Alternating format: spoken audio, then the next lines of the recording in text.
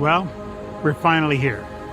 Tomorrow we begin a new chapter at Universal Orlando Resort as we open Epic Universe. We built this place for you.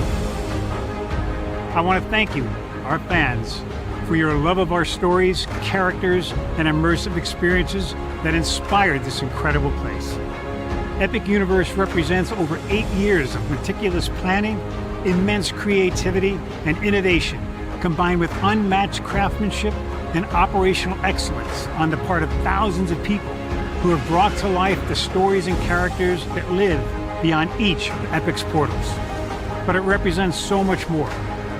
Your love of Universal and the deep connections we've shared together here in Orlando over the past 30 years inspired us to dream bigger and to push the boundaries to create something extraordinary for you and for generations of fans and families to come.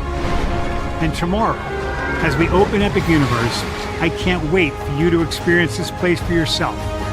Now it's your turn to step inside, to lose yourself, and to share this place with the ones you love most. As we open this park, we hope your world becomes a little more epic. Tomorrow, Epic Universe becomes yours.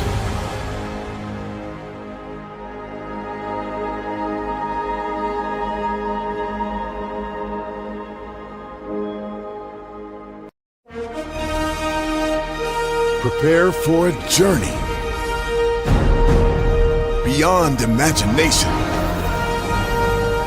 beyond belief, beyond anything you've experienced before. Universal Epic Universe, a new theme park where you'll step through extraordinary portals to 5 immersive worlds. Prepare for a cosmic voyage of discovery, an isle of fire-breathing excitement, a shadowy world of monsters and mystery, new wonders in the wizarding world, and a new way to play. Plus the splendor of a magnificent resort hotel overlooking the park.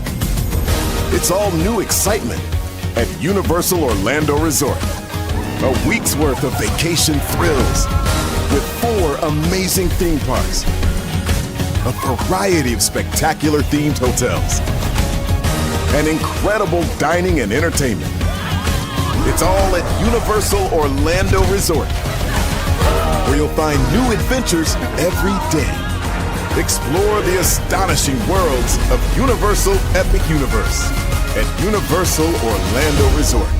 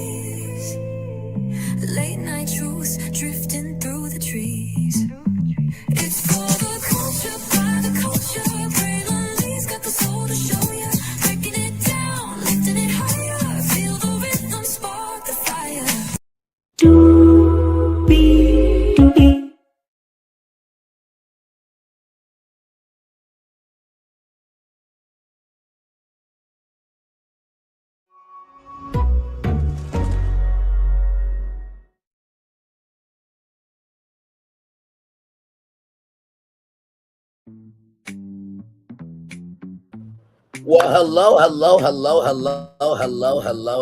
to you, and you. Welcome into another edition of Brainley's Virtual Tour Live. Glad to have all you here on this Friday. Glad to have all you here, like I said, once again. Shout out to the 6 people that were here, 5 people, 4 people. Either way, glad to have you here, Linnell. Still a good to see you. Forward to good to see you. BFP Imagineering Trio, good to see you as well. Love the logo there. Tonight we're going to get into Epic Universe. As you guys know, when it comes to BFP Imagineering, and of course when it comes to Brainley's Virtual Tour Live and all the amazing concepts that we have pitched over here, we love to take what is happening in the world in real time and bring solutions utilizing the resource of AI. And so we're going to do that tonight. Attraction ideas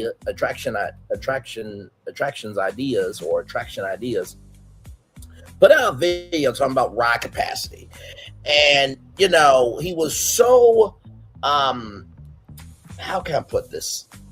He said it so much he turned into a Goomba about it. And so I'm just like, let me help in some shape, form, or fashion to see if I can bring some Brainly virtual tour magic to this thing here. So we are going to do that. Okay, so let's make it do what it do, because higher is waiting, lower is available. But either way, we got to go on tour. Yes, indeed, we do. Let me take down this psychotic intro here. You see that virtual tour background? Yes, you do. You hear that virtual tour music? Yes, you do. And then there is me. Hey, everybody, welcome in. Glad to have all you here. Let's get to it, because we got a whole lot to talk about, a whole lot to get through. So as you saw, we have not one, not two, not three, not four, but 5 different concepts, okay, for all those spaces on the thumbnail. And for that 0.9 acre space, I have not one, but 2 solutions. So really, you can count it 6, actually. But for the purposes of the video and for the thumbnail, it is 5. But before I pitch those amazing things there, I gotta show you attraction ideas video so you can understand where we're about to go. So here we go.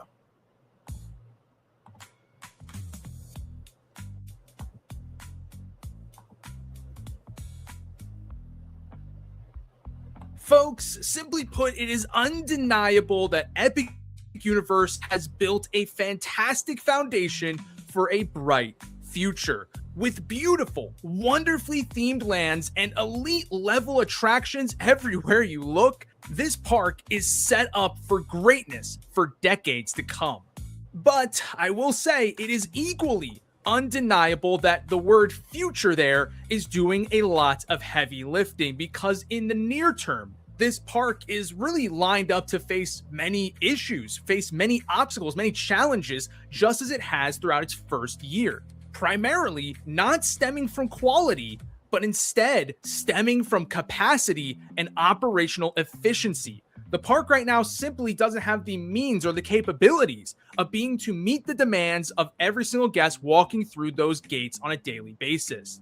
And what it's ultimately resulting in is guests having to face long lines everywhere they go, and ultimately walking away from the park likely not getting on everything they wanted to, making for ultimately a poor overall guest experience, which is why this, in a short period of time, has already become the worst rated theme park in Orlando, which is obviously... Now, everything relative, okay? When you go to Epic Universe, right, you want to ride, you know, Harry Potter Battle at the Ministry, right? You want to do Mario Kart Bowser's Challenge. You want to do Minecart Madness.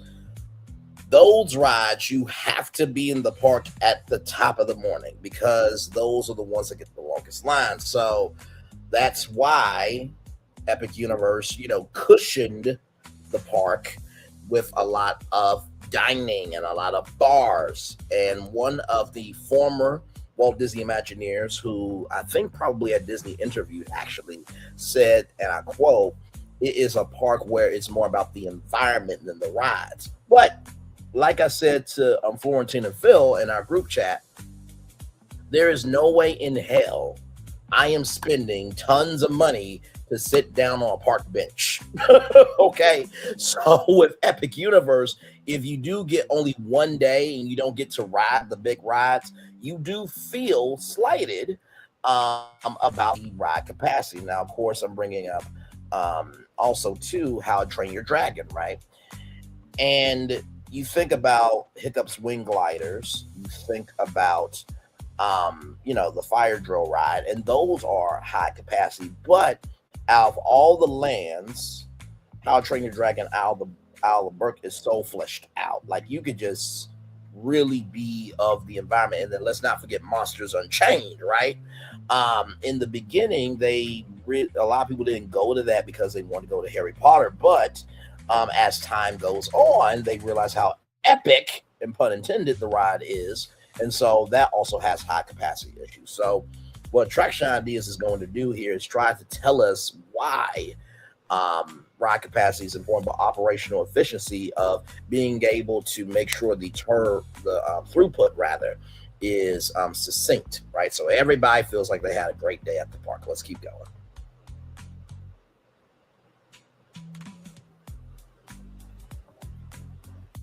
Kind of insane to even think when we have plenty of other subpar attractions in the area. The fact of the matter is people are expecting high things out of this park, and what they're getting in return is a park that leads to frustrations and shortcomings everywhere they go. And even though this is not applied to all guests, right, many, including myself, have had nothing but fantastic experiences at Epic Universe, it's not only easy to see how others could have a subpar or poor experience at the park, but it's clear based on the online sentiment that many people, in fact, are. And Universal is recognized this fact. And in fact, at least for the next 5 to 10 years, their top priority is going to be to try and address the issue.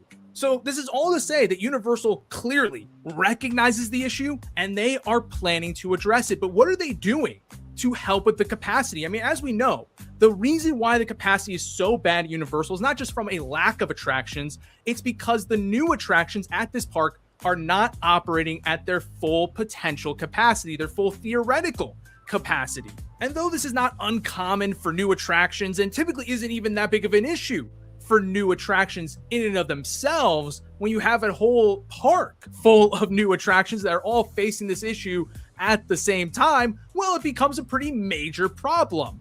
And though this problem will improve and fix itself over time as Universal gets more experienced operating these attractions and learn to fix any sort of mechanical issues they're currently going through, but this process doesn't happen overnight. It happens over the course of years, sometimes several years. I mean, just look at Hagrid's over at Islands of Adventure. That's one that was expected to have a total theoretical capacity of being able to run 12 trains on track at a time. The ride opened with like 5 or 6 on it, which is why you get a 10-hour-long wait. And then nowadays, you might look at Hagrid and say, man, that ride still has a long wait time. You want to know why? 7 years later? The reason why is because that ride is still now only running 9 trains on track, not even close to the amount of 12 that Universal was hoping for out of this attraction, which is why it still doesn't have the capacity to meet the needs of a Harry Potter level attraction. Now, fingers crossed, we don't have a Hagrid's problem where this many years down the line, we're still running into capacity issues with the existing attractions in this park. And hopefully after 5 to 10 years, they've kind of gotten their issues sorted out. But if knock on wood, they don't, Universal really needs to be prepared for that reality as well. So how does Universal both solve the capacity issue in the here and now and also prepare themselves for a possible grim reality where capacity issues still face the park several years down the line? Well, folks. So I want to pause it here for a minute because of the fact that whenever new rides and attractions are coming about, right? For example, there was some news today about Villains Land and how they are making more kid-friendly rides. And it goes back to my point of Disney does not know how to respond to adults, okay? Because there is a thing as Disney adults. Now, I would like to believe that I am not a Disney adult. I am a Disney fan that is an adult and can appreciate the outlet that Disney is for people, but I also understand that most of the rides are for the audience that they're catering to. That's different than a Disney adult that makes all of their life Disney, where some of them have went into debt just to keep up with a Disney lifestyle. With that being said, the concept art, for Villains Land, apparently that plan has changed. And how this happened was originally where Pixar Pier is a Disney's California Adventure was not going to be that. Originally, the Villains Land was going to be on the West Coast, right? So they released some plans about that. Now, usually in the concept art and the concept conception of it all, you usually will have, okay, this ride should have 7 to 8 trains. And then it's like, oh, no, actually, we need 11 to 14 trains, right? So things change on a dime, right? No, I'm not a Disney adult at all, right? I think I have a very healthy understanding of how I consume Disney. Before, all I could talk about was Disney. I was just a Disney kid. Of course, Nickelodeon's, well, of course, Nickelodeon Studios. But I think whenever I talk about theme parks, I have a very healthy balance of how to go about this, because like I said, I don't talk about theme parks like the rest of the theme park sector does. I talk about it from the media perspective. How people view it is how they consume it, right? So if the videos of like the different lands that we saw from Epic Universe excited you from a media perspective, that will entice you to go. That's how I break down theme park commentary, or how I give theme park commentary and break down the minutia of what's going on. Now listen, funny story about the Disney store. We actually had one in Little Rock, Arkansas. I will never forget. It was at Park Plaza Mall, and it was on the second level of Park Plaza Mall. We actually had a Disney store in Little Rock, Arkansas for the longest time, but unfortunately it went away. I think the last time I went to a Disney store, I think it was in an outlet mall with my family while we were on vacation. But yeah, so Disney stores are still out here. I think if Nickelodeon was smart, I think Nickelodeon stores would have been a huge thing in the 90s. Of course, when Nickelodeon, they did a lot of merchandising, for, Walmart and Target and, KB Toys and Toys R Us to sell the Nickelodeon toys. But I think if Nickelodeon stores were around, oh my God, it would have been amazing. But then again, it would have, because Disney stores and Toys R Us stores and KB Toys stores, they all coexisted at the same time, right? So, yes, indeed. Let's go back to the video here. So the solution is actually pretty straightforward. It's to, of course, add more capacity. And how do you add more capacity? You add more attractions to the park. And we already know that Universal is bringing one new ride, at least in the near future here, to the park, with a new Harry Potter ride that's supposed to be absolutely massive, getting added onto the Ministry of Magic section of this park. Beyond that, they are also adding an event space, a flex space to this park, a moderately sized building that should be able to accommodate any sort of special events or VIPs that they bring to the parks. So that might help a little bit capacity wise, especially during like major holiday seasons where they'll probably have something special going on in there. But otherwise, it won't necessarily have the biggest impact on overall capacity, at least in the same way that the new Harry Potter attraction will. Plus, there was also supposed to be 2 new restaurants that were supposed to open this year at Epic Universe, in an Italian restaurant and a Mexican restaurant, but it seems those plans have been scrapped, with any sort of signage or reference to those restaurants since being removed. But folks, this is just everything we know for sure Universal is doing.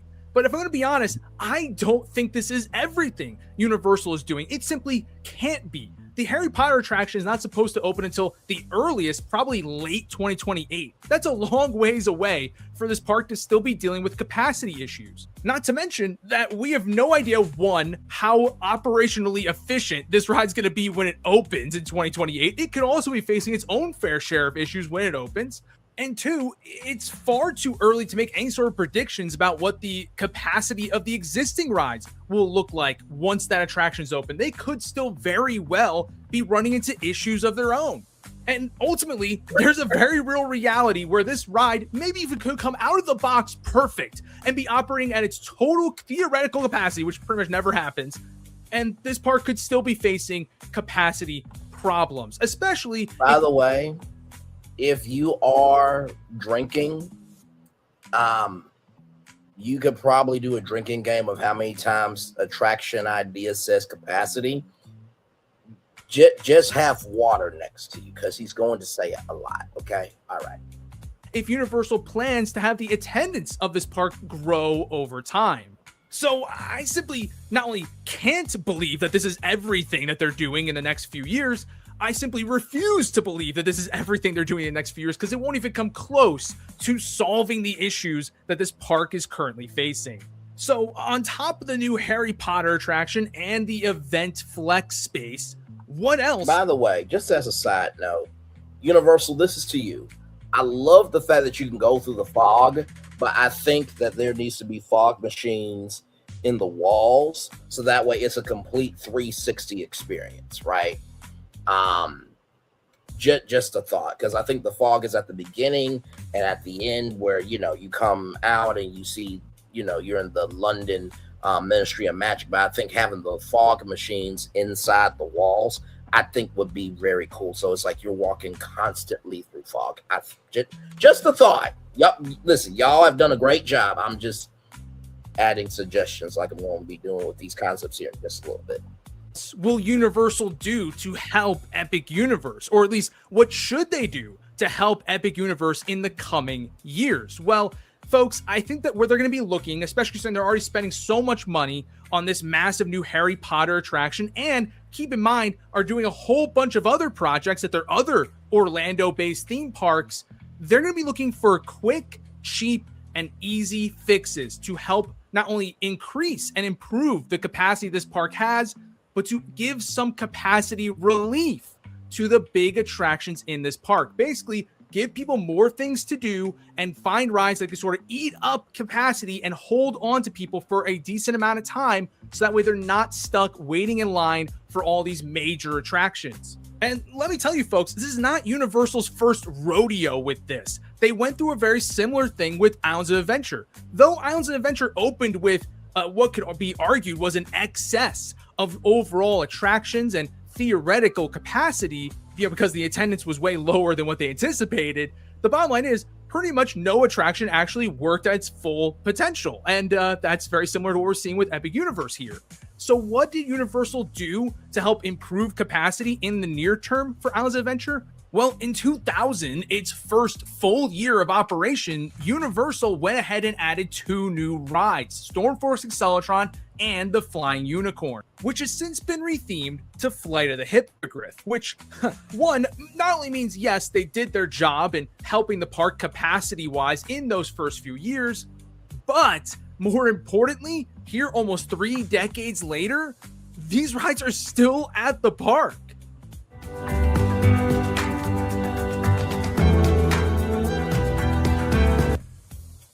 Even though they were added as simple, quick, cheap, and efficient fixes for the park at the time, here we are almost 30 years later, and these rides are still in the park today. Heck, Flight of the Hippogriff can still easily pull an hour-long wait. These are popular and successful attractions, even though they were essentially added as bandages to help the park in between major additions. If you are Universal, I say, loud and proud, embrace your past and learn from it, because the decision you made with adding those 2 attractions to Islands of Adventure was absolutely a game-changing move that has paid dividends now here almost 3 decades later.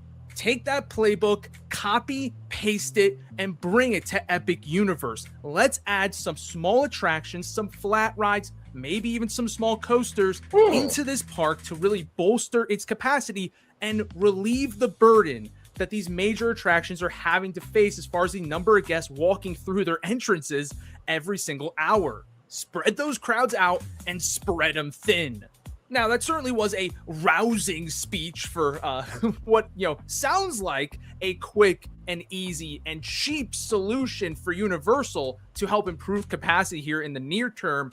But the reality is, do they even have room for this stuff? I mean, obviously we know they have massive room for expansion in this park, plenty of expansion pads, but those are being reserved for full-on lands and major massive attractions. They're not just going to plop down a flat ride in one of those spots and call it a day because, we need more capacity in the near term. Like, no, that's not something Universal is going to do. It'd be colossal waste of space and would cost them more money down the line when inevitably they'll have to move that ride somewhere else or just get rid of it.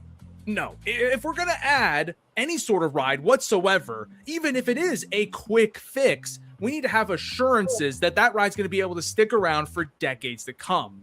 But is that really an option for Epic Universe as far as adding new attractions? Did Universal have the foresight to leave behind expansion pads or small plots of land that we could put flat rides in or small attractions in that won't interfere with any of the major expansion pads? Surely they didn't actually think to do that, right?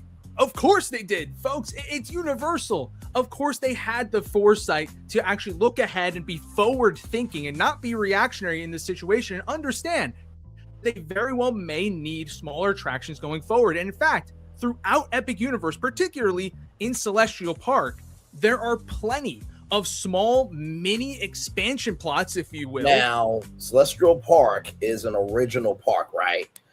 Yes, that is a cool spinner. Want to hear this in my voice? Absolutely. So Celestial Park is the first intellectual property from Universal. Original. Disney, you remember when you used to do that type of shit? Yeah, original stuff. That is the park that seems to be the not most how can I put it? Celestial Park seems to be not the most fulfilling part of the park. Out of all the lands, like I said, you have How to Train Your Dragon, Isle of Berk. There's like no notes, right? You have Wizarding World of Harry Potter. That is check marks for the Harry Potter fans, but you know, it's more of, yeah, exactly. Celestial Park is not a movie or film. Although, if you look on the back of Stardust Racers, there's a thing called a flux capacitor that is from Back to the Future. So technically, Celestial Park's been a film, but that's neither here nor there. But with that being said, the Wizarding World of Harry Potter Ministry of Magic is more about the majesty of transporting you back in time. So it's more of like a world showcase. Like if we took the world showcase of Paris versus Harry Potter's Paris, right? And then of course you have Darkmoor, right? Darkmoor is where all of the Universal monsters live. Now, of course, for those of you who remember the concept art, there was supposed to be an amphitheater in Darkmoor. Turns out they did not do that. A lot of people said that the Curse of the Werewolf is underwhelming and that they need to add something else to that. And then, of course, Super Nintendo World is very tight, obviously, because you feel like you're in a video game, right? So everything has to be tight and has to be surprising and you know, out of whack, but has a sense of wonder. So all of those different parks have different functions, but Celestial Park was designed and created with the park back in theme park. So let's keep going. That could easily enough house small attractions. The first of these is right outside the Helios Grand Hotel. It's literally half an acre of nothing but green. This is our first plot of land here, okay? Now, usually, I create original attractions, right? But based on the size of these, I did some digging into companies that create rides. And so I will just leave it there. Let's continue. In grass and flat ground. It is perfect for a small attraction. The only problem is that you are bordering the hotel. So one, you have to come up with something that's relatively quiet, all things considered, isn't too overly loud, and something that's relatively low in profile. I mean, it's cool for the guests to be able to see it, sure, from their hotel rooms, but you don't want it to be blocking the view of the rest of the park either. Meaning, if they are actually to use this land, it's pretty much guaranteed it will be a flat ride that stays close to the ground and is rather unintrusive and is likely pretty tame as far as its thrill level goes. But an area that perhaps Universal can be a little more free to do whatever they want with is right down the pathway between the entrance to the Ministry of Magic land and the Stardust Racers bathrooms. There's another half an acre flat piece of land. Okay, our second location right there, okay? Next to the Wizarding World of Harry Potter and the Stardust Racers restrooms, okay? Here we go. Sitting right there ready for the taking. Now, you still would probably want to err on the side of caution as far as building something too tall here because it would actually potentially hurt the immersion of the Harry Potter land right next door. So be a little bit careful there. But I will say, I want to point out the fact that half an acre is maybe a lot bigger than you realize. This is not just flat ride level land. This is not just junior coaster level land. You could actually build a substantial screen-based attraction in half an acre. Universal Studios Florida in particular has quite a few attractions that only take up half an acre. Notably, Race to New York starring Jimmy Fallon and Despicable Me Minion Mayhem. And if you really want to think outside the box, look over to the West Coast at Universal Studios Hollywood, where you have the Secret Life of Pets Dark Ride. That is not a screen-based attraction.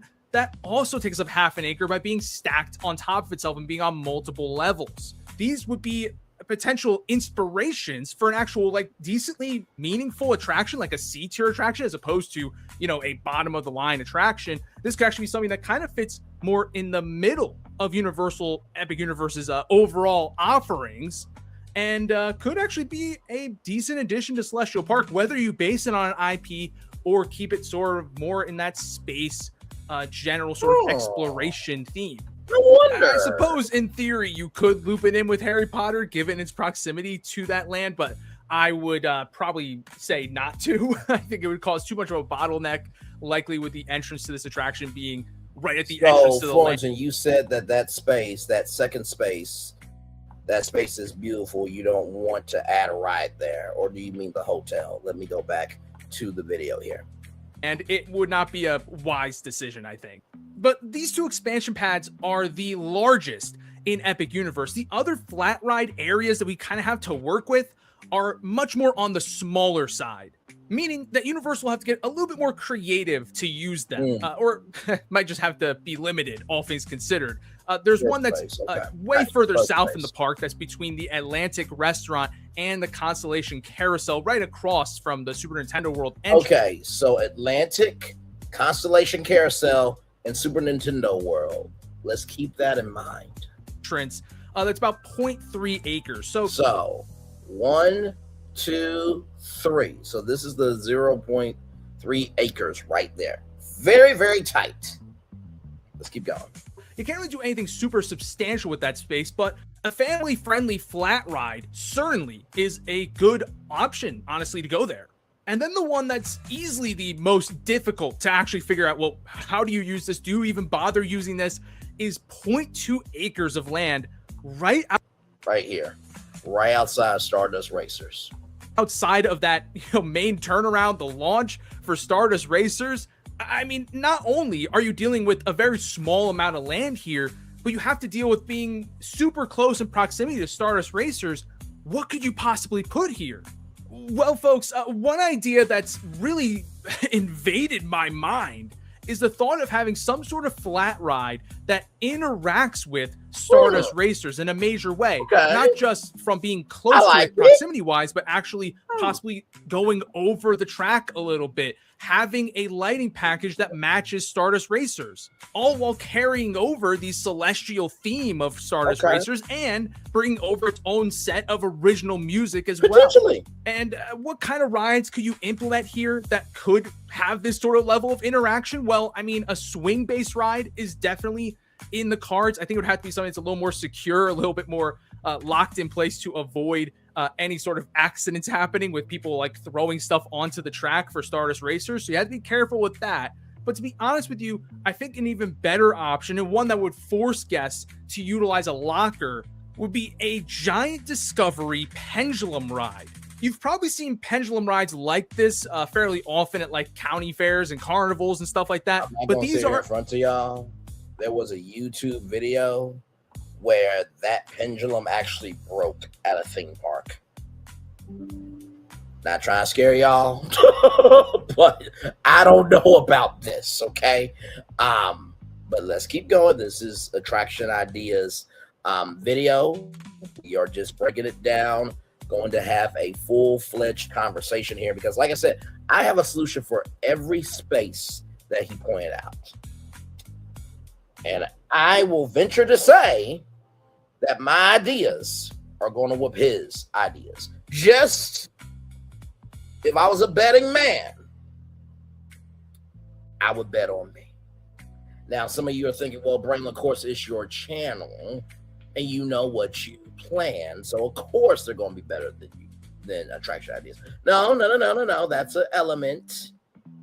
But also too, what we do at BFP Imagineering and what I have done with all my concepts is I have been feasible within the reality of what has been given to me. So I don't just throw anything down just because it's available space to utilize, okay? So let's keep going. Are absolutely mega. They're monstrous. They're ranging from 75 feet tall to 100 feet tall as far as how big these things are. And let me tell you folks, they might not necessarily look all that intense or all that thrilling, but dude, these things are crazy. The speed you get going from one swing to the other is monumental, and the airtime at the top is crazy, literally criminal. You can go ahead and you can theme it to be like a UFO or some sort of constellation or something like that that's flying over the top. So UFO, that makes sense. I'm sure there's some, maybe ET could come, in this fashion, or some alien movie animated to, keep, it, sensible for the park, but it's not a kid ride because mommy can't go on that. No. So, and not to mention Constellation, we have Constellation Carousel. So now we have two different constellations. We're talking about original rides and originality from the space of which those rides are created. But let's keep going. Of Stardust Racers, which could be a great moment and great element to add to the Stardust Racers in general, but also can make for a great standalone attraction in and of itself, being a thrill ride in the form of a flat ride, which is not something that Universal really has right now. All of their flat rides or small attractions really don't carry much of any sort of level of thrill to them, with the exception of maybe Dr. Doom's Fearfall, and even that is not necessarily a flat ride, it just happens to be a smaller attraction. So I think this actually be a really great addition, because it'd be very different than anything else that Universal's really done before. And, I will say, though, you might have to get a little more creative on the space. I mentioned how 0.2 acres is not much to work with. For a giant Discovery pendulum ride like this, you're probably looking at more like 0.4 acres. That's how much the one at Great Adventure in New Jersey takes up. So, I mean, even if you're kind of like bleeding into the Stardust Racers area a little bit to build this, you might have to get a little more creative than just that as well. But I do still think this is worthwhile for Universal to consider.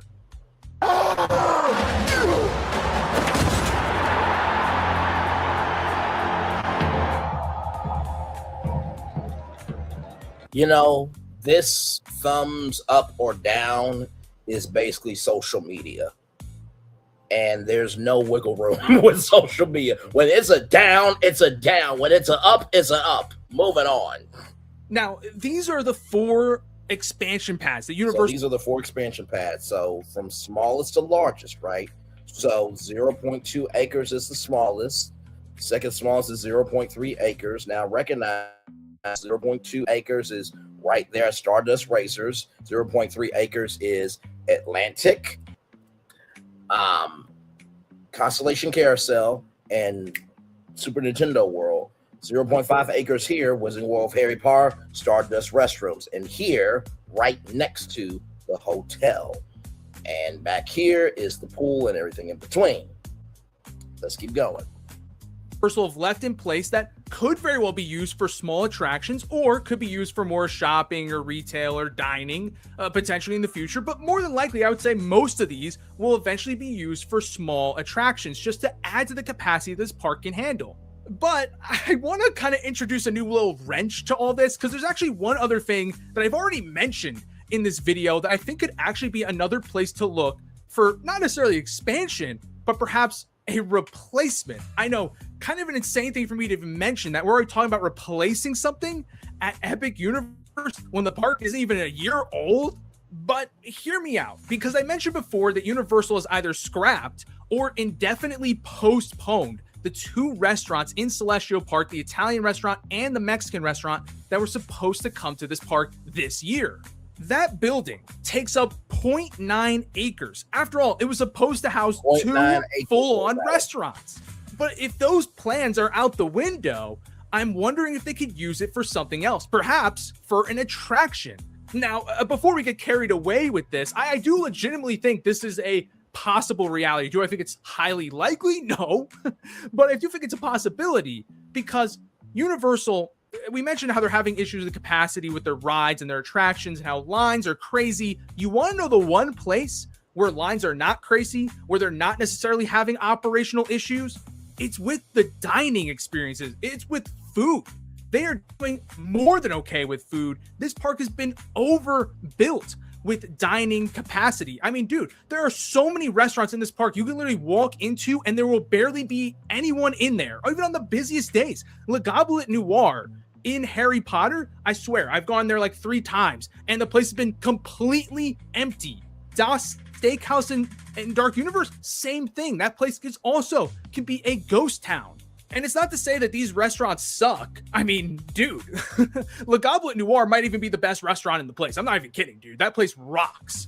Nor is it because everyone's just piling into the most popular restaurants. No, even Toadstool Cafe and Cafe de la Sirene, the major Harry Potter restaurant, the main ticket headliner, even they don't necessarily get super, super packed. I've seen sometimes where they can be busy and maybe you have to wait. By the way, if you're wondering what that is, that's a croquembouche.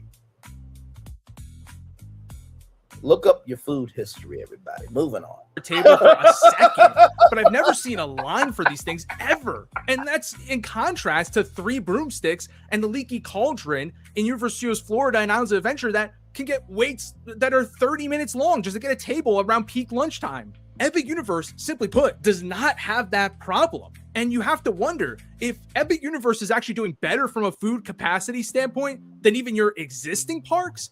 Does it really need 2 more restaurants? The answer is probably not. So I have to wonder if this is not just a simple postponement because they don't need those restaurants right now. Catherine, welcome in. Glad to have you here. It's farthers? Do you mean like it's farther away from attractions, or what do you mean by that? Welcome in. Glad to have you here. We're almost done with the video, guys. Here we go. But maybe feel like they need them in the future. Or if maybe this could be like, hey, we're actually just going to get rid of those altogether, those restaurants, and then we're going to replace them with an attraction, which is what this park perhaps needs even more. It would be perhaps borderline mentally deranged to get rid of much of the infrastructure that's already been constructed here and replace it with a ride. But the good news is they really haven't touched the inside of this building whatsoever. It's pretty much just an empty, vacant space, more or less at this point. And it really is just the exterior that's there. You could keep much of that exterior in place and just build inside of it a new attraction. And with 0.9 acres, again, you might not think that's a lot of space, but the fact of the matter is, folks, you could fit what in my opinion is a fantastically high level attraction. Because you want to know what else is 0.9 acres? With Intuit Enterprise Suite, we have more robust reporting. Okay, Intuit Enterprise Suite is not 0.9 acres, everybody. Okay, that's just a commercial. And financial information and insight. Transformers the Ride over in Universal Studios Florida. You could actually bring that beautiful, wonderful ride system that has created some absolute banger hits like Spider-Man to this park in this space. Now, you could go ahead and you can keep that in Celestial Park and theme it to some space-themed media franchise that you have. Or, keep in mind, this building is bordering the How to Train Your Dragon land. If you really wanted to, you could make whatever attraction you put in here to be themed to How to Train Your Dragon and have the entrance be inside of that land instead. I mean, it's certainly doable. I don't think it's really necessary, but you could do it if you really wanted to.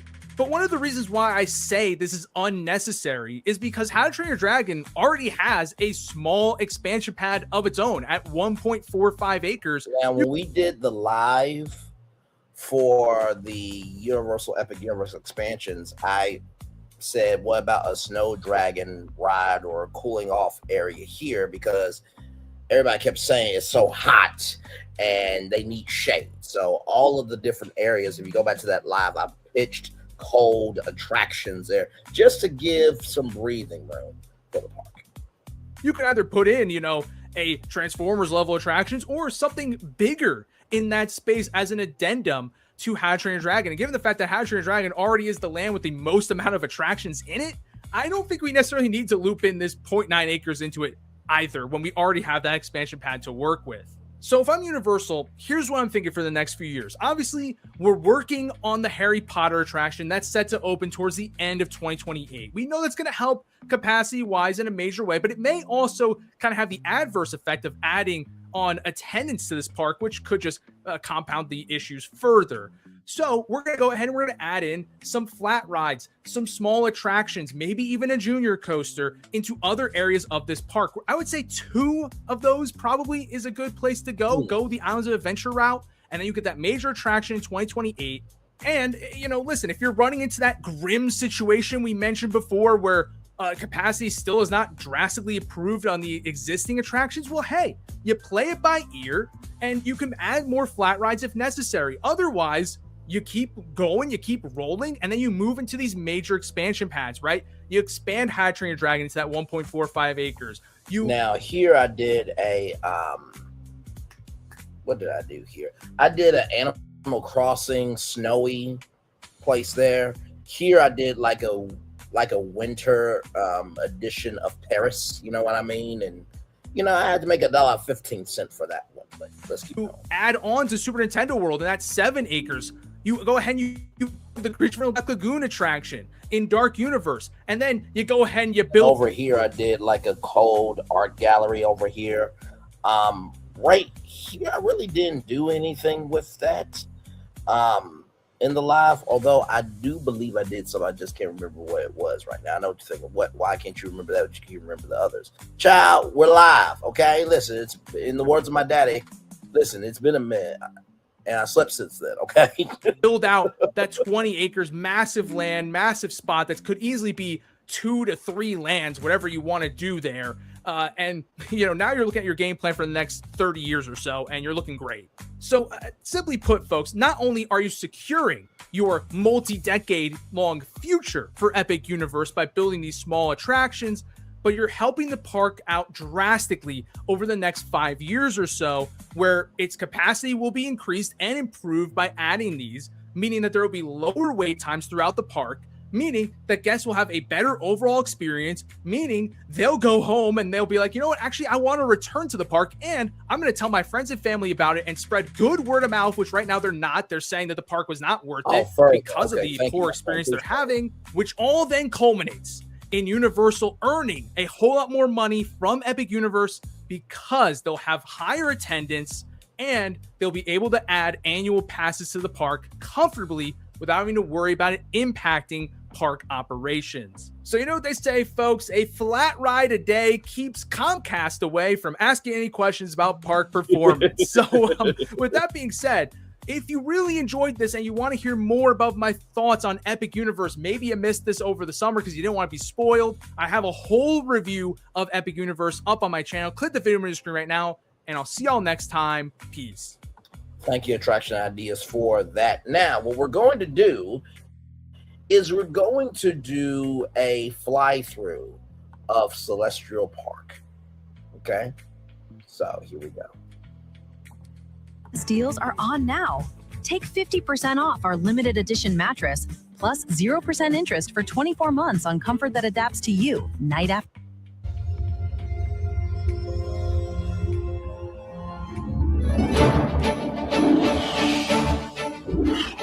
Celestial Park. Let's make it do what it do, everybody. There is that 0.9 acre space right there. Now let's keep going. There is How to Train Your Dragon, our portal. Right here is the Legend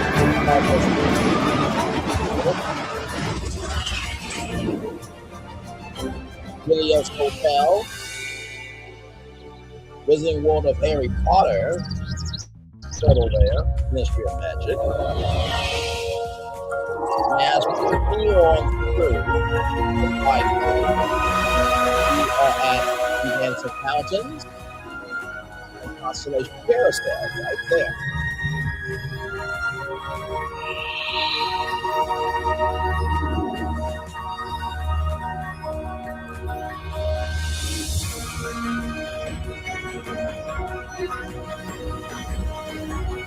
Oh, can I just say the music on this is just chef's kiss, superb, on every level, amazing. Thank you very much.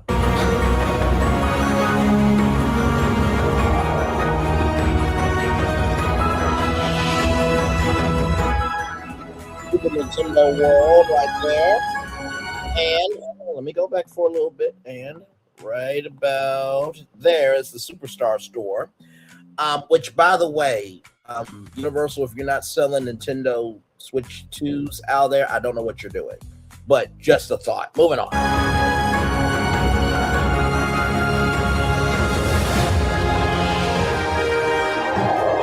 It's a moon. And of course, that portal where it's alive, it's alive, it's alive. That Dark Universe portal in Darkboard. The Blue Dragon Restaurant.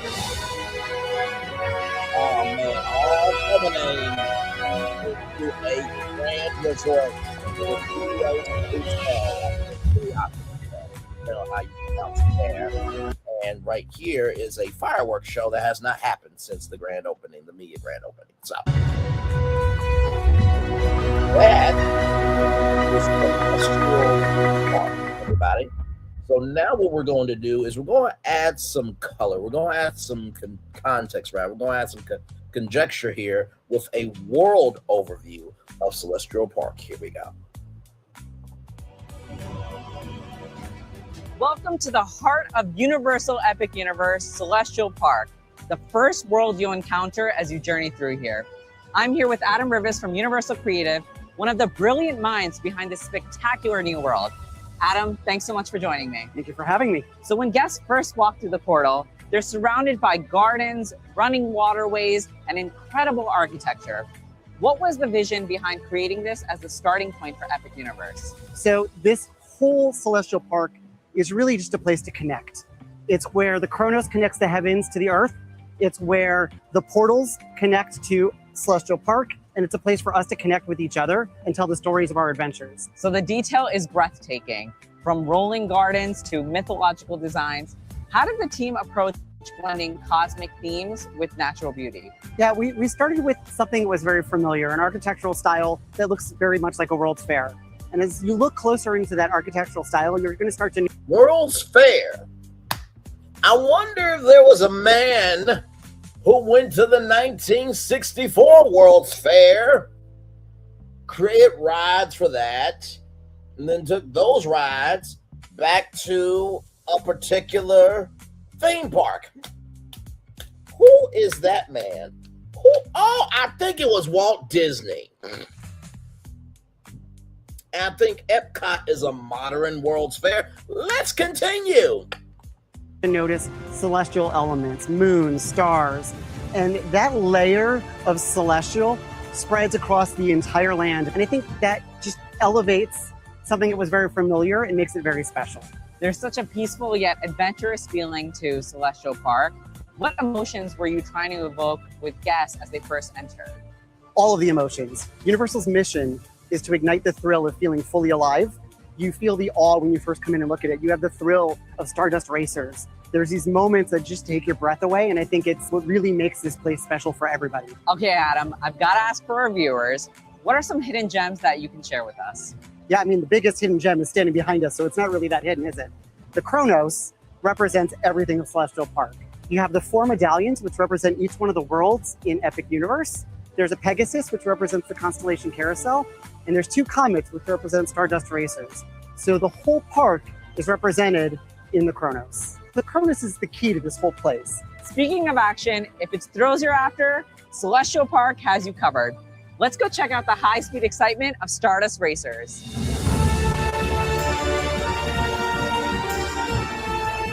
Adam, this dual launch coaster is already making waves. What makes Stardust such a standout experience at Epic Universe? I absolutely love this ride.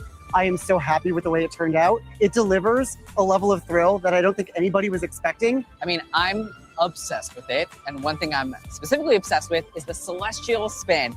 Can you tell me what's going on during that midair crisscross? Yeah, it's the coolest feeling, right? You come off the second launch, up to the top of the hill, and then both trains are in a downward dive of a double helix. Amazing So how you can they literally be visualize upside that. down and look and see the other train below you. It takes your breath away. After a high-speed race through the cosmos, it's time for a different kind of spin, a magical ride on Constellation Carousel. Adam, this is no ordinary carousel. How did the team come up with the idea of constellations coming to life? Yeah, it's so fitting for the center of Celestial Park. The plaza in front of it is called Constellation Plaza. We've got stars everywhere. Why not bring them to life and let us actually climb on them and ride them through the Milky Way? What design details might guests not want to miss? Yeah, if you look closely at each animal, you're going to notice small points of light and large points of light. If you connected the dots on the large points of light, you'd actually be making the constellation of the animal that you're about to ride. So if you went on the bear and connected the dots, you'd actually be making Ursa Major. My favorite thing about the Constellation Carousel is that it's never the same ride twice. There are 7 different music tracks. Each one is different choreography. Constellation Carousel is such a vibe at night. It comes alive with lighting. You literally feel like you are in an otherworldly space, just gliding through the Milky Way. Celestial Park is amazing all on its own, but it's also your gateway to even more adventures.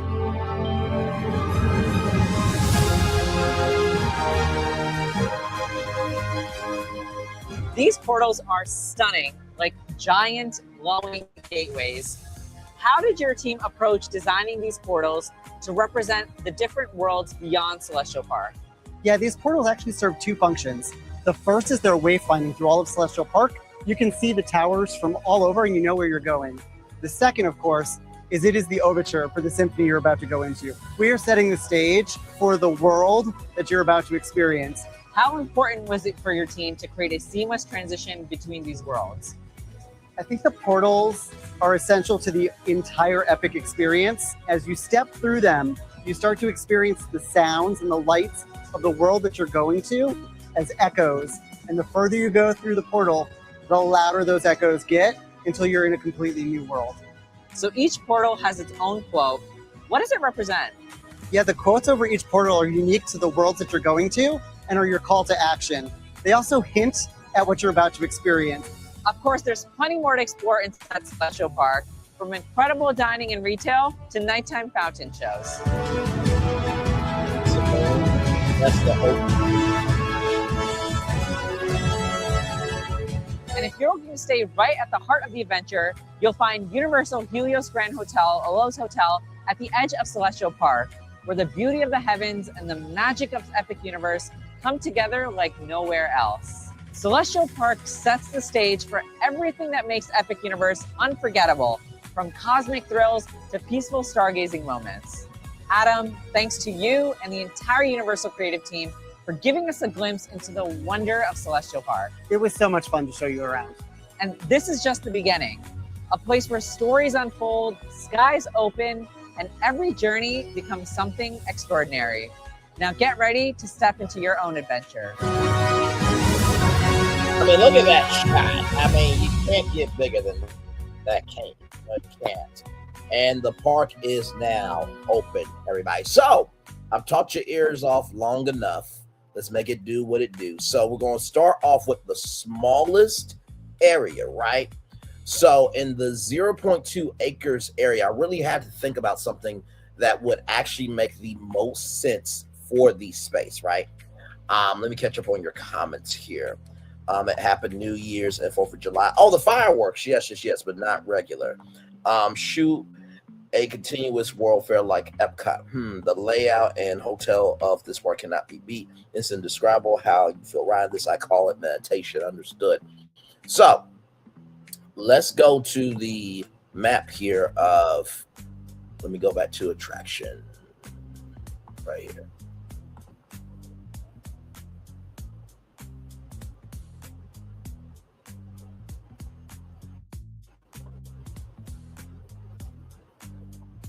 Okay, so here we go.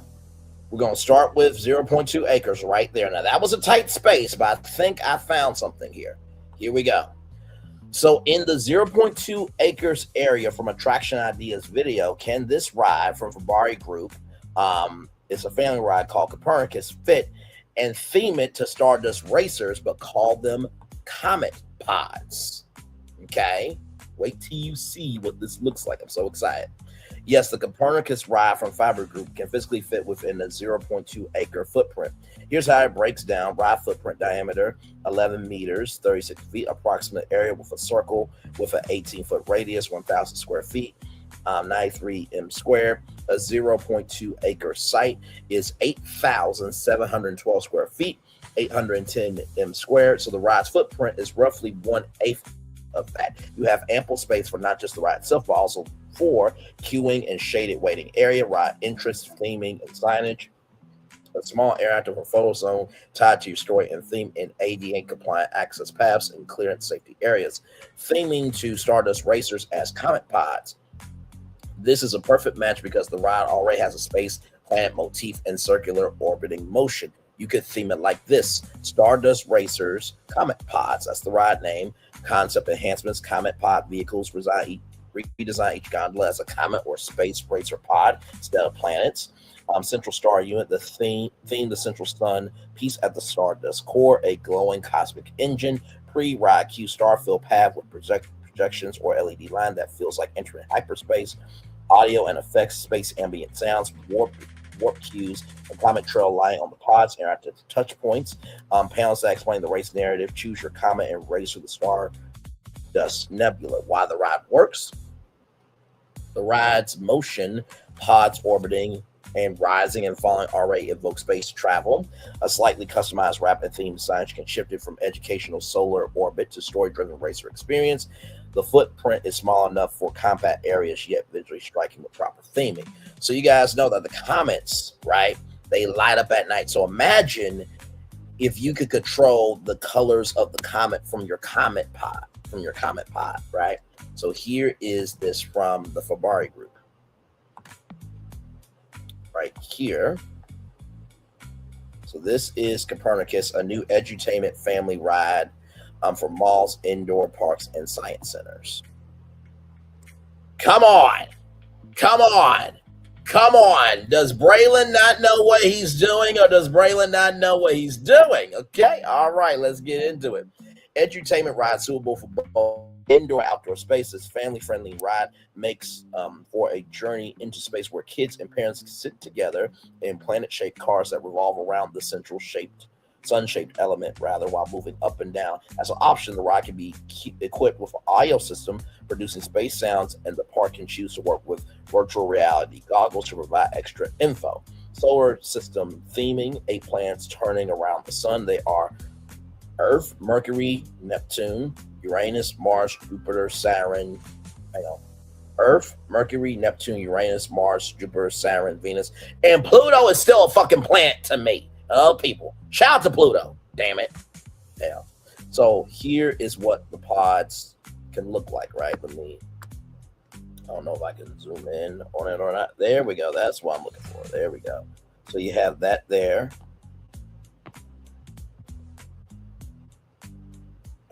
Look at the detail there. As I zoom out. And then here is that there. So imagine this in that 0.2 acre space there, right? So imagine this at night, and imagine each of these pods, reflecting different constellations. If you wanted to add constellations, I think you could have different map patterns and stuff like that. So to give a little bit of that constellation carousel, not too much though. So dimension 0, footprint 0, 11 meters, 36 1 height, 4, 0.5 meters, 13.3 size can be about 5-pound crust. Capacity rather, cars 8 seats, 32 people can be on this. 2 kids and 2 adults. Our estimated hourly capacity 640 people. Rider height 100 centimeters. Suggested ride cycle 120 to plus 60 seconds. Power requirements: say line connection 50 kilowatts approximate. Transport and assembly: transport 2 times 40 OT weight, 15 tons. Ride assembly 7 to 10 days. They can build that like that. Availability park model. So here is the Copernicus rendering.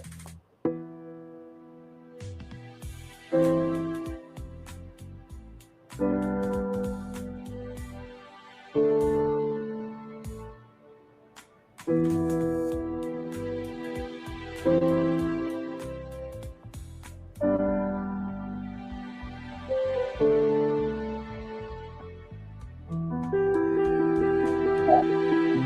how cool is that?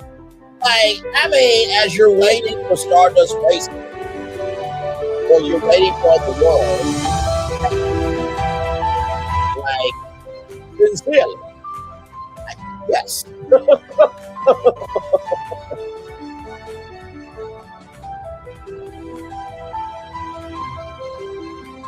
And that's all doing it by itself, right? So imagine how cool that would be to be riding in a planet next to Stardust Racers. Okay, so shout out to Fabari Group for this one here. As soon as I saw it, I'm like, it's going into the plan, right? So yes, indeed. And also too, they can theme it. So you got bowling here, you got snowmen here. No, and no.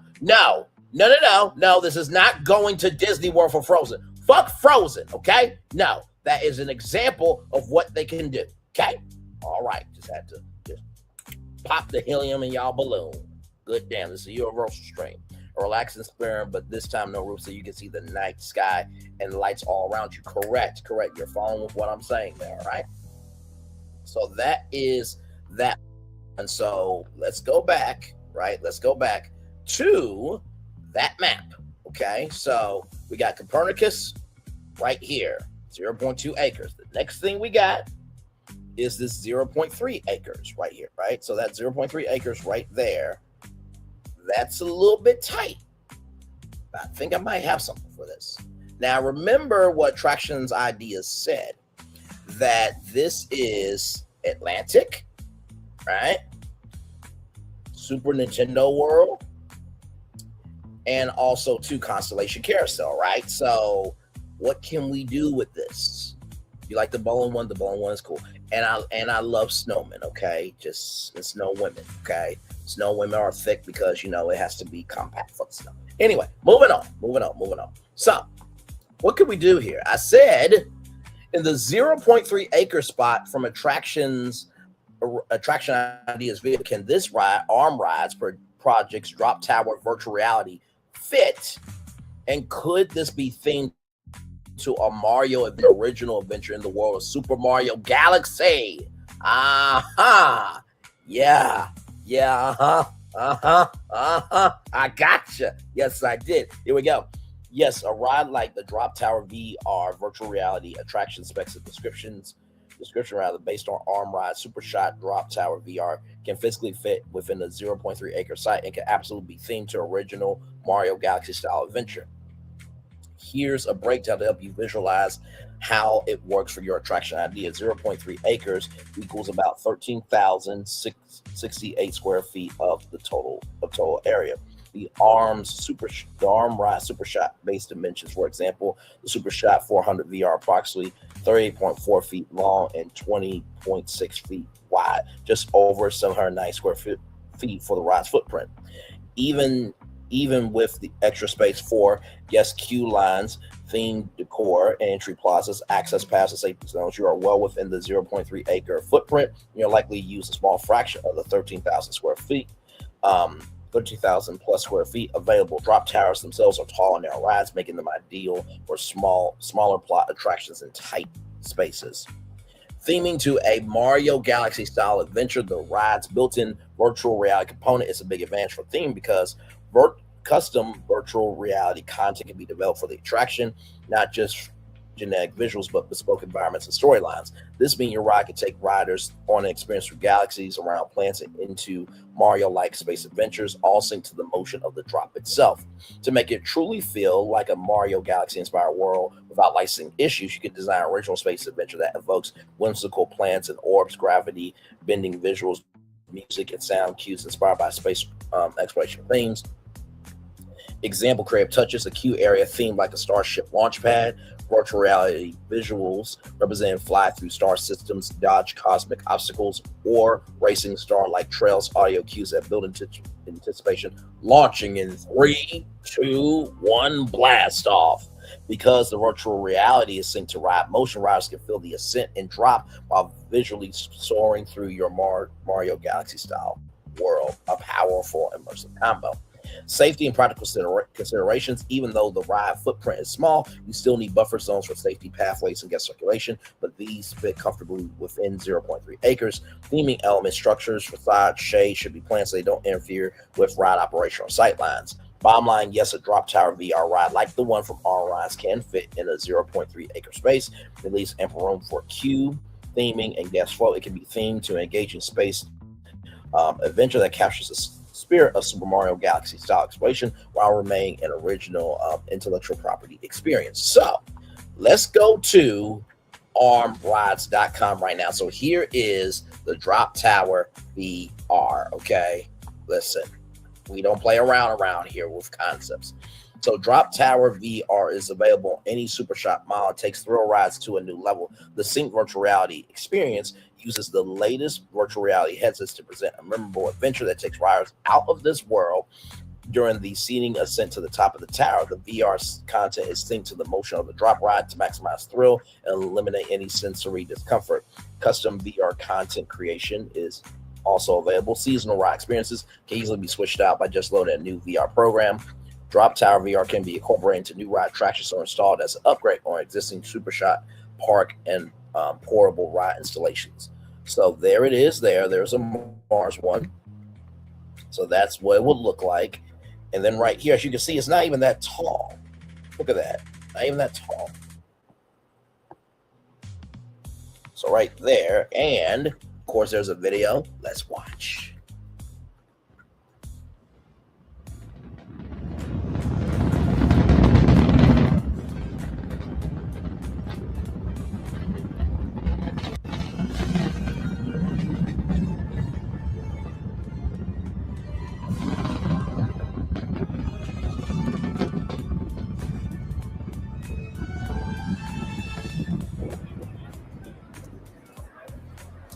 Oh, wait a minute. Let me Let me pause it for a minute and go back. Oh my Lord.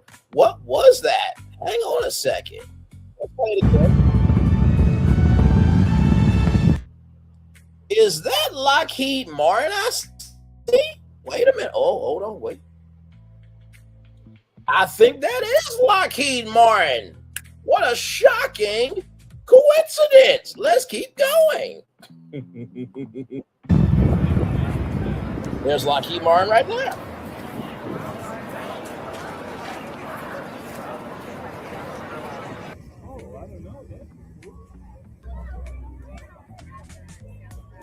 So to set up, test it, and perform flawlessly, and to be removed without trace, all in 10 days.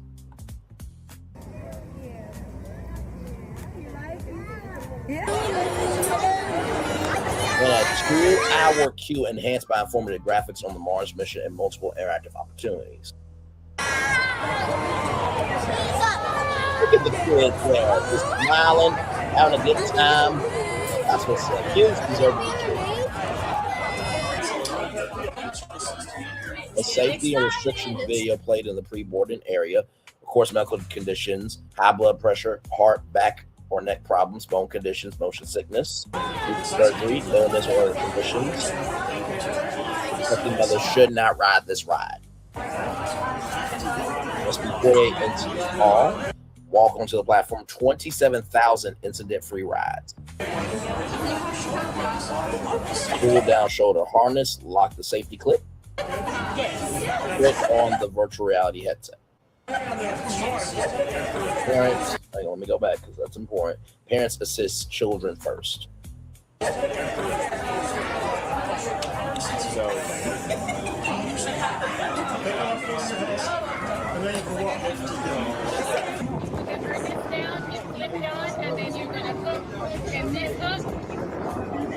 a little there, and then you can look down too. Make sure your goggles are striped. Put your belongings in front of where you're going to sit and wait at. Welcome to Future Flight, a virtual reality adventure to Mars. When boarding, lower the restraint bar, lock the safety clip and VR headset tether, place the... By the way, I will say for Stardust Racers, I do think that they could upgrade the ride to this system, because actually I think that this is more of a safer system. We know that from Erica, with her hanging with Erica and Raph. I think the other one is not this one. It's more of a silver bar. It's not as secure as this, so, which I think it's more of a pull up type of thing. You get in and then it pulls up instead of pulls over and latches it down. The safety clip and VR headset tether. Place the VR headset on your head and tighten the chin strap. The ride attendant will check to see that your seat clip and headset is secure. All riders have the option to experience future flight without riding the drop tower, a viewing station set up in the arrival area. So for kids who cannot ride it, they can still experience Super Mario Galaxy. Come on. I mean, is Braylon a legend? Yes, he is. Is he a genius? Yes. Is he the greatest of all time? Yes, he is. Let's continue this. This is amazing.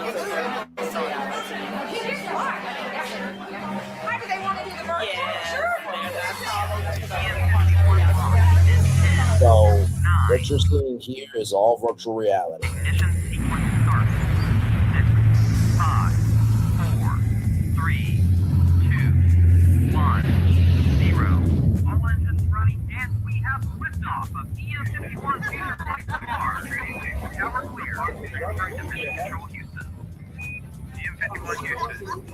Look at this. Like, this is like really, really cool. You are strapped into the Orion spacecraft atop the NASA Space Launch System. And of course, you see the speakers there, so there could be, Mario, Luigi, and Yoshi, and Peach, and Bowser, and everybody overhead of you. Powerful rocket ever built, accelerating to 24,000 miles per hour on a journey that will take you farther than anyone has ever dared from our home world. DM-51 Houston, commence lunar flyby. You're about to blow past humanity's boundaries and explore the solar system. Your destination? Mars. DM-51 Houston, you have now entered interplanetary space. As you begin your 9-month journey to Mars, 1,000 times farther than the moon, all that's familiar gets smaller and smaller. The longest an astronaut stayed on the moon was 3 days, but when you get to Mars, get comfortable. It will be your home for the next 6 months. That's when the window for a return trip to Earth opens. DM-51 Houston, go for Mars descent and landing. Thanks to thousands of scientists and engineers who have been working with NASA, everything you need to survive on Mars is ready and waiting. So when you take that first step, you can get right to your mission, exploring the Red Planet. DM-51 Houston, we show you down. Welcome to Mars. Look around. Look at NASA will the discover detail, if man. Mars once held life, or if it still does, and determine if humans could make a permanent presence here. Your future Flight Mars training mission is accomplished, and it's game time. Look at that!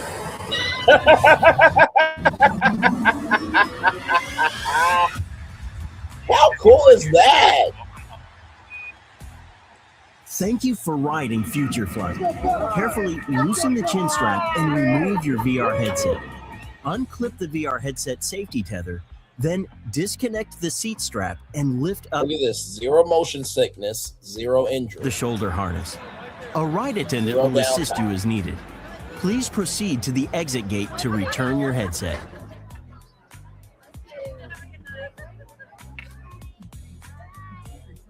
You guys excited?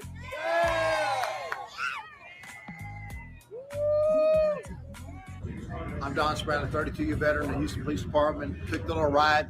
That ride was like being in a car chase, chasing the bad guy, the adrenaline going. Outstanding. Thank you, boss. That now that's a happy fellow right there. Let's on rides, HD interactive, GES and Ideas Media Expertise Design. Shout out to you guys for making that. So imagine that, right? Imagine that in this area right here, this 0.3 acres right there. Okay, so we have 2 rides down. We have 2 rides now. No. I did not smack Mission Space. Oh my God. No.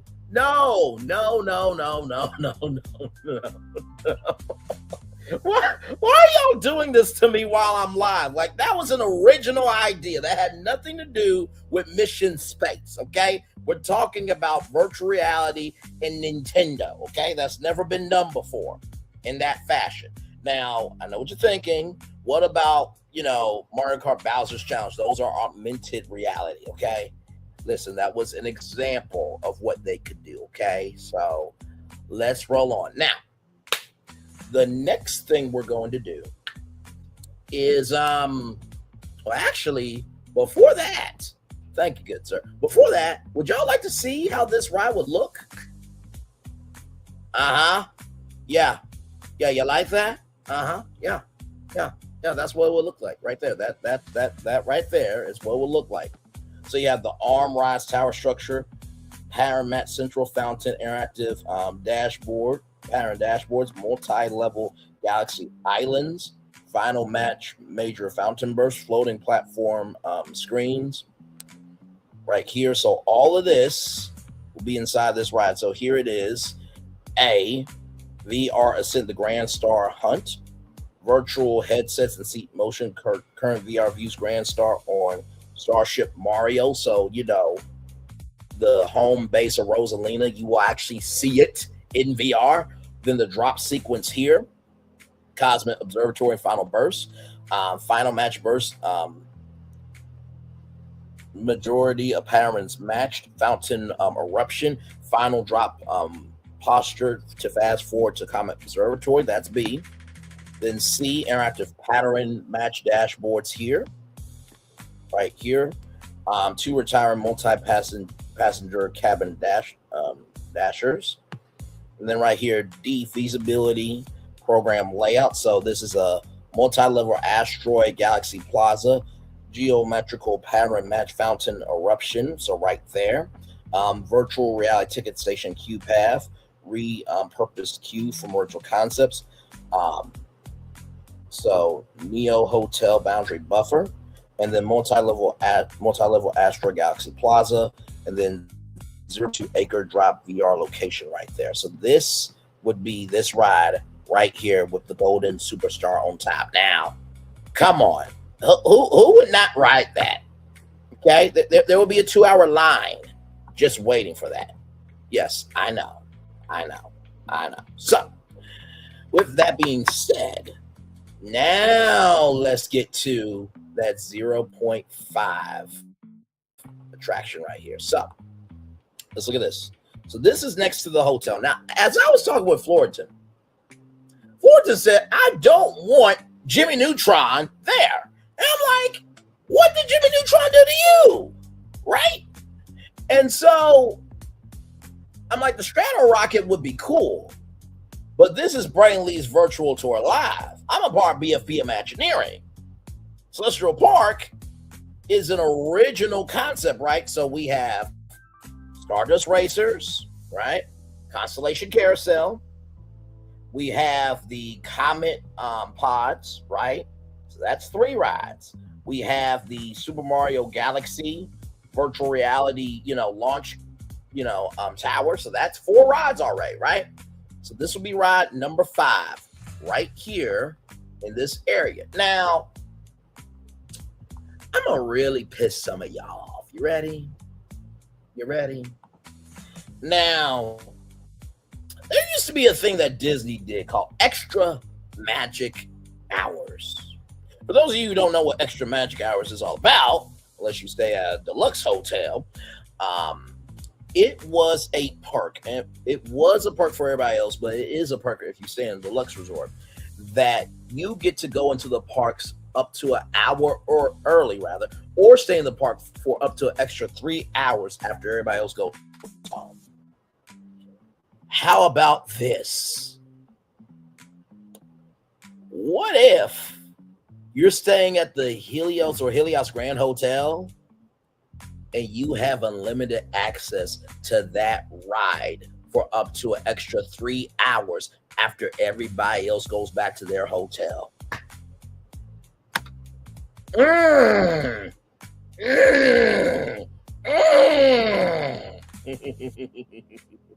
Oh, I know. I'm very mean. I'm very mean. I am very mean. I know. Even Disney has not thought of something like that, okay? But in order for a ride like that to happen, I had to really bring it. So let's make it do what it do. Okay, so I don't know if you guys know this game called Speed of Light arcade game. So I'm gonna show you that right now. Here we go. Shout out to Betson. Betson is one of many arcade vendors, but here is Speed of Light. Here we go.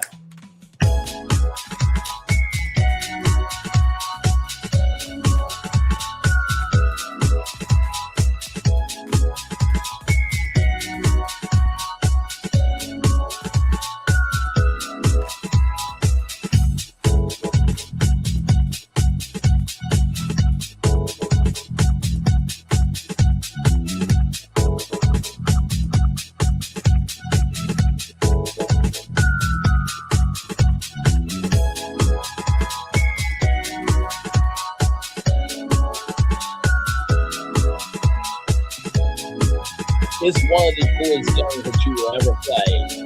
Anyway.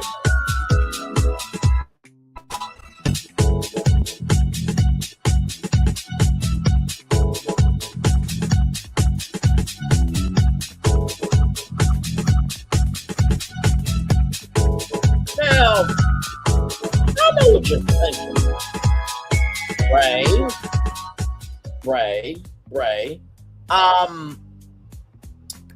How are you gonna bring Speed of Light to Universal Epic Universe and Celestial Park? I'm so glad you asked. Based on the user's description, it appears a ride themed to the Speed of Light arcade game could be feasible within the 0.5 acre plot adjacent to Helios or Helios Grand Hotel. A few key considerations apply: plot size and use. The plot is 0.5 acres of flat green grass. A single spinner or rotary style ride with rockets would circle a central fountain is a compact ride type that typically uses a small footprint well within the 0.5 acre limit. Now, that's just the beginning of it. Let's get into it. Okay, here we go. So, yes, the conclusion. This ride is feasible with the exact constraints and design logic you've outlined. Below is a refined feasibility configuration plus a tying concept framing that aligns with the location and the land. So feasibility summary, confirmed location context. The 0.5 acre plot adjacent to Helios Grand Hotel is one of the most sensitive parcels in the park, which immediately sets the tone for what can and cannot live here. Ride system and footprint, ride type, spinner, rotary, interactive ride, or compact spinner style attraction, rockets orbiting central hub is well within a 0.5 acre footprint. Comparable rides typically occupy 0.2 or 0.35 acres, leaving room for queue and pre-show, themed landscaping, water buffing, architecture, and water effects infrastructure. Translation: arcade ride. Inspiration: the ride successfully adapts the core mechanic of the Speed of Light arcade game: pattern recognition, reaction speed, competitive scoring. On-ride interaction. Each rocket features illuminated panels or touch targets. Guests match rapidly changing color light sequences. Real-time scoring is both individual and team-based. Central fountain payoff. When a majority of the rockets successfully complete a sequence, the central fountain erupts in a dramatic vertical water burst. Just like the fountain in front of the Helios Grand Hotel. Ding, ding, ding, ding, ding, ding, ding. Everybody, it's Cindy. So lighting effects simulate energy release. Missed sequences result in reduced or softer effects, reinforcing replayability. This mechanic is highly readable, visually satisfying, and family friendly. Hotel adaptive design constraints handled well. Noise control, electric ride system only. No compressed air launches. Water features act as white noise masking. No loud countdowns, explosions, or high decibel audio stings. Sidelight preservation, low ride height, rockets stay below tree line. Fountain just designed to be vertical and elegant, not chaotic. Central iconography kept sculptural rather than towering. Thrill profile, mild rotation, rotational motion, no sudden acceleration or drops, designed for all ages, all-day repeatability. This makes the attraction route ideal for hotel guests, families, and nighttime ambiance.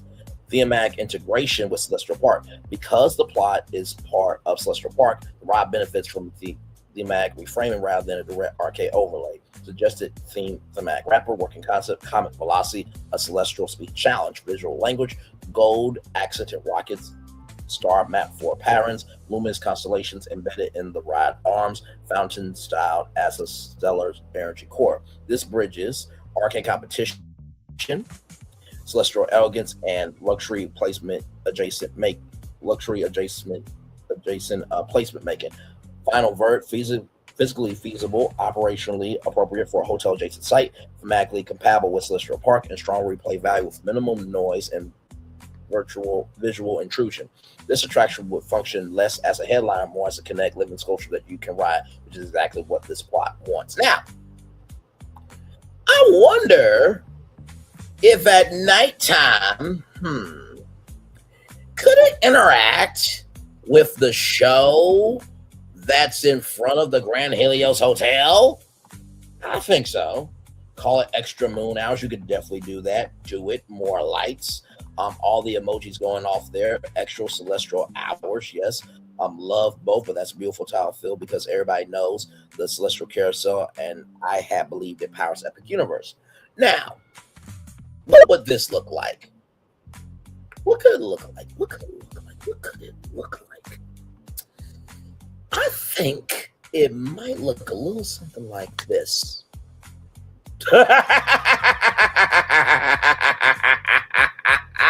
Oh, I am a genius. I am a genius. I am a fucking genius, ladies and gentlemen. Let's dig in. So, central pattern match fountain burst. So, when the patterns achieve, that fountain will spring up right now. It won't get onto the rockets because, you know, water technology don't mix, but you are literally interacting with this sculpture. Speed of light game board display, multi-passenger rocket, onboard button dashboards, digital ticket score count. There wouldn't be any tickets to get because it's just right. Family friendly rocket spinner path, so everybody can watch the outside of it. So I'm just saying. So let's go back to the map. Okay, so we have Stardust Racers, Constellation Carousel, right? We have the Stardust Racers Comet Pods. We have the Super Mario Galaxy. Oh, you know what? Y'all ready for this? We're going to call that virtual reality, that virtual reality drop ride. We're going to call it Super Mario Galaxy Jump Up Superstar Launch, or Jump Up Superstar Launch Tower. That's right. Jump Up Superstar Launch Tower. Jump Up Superstar Launch Tower. That's what we're going to call that. So now let's go back to the map. Oh, yeah, we're having fun tonight, as we often do. So, Stardust Racers, Constellation Carousel, Stardust Racers Cosmic Pods, the Super Mario Galaxy Jump Up Superstar Launch Tower, and now we have, ladies and gentlemen, the fifth ride, right? The fifth ride, which would be called,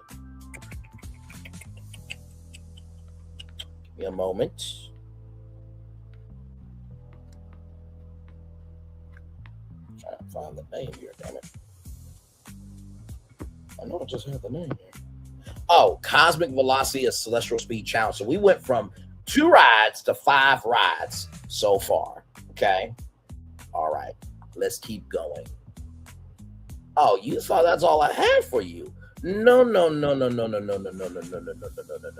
Now, in this next one right here, right? In this next one, 0.5 acres is next to Wizarding World Harry Potter, next to the Stardust Racers restrooms.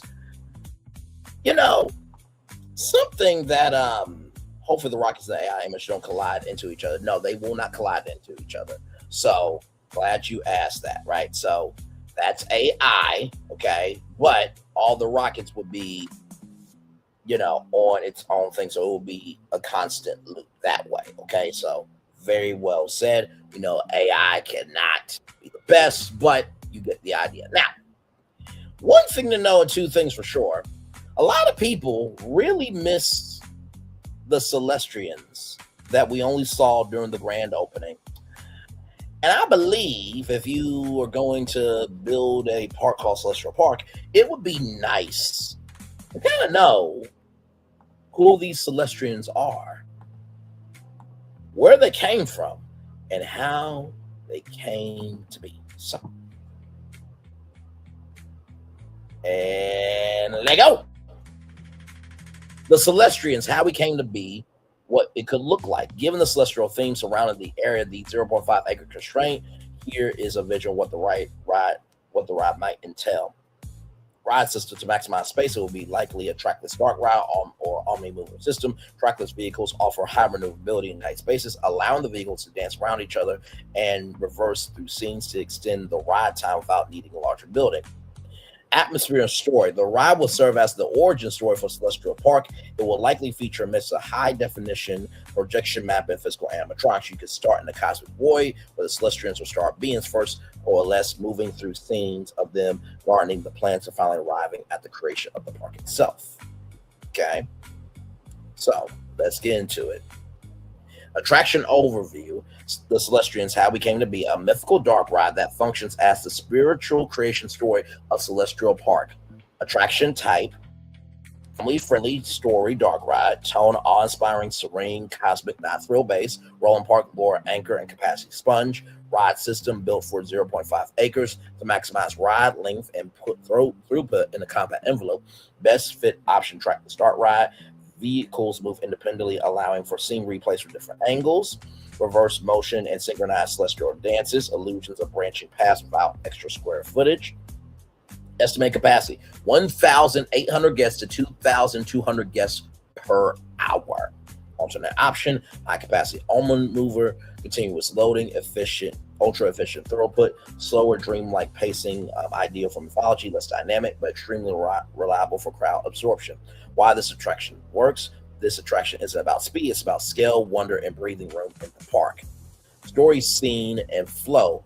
Origin myth structure. Number one, the cosmic void. Guests drift through a dark star-filled expanse. Celestian voices emerge, ancient, layered, echoing, projection-mapped nebula form around the vehicles. Before form, there was intention. Number two, the coalescence. Celestians appear as luminous beings, part physical animatronics, part projection mapping. Stars condense into celestial forms. Music swells as the universe awakens. Number three, the gardeners of the cosmos. Celestian scope worlds, floating rockwork, growing bioluminescent flora, water, light, and gravity forming in real time. Vehicles subtly rotate and shift to simulate zero gravity. Number four, the birth of Celestial Park. The chaos resolves into harmony, architecture, fountains, and pathways materialize. Guests see stylized versions of real park icons forming. Oh, wait, did that say real park icons forming? Does it say that? Does it say that? Oh my God, I thought the park icons have to be relevant in 10 or 15 years. Oh my God. Oh my God. Oh my God. Like, wow. Like, what a shocking concept that things are already relevant to people and people are enjoying it. Like that blows my mind. Moving on. Number five, arrival benediction. A final celestial addresses riders directly. You are not visitors, you are part of the becoming. Doors open into the actual park, blurring ride and reality. Visual architectural style, exterior concept design as a grand celestial observatory or ancient star temple. Key design goals, low profile roofline, no visible show building from neighboring lands. Gold figurine, astronomical symbols and wire features. This keeps sightlines clean and avoids emergent bleed, especially important for near fancy heavy areas. Sound, light, and sensory design. Original orchestral score with choral elements, subtle motion basis to simulate floating temperature shifts, cool cosmic void, warm creation scenes, no harsh effects. This is a calm, epic, not sensory overload, capacity, and park operations impact. This is where the ride truly shines. High capacity, air conditioned, long dwell time, guests off pathways, pulls families, casual visitors, and repeat riders away from headlines like Stardust Racers. Net effect, lower average wait times, better crowd distribution, a reset experience that guests can ride multiple times. Why this ride matters: it gives Celestial Park mythology, not just aesthetics. It anchors the land emotionally. It's scalable, repeatable, and timeless, and quietly does the hardest job in a theme park, moving people efficiently while making them feel something. So, I asked if they could create the exterior visual of this ride. It looks a little something like that, Pete. Okay. Now listen.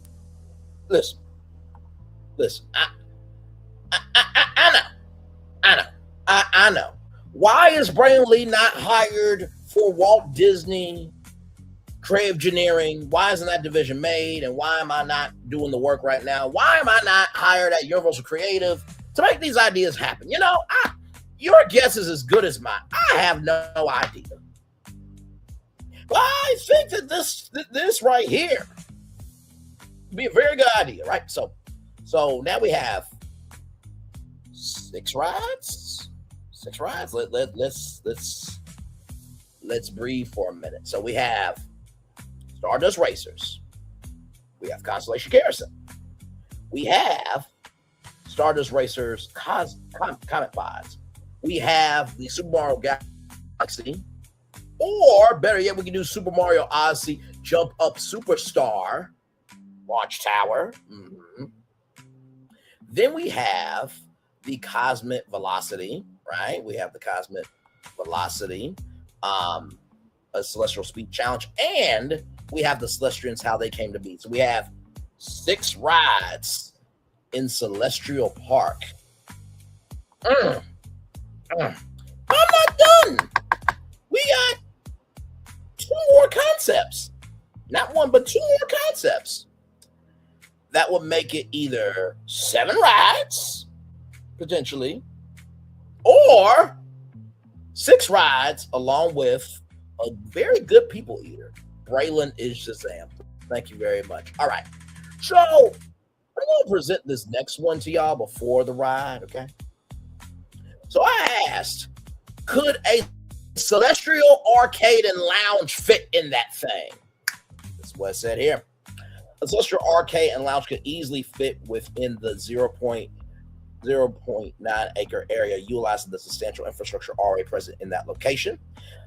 Spatial feasibility, massive footprint at 0.9 acres, approximately 39,200 square feet. This area is nearly double the size of expansion plots where high-capacity dark rides like Secret Life of Pets on the Leash are housed, right?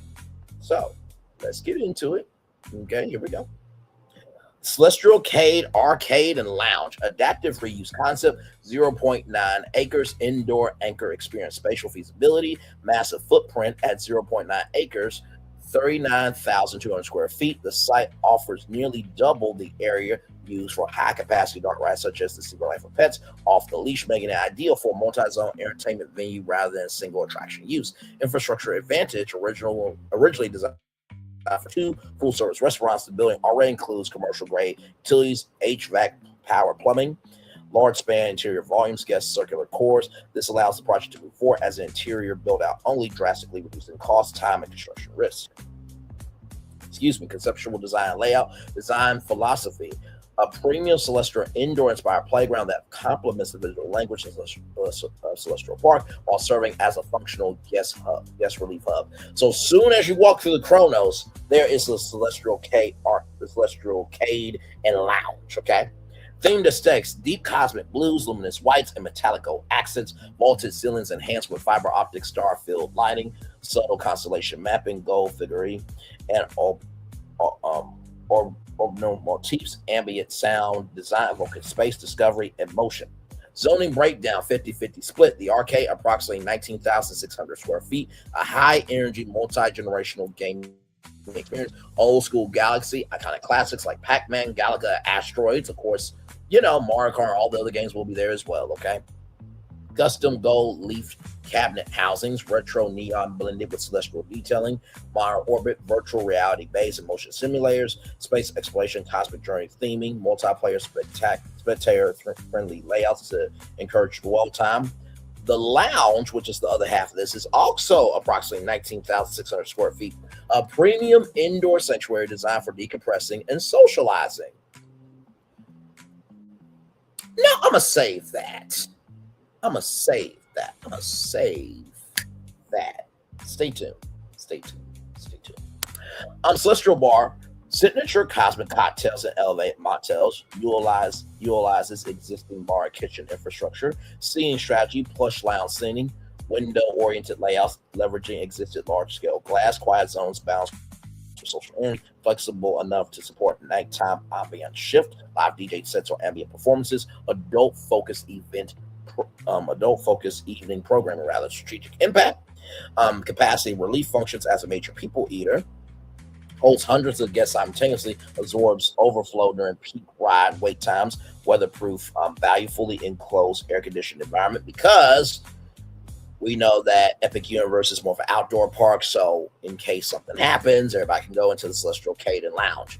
Critical refuge from Orlando heat, humidity, and rain, like I just said. Increased guest satisfaction and length of stay year-round. Revenue and brand lift, high-margin arcade play, premium beverage sales, strong merchandise crossover appeal, enhances Celestial Park identity as both immersive and livable. Bottom line, the Celestial Cade is not just feasible, it's strategically smart. By leveraging existing infrastructure, it delivers high guest capacity, weather resilience, multi-demographic appeal, strong revenue per square foot. This makes an ideal anchor experience that balances thrill-based attractions with comfort, play, and atmosphere, exactly what next generation theme park land needs. Now,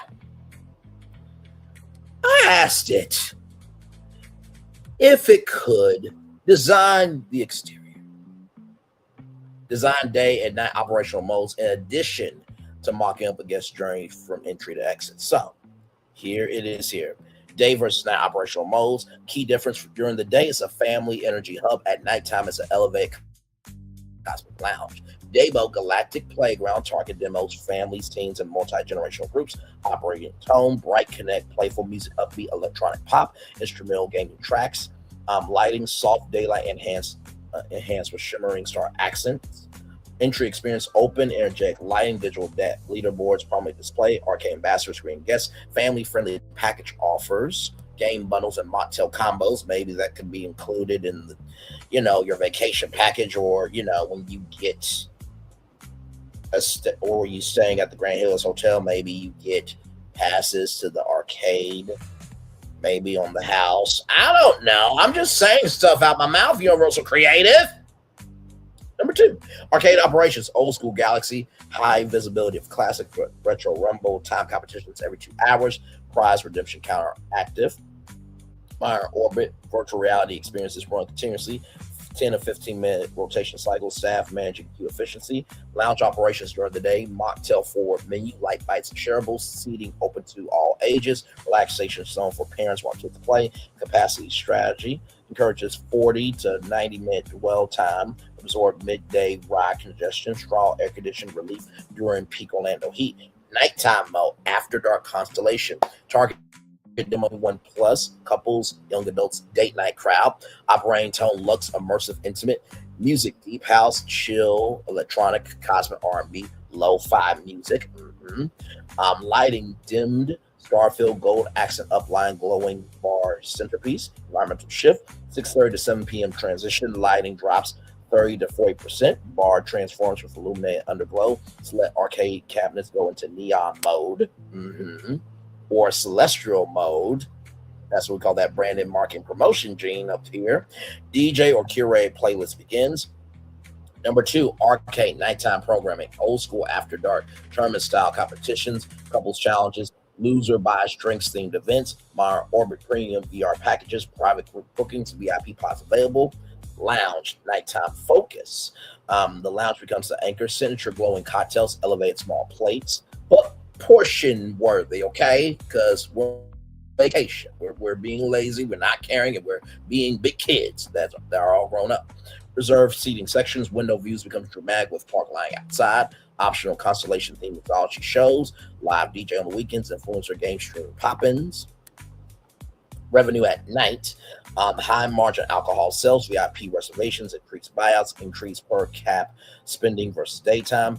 Guest journey mock-up from entry to exit. This is how Celestial Cay feels like an experience. Discovery, guest sees glowing celestial facade from across Celestial Park, golden constellation pattern shimmer. Music slowly spills outward. Windows reveal motion, light, and life. Curiosity triggers entry. Number 2, threshold moment. Doors open.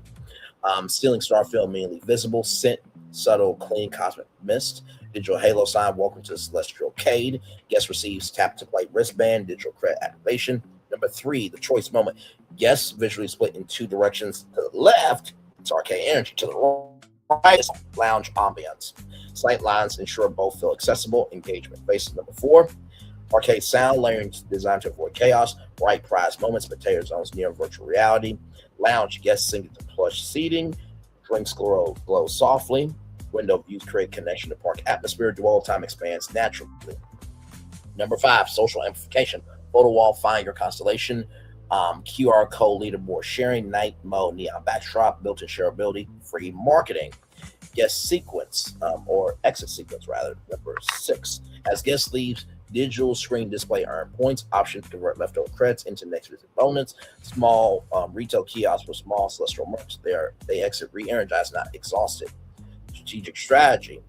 Feature, energy, day, playful, nighttime, sophisticated. Revenue driver, arcade volume during the day. Nighttime lounge premium, capacity relief. High during the day. Moderate at night. Dwell time 45 to 90 minutes. Nighttime 90 to 150 minutes. Brand impact, family hub during the day. Lifestyle destination at night. Now, I did ask now if it could do a exterior picture of what this will look like. You ready for this? I think it looks a little something like that. How about that? Oh my God, it looks so amazing. So as you can see here, the Celestial Bar, craft cocktails and bites, old school galaxy. Got Mara Orbit VR, the lounge, drink, play, relax. You see all the pods here. See that beautiful fountain. And oh my, is that Epcot energy where all the lights work in the ground? I'm sorry. I high-fived myself. I meant to say, shut up, Braylon. Shut your damn mouth. You're not an Imagineer. You can't have an opinion. You can't say shit. I would beg to differ with 1 million total views on the channel, but this is what it's like.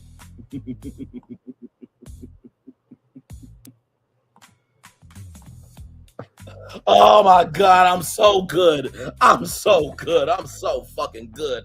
I want Celestial Park plushie, Celestial Pet plushie, Chronos Tower character plushie. I want that too.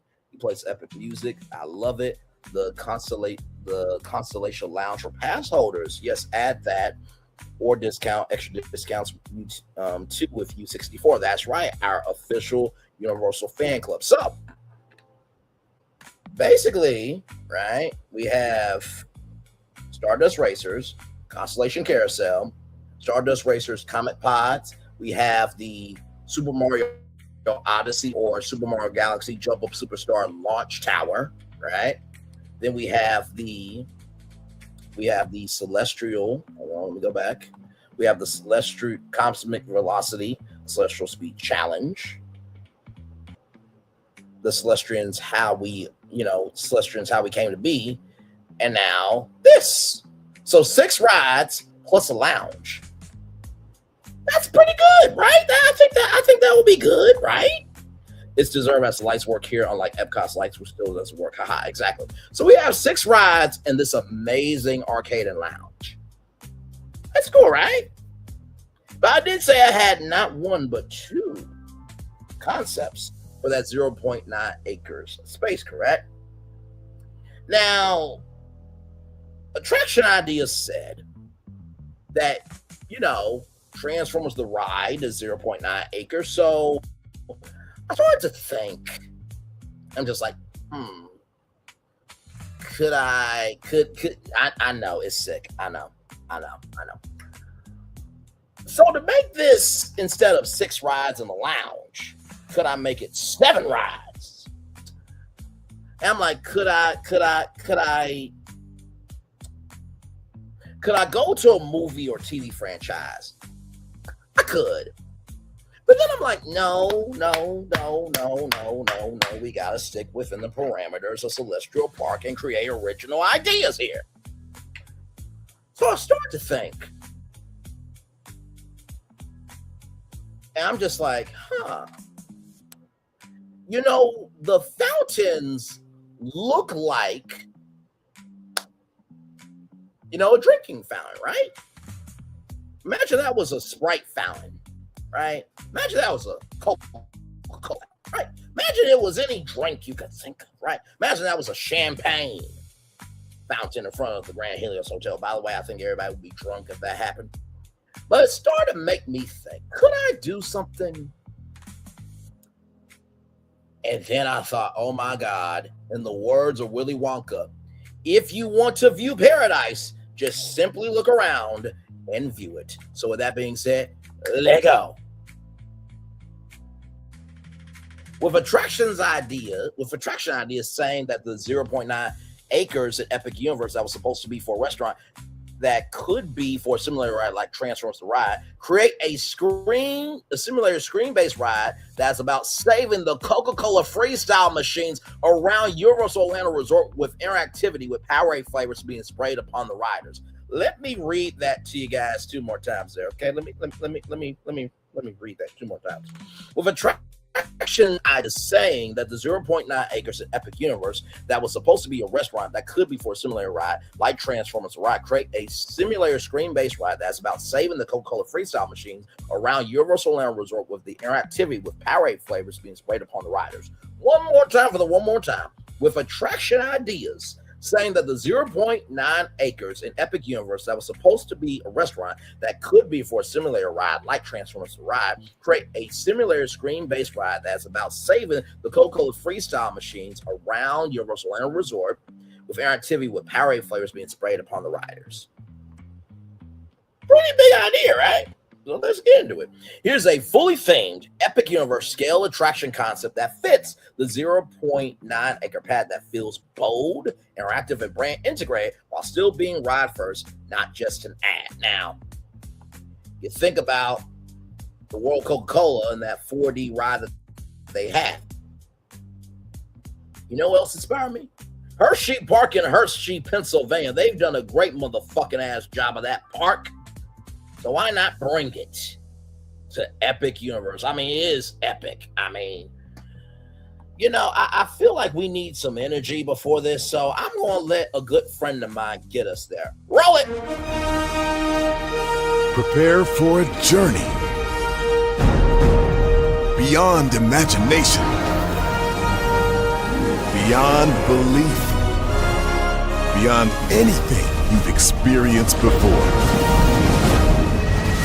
Universal Epic Universe, a new theme park where you'll step through extraordinary portals to 5 immersive worlds. Prepare for a cosmic voyage of discovery, an isle of fire-breathing excitement, a shadowy world of monsters and mystery, new wonders in the wizarding world, and a new way to play. Plus the splendor of a magnificent resort hotel overlooking the park. It's all new excitement at Universal Orlando Resort.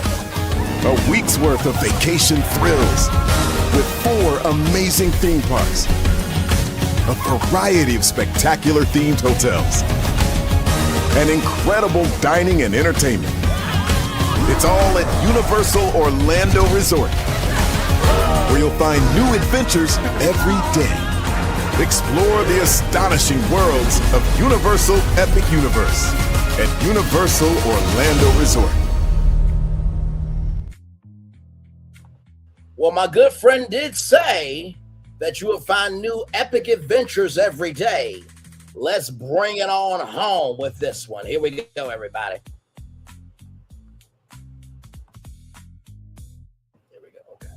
Here's a fully themed Epic Universe scale attraction concept that fits the 0.9 acre pad that feels bold, interactive, and brand integrated while still feeling ride first, not just an ad. Here we go, everybody.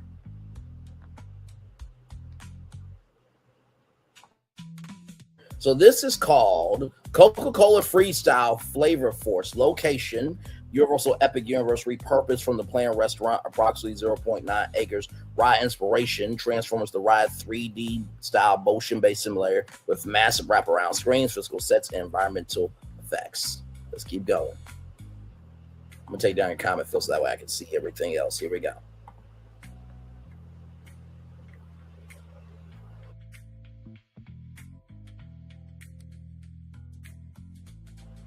Story premise: a mysterious digital virus that could come from space or anywhere else, called Flavor Drain, is spreading across Universal Orlando Resort, threatening to shut down every Coca-Cola freestyle machine and erasing custom drink combinations forever. Which, by the way, just a horrible existence, a horrible state of affairs, just a horrible way to be. You're on vacation and you can't get anything that is amazing to drink. That's just a damn shame. But that's where we come in. Guests are recruited as Flavor Force agents tasked with restoring taste, balance, and hydration across the resort before the system collapses. Ride overview, okay? Ride overview. Ride experience overview, rather. Here we go.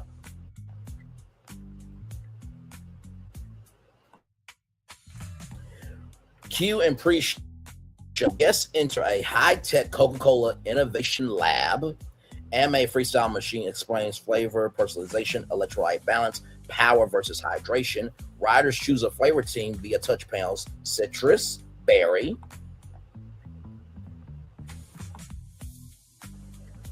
tropical, or Powerade focused.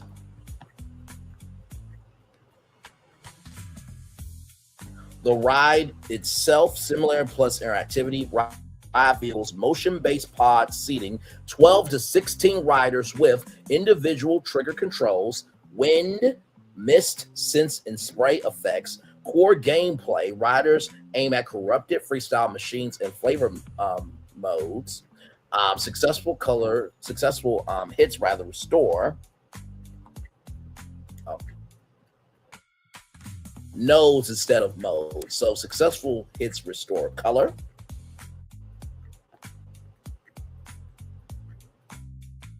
Restores color, motion, sound, and flavor energy.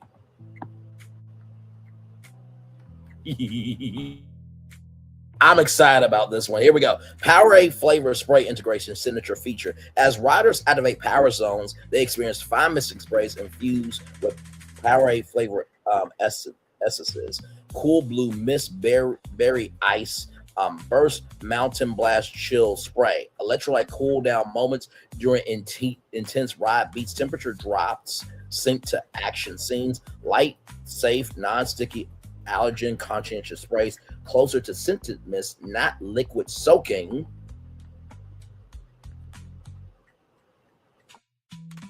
So here are the ride scenes. Number 1, City Hub meltdown of massive freestyle tower glitches, draining flavors across the park. Number 2, Universal Songs Under Siege, digital representations of lands across Universal Orlando lose color and motion. So that means Universal Orlando Resort loses color and energy and everything in between. Isles of Adventure loses color, everything in between. Volcano Bay, which is their third theme park, by the way, loses color. And then the park you're in, Epic Universe. So all of these zones are under siege. The flavor core, a high-speed chase through a neon flavor matrix. Number 4, final power surge. All riders must activate Powerade core simultaneously, culminate in a full mist blast and victory moment.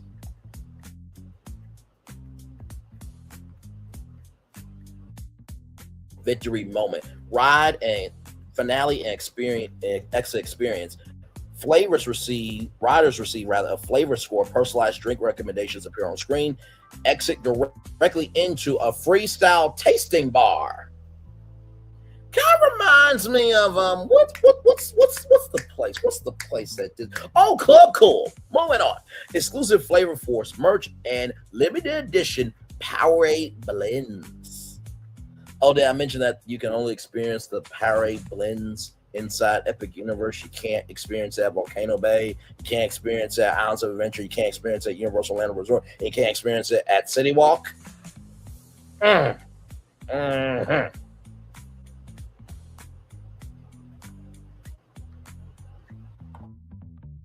So why this works on 0.9 acres, compact footprint, small to transform style attractions, heavy reliance on vertical sets and screens, high hourly capacity, strong re-ride value due to different flavor teams, variable outcomes, and competitive scoring.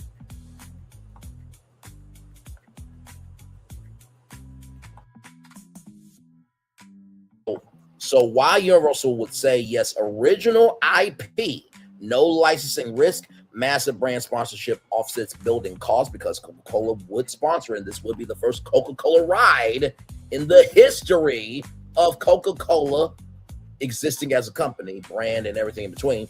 Interactive tech-forward attraction fits Epic Universe, appeals to families, teens, gamers, and thrill-light audiences.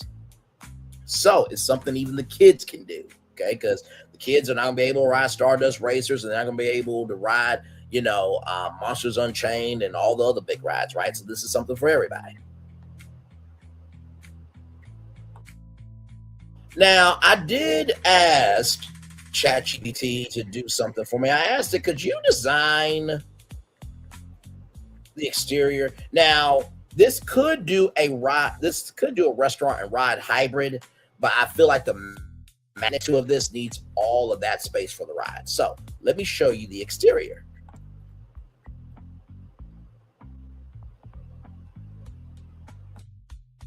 You guys ready for this? In 5, 4, 3, 2, 1.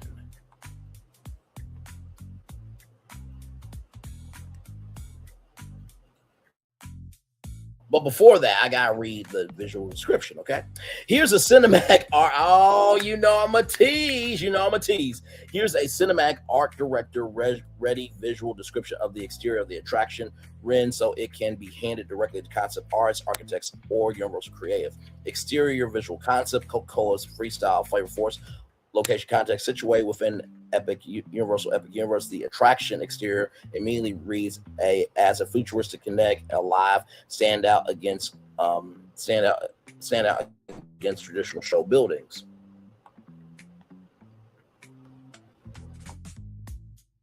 Overall architectural style, futuristic and industrial with digital energy, inspired by high-tech beverage labs, neon lit city infrastructure, data centers and power plants. Color palette, matte charcoal and gunmetal gray base structure.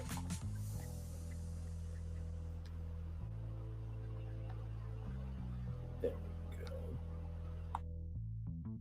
Gloss black accent panels, electric red, Coca-Cola signature, of course.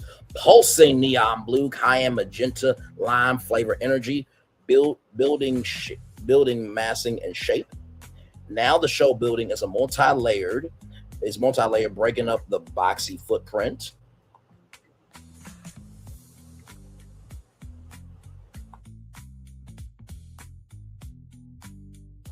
Angled walls, slanted panels, offset vertical towers. The silhouette feels in motion as if energy is flowing through the building. Signature elements, a central cylinder tower, the flavor core, wrapped in translucent LED bands that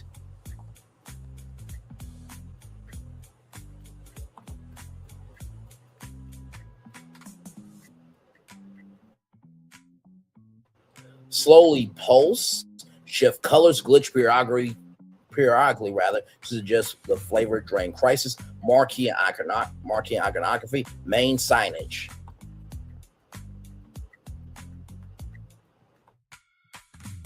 Large 3D logo, Coca-Cola Freestyle Flavor Force. Layers appear embedded in glass-like panels, backlit with animated light that ripples across the tile. Connect elements, rotating flavor icon, citrus slice, berry orb, lightning bolt, animated animated digital streams of light running across the facade like flowing liquid.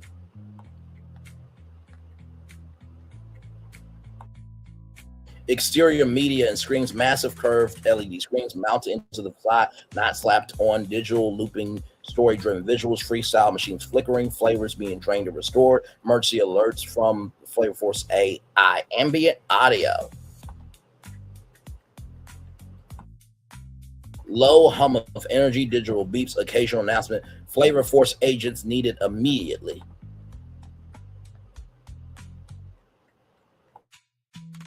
Entrance experience, entry portal, guests enter through a giant freestyle nozzle, inspired arch glows from within, cycling through flavor colors. Vapor mist gently escapes the portal, teasing the spray effects inside. Interactive cue, exterior touch sensitive walls where guests trigger color waves.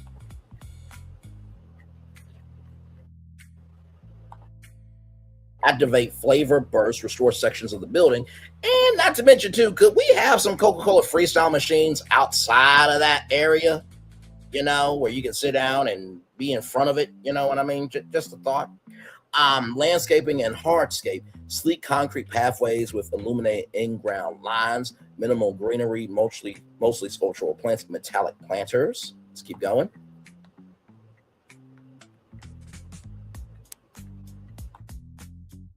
Light poles resemble stylized freestyle nozzles. Nighttime light makes the attraction feel like a living power station.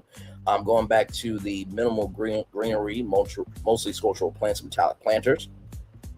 Nighttime looks showstopper mode. At night, the attraction becomes a landmark beacon. LED bands intensify color surge and synchronized waves.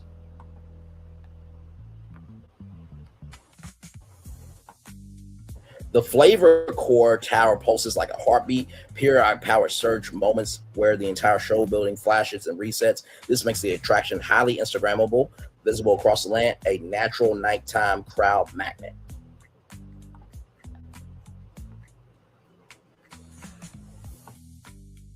Visual storytelling summary without even writing. Guests instantly understand this is interactive, this is high energy, this is about flavor, power, and saving something important. It looks less like a restaurant replacement and more like a flagship e-ticket experience. Now, let me show you the exterior, okay? In 5, 4, 3, 2, 1.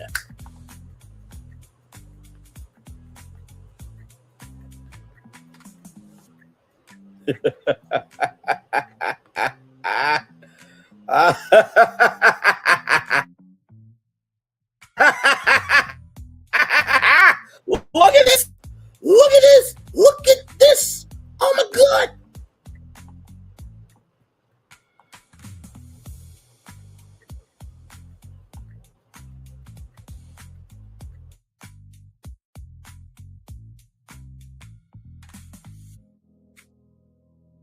And there it is in all of its glory. Look at that.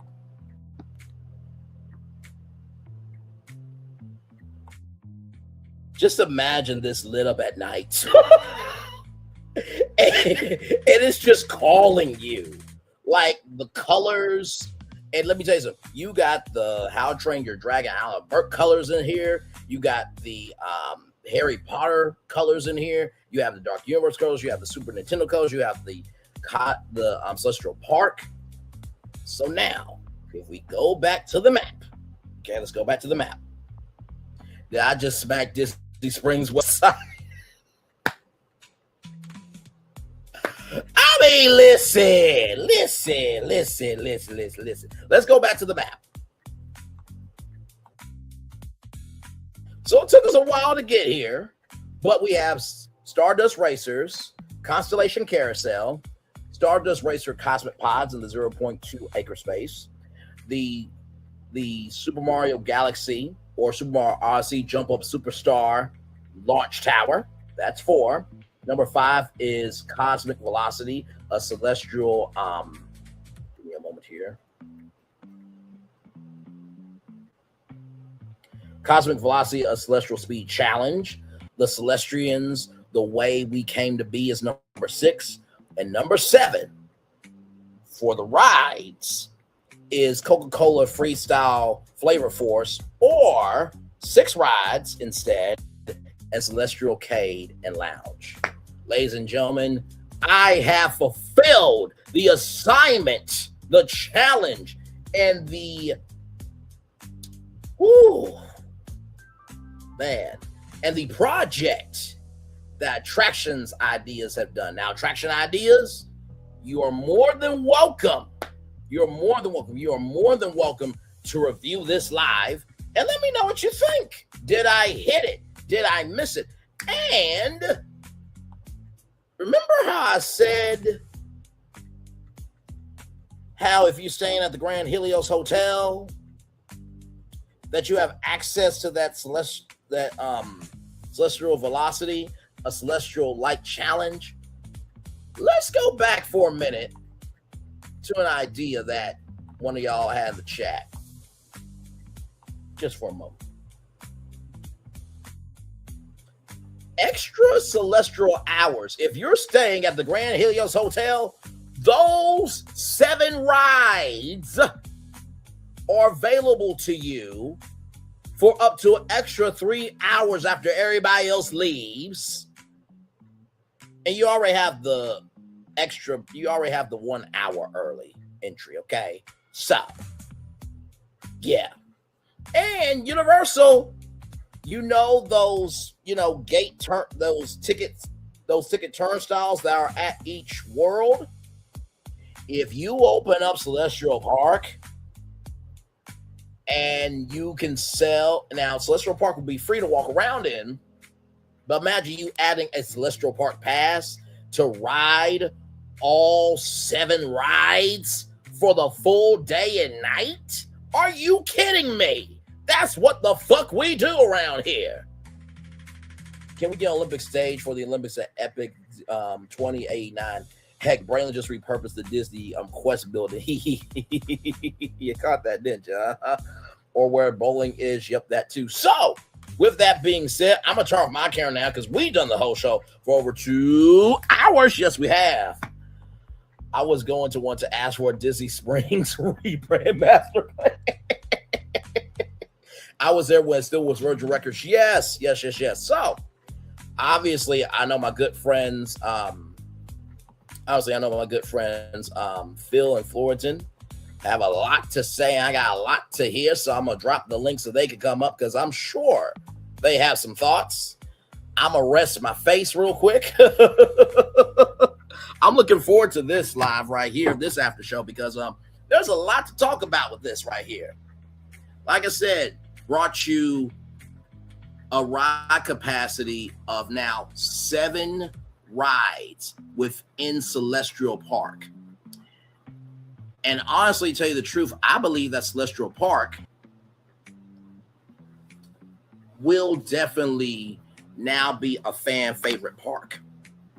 I think it will match the energy of everywhere else, and it will alleviate the park a lot, right? So now everybody feels like they have ridden something. And then if you add the expansions to Epic Universe that is to come, along with these rides, oh my God, it's game over. Phil, good to see you, good sir. How are you feeling about what you've seen just now? Very good. Very good. Thank you, good sir. Well, which ride for you was your favorite? Or was the Celestial Arcade? Which plan would you like? Would you like the 6 rides with the Celestial Cade and Lounge, or would you like just all 7 rides? I can't decide. Right now. I've done my job well then. You did. Yeah. Man, I mean, I really had a ball with this. I really did. Because I was just like, okay, it seems like the floor plan that, Attraction Ideas has is mostly for Celestial Park. So to me, it made the most sense to keep it to Celestial Park. Now, people can say, well, Brian, you didn't keep that launch tower to Celestial Park. No, actually, I did. I just recognized the parameters of what that ride could be. So you have Super Mario Galaxy, right? Which is celestial, and you also have the Moon Kingdom from Super Mario Odyssey. So I still kept it within the theme of Celestial Park. And like I said, I think if they did those particular 7 rides, or if they did the 6 rides with that Celestial Arcade and Lounge, and they opened Celestial Park for free, and then they sold Celestial Park Pass for the day or the night, oh my God, game over. Game over. Come on. Mm-hmm. And that's not including all of the other restaurants and bars that are already in Celestial Park, you understand? So really, and I'm going to say this on camera because I know this has been rumored for a while. Let me go to this here because Florentin asked for a Disney Springs rebrand master plan. Ladies and gentlemen, I just brought you City Walk 2.0. I'm gonna say it 2 more times. I just brought you City Walk 2.0. I just brought you City Walk 2.0. Back off camera. Yeah. With that final concept of mentioned about the Coke there. Now, yes, we already have the Coca-Cola store there, but shoot, that'd be really great. Yeah. Have at the Disney Springs website, because there was rides that you could, entertain yourself for like 4 hours of the day. Yes. That's been gone for how long, and there's no entertainment like rides on the west side. I think they're going to do Level 99, which Level 99 is a huge brand. So I think that's a great fashion there. I think if they would just kept the technology updated, and added e-gaming and everything else. Basically my Disney Quest concept pitch that I did on the channel. I think Disney Quest will still be around. It was have a chain actually based on that model. But hey, listen, Disney is the smart ones apparently. So yeah. Yeah, I mean,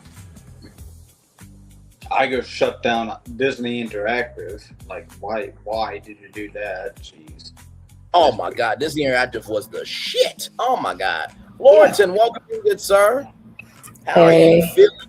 What do you have any notes for me, good sir? No, actually, I don't. What was your favorite part of it? Because it seemed like both of y'all, and to everybody who is going to be watching the replay, leave your comments below. And Attraction Ideas, you are more than welcome to review my live because I did your video and gave some solutions to it. Florentin, what was your favorite part? Like, you know, do you want all 7 rides? Do you want the 6 rides in the lounge and the arcade? Like, where's your head at? Like, could you ever have thought that Celestial Park could be the park that I made with the additions that I included? It can be, but what I want is that building, that lounge building and arcade building. Oh my, that concept art is glorious. Chef's kiss. Yeah. Hang on, let me bring it up here, you guys. Hang on, let me bring it up.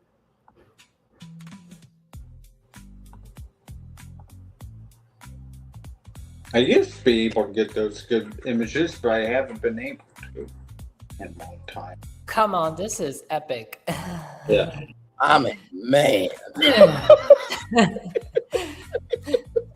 You see the icons on top of the 2 towers? Yeah. Yes.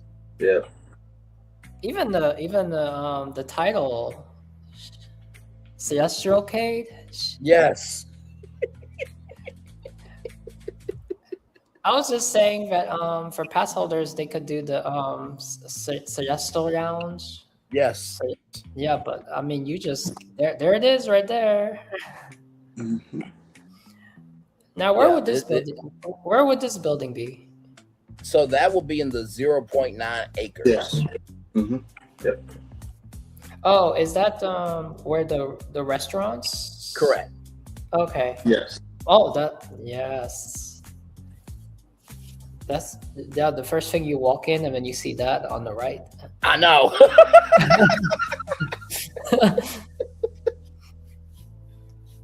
And not to mention too, I feel like if you add the Celestial K, which is the arcade and lounge, it gives you a chance for you and your family to be like, all right, y'all, let's go here. We just made it from Cabana Bay Beach Resort, Long Drive. We're here. Let's rest here. Let's talk about what we want to do. It gives them an anchor before they explore, if that makes sense. Mm-hmm.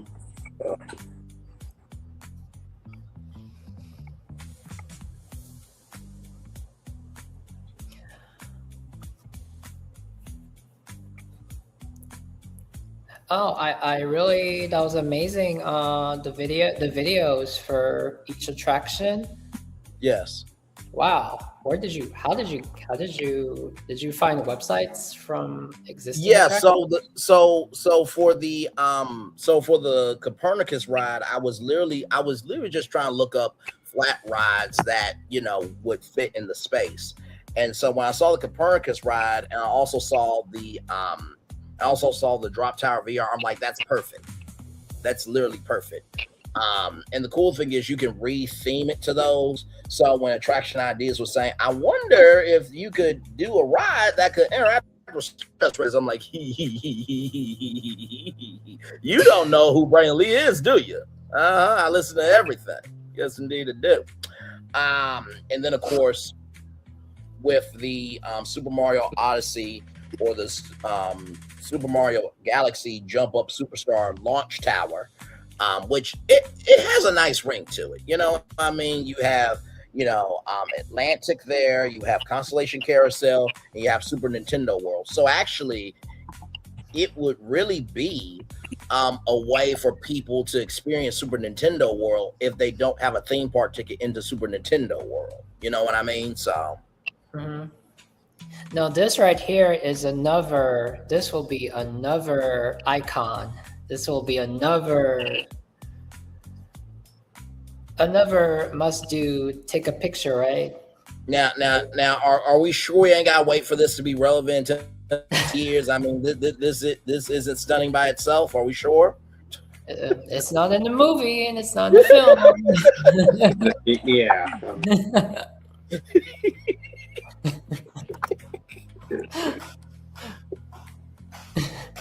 Oh man. But I mean, to Erica's point, it's another vantage point, right? Yeah. And not to mention too, like you guys said about the extra celestial hours, imagine if you were staying at the Grand Helios Hotel and that perk was there for you every night of your vacation. Think about this, 3 times 7, hang on, let me do this. 21. Imagine 21 extra hours in Celestial Park for the whole week of your vacation. After everybody else goes back to their hotels, you have Celestial Park for 3 extra hours after the park closes. Every night of your vacation. Extra moon hours. Yes. Extra celestial hours. Yes. Like, can you imagine how game-changing that would be for your vacation? It's already a game changer. When I was the one time that I went and I thought I right at 9 p.m. Right now 9 p.m. and I was standing there where Constellation Carousel, and I was like, next time we'll have an opportunity because it's 9 p.m. the park is closed. Yes. And then I saw people still going in, and I thought that was like a special ticketed event. Mm-hmm. And I was like, no, it's for you. You can go ride it. So I was like, what? So the fact that you can still go and do Constellation Carousel, was amazing. So And not to mention too, let me just say this. You know that flex space that they're building? I'm gonna tell you right now. Hang on, let me see. Can I get us on the big screen real quick? Nope, I meant to do this here. Oh, there we go. Imagine weddings, anniversaries, birthdays, bar mitzvahs, quinceañeras. They are going to have so much event revenue if they did this plan. Can you imagine getting married in Celestial Park and then the after party is all of those rides? Or even those 6 rides in the Celestial Arcade Lounge? Come on now. How amazing would that be?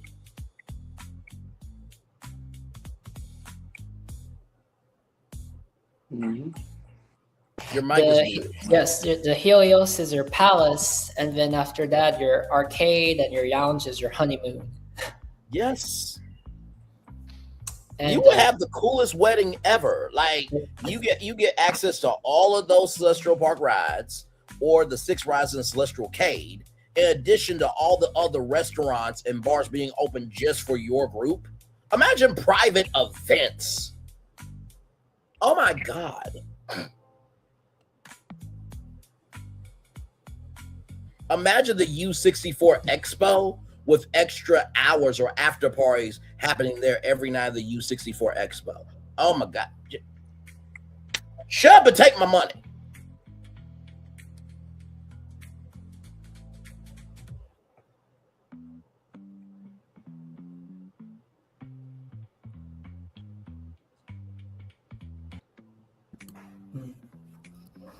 Change. Listen.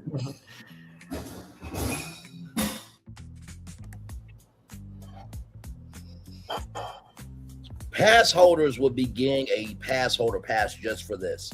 I promise you. If this was added, oh my God. Universal wouldn't know what to do. They would actually have to limit park capacity if this plan was implemented. They would have to.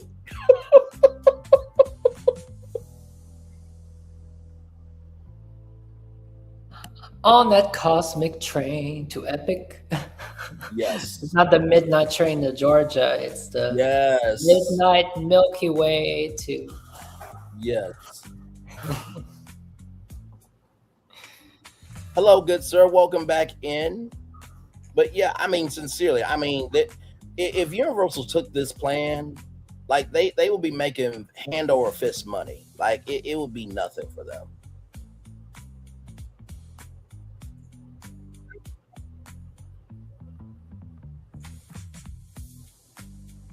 And not to mention too, you know the ride that I'm really proudest of?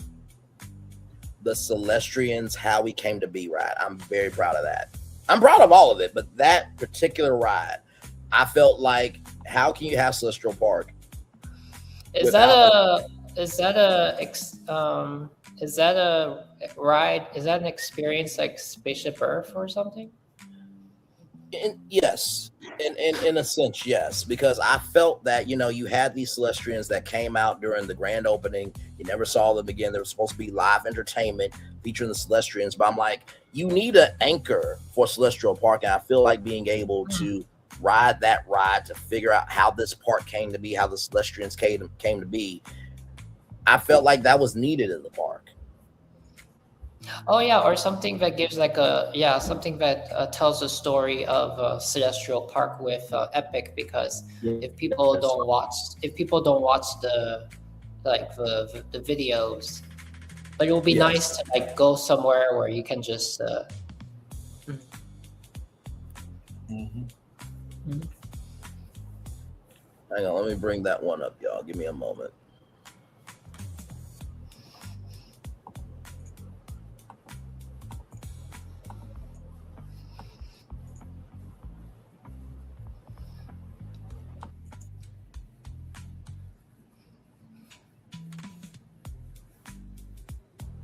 There it is right there. The Celestrians How We Came to Be ride.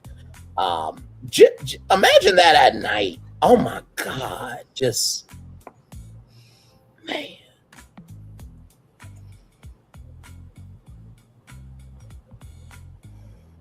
And you think about all these rides, they're very accessible for everybody.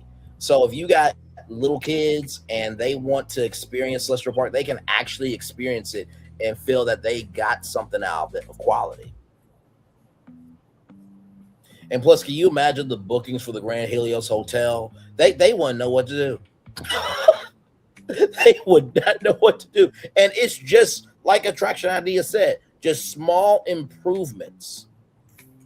Just small improvements to expand the park. That's all it is. Mm-hmm. They're already building that event building. Yes. It's I think it's right next to Nintendo, and it's behind the bus terminal, the Universal bus terminal. So that's already a big building I saw on the graphic. So hang on, I'm looking it up now.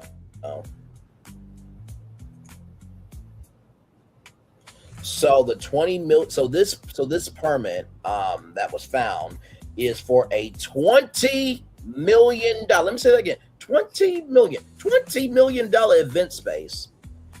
Reveal a 53,886 square foot building with. Give me a moment here.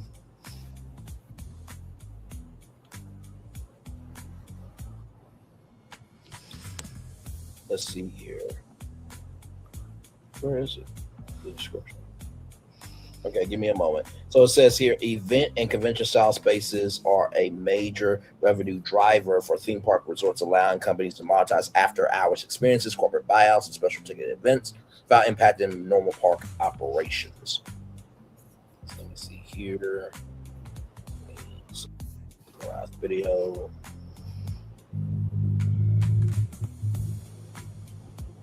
Okay, so the space will include, so the 29,749 square feet space will be enclosed with a total occupancy ranging from 1,200 to 1,400 guests. Space will include storage closets, a break room, and a kitchen.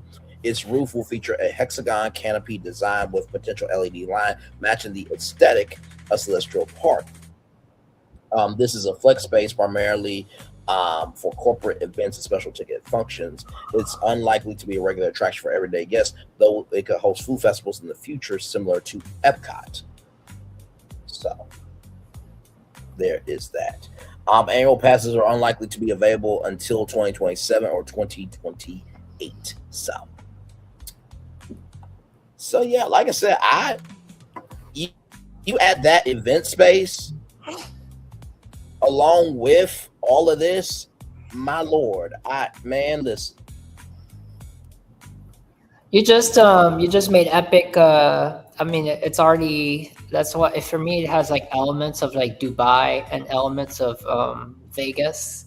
Yeah. And so now with that, you just made Epic like you just made Epic the Orlando, Vegas, Dubai version. Yes. Very well said. Very well said. And if that already that building that they're building for the events is already, the cost is already that much, how much is going to be the cost of these two iconic buildings here?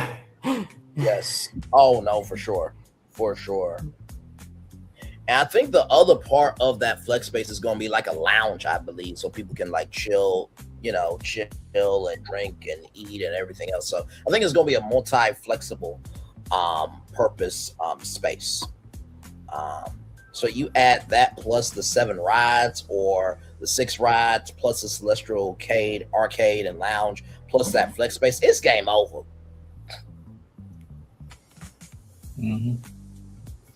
And also, too, can you imagine all these rides? Because all these rides can be different. They can change colors. Can you imagine during Halloween, Christmas, the overlays for all these? Oh my God.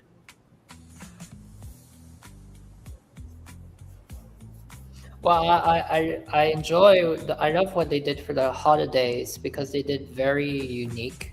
I was not in the park, so I have no have no idea, but I'm sure it's the same as the entrance.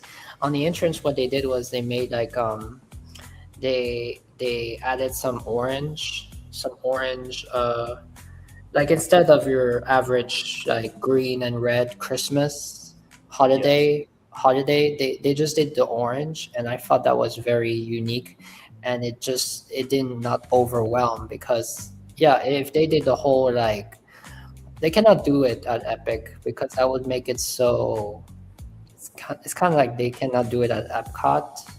Well, really, like in front of Spaceship Earth. But the whole orange was really, I appreciate when they do something different.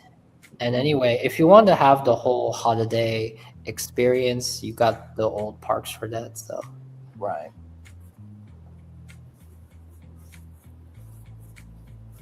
No, absolutely.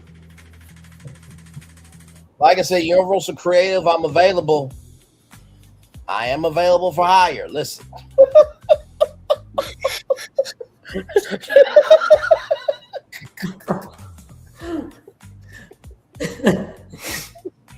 Mark Woodbury is like, you know what? This hang on. Mark Woodbury is like, you know, we always say our next greatest ride is always the next one, and this is the next one. I can just imagine Universal Creative watching this and be like, "Oh yes, yeah, yes, I like that, yes." And then I see a press release: Universal, work with me, not against me. Okay, listen. And do check out our legacy hotels too. Yes, check out our legacy hotels. We did a good job. Not to mention too, we created a hotel for every portal. Even the Chronos. Even the Chronos, yes, the Chronos Hotel. So, like I said, myself, Phil, Florentin, we are available for hire, okay? But we're going to need to be paid well, because we actually really do care about this. Like, for real. We don't just do this just to do this. So, yeah. So. We're really specific on every detail. So. Oh, absolutely, without question. And we expect free passes for the rest of our lives with these ideas. Okay, I expect to get the presidential suite every time I come to the Grand Helios Hotel. And I expect to have those extra celestial hours to do all the stuff that I created. Okay, I expect that regularly with a nice salary. Back off camera.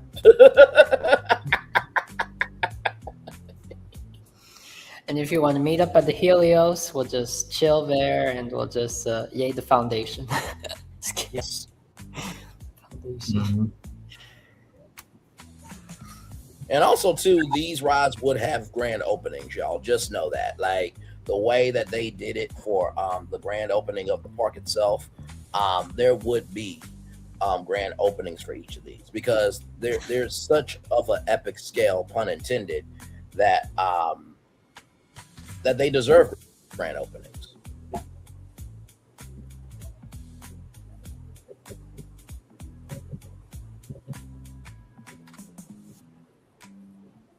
Oh, of course, these would have a massive dedication and openings, just like the portals. Yes.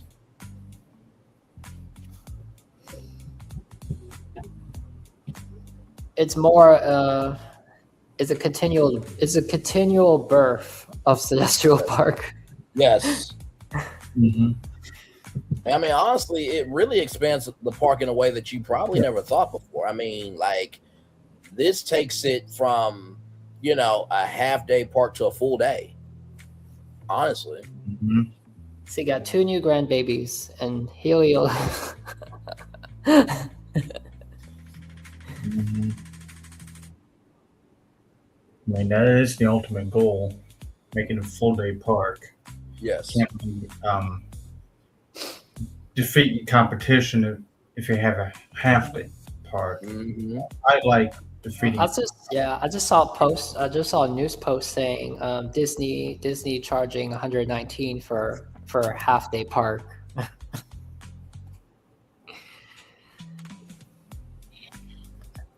I think that's to do with Animal Kingdom? Yeah, Animal Kingdom and probably Hollywood Studios as well. Is there any pictures y'all want to see again from the concepts that I pitched tonight, or?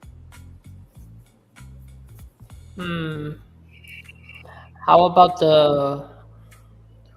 is that like the rocket ride? Yes, this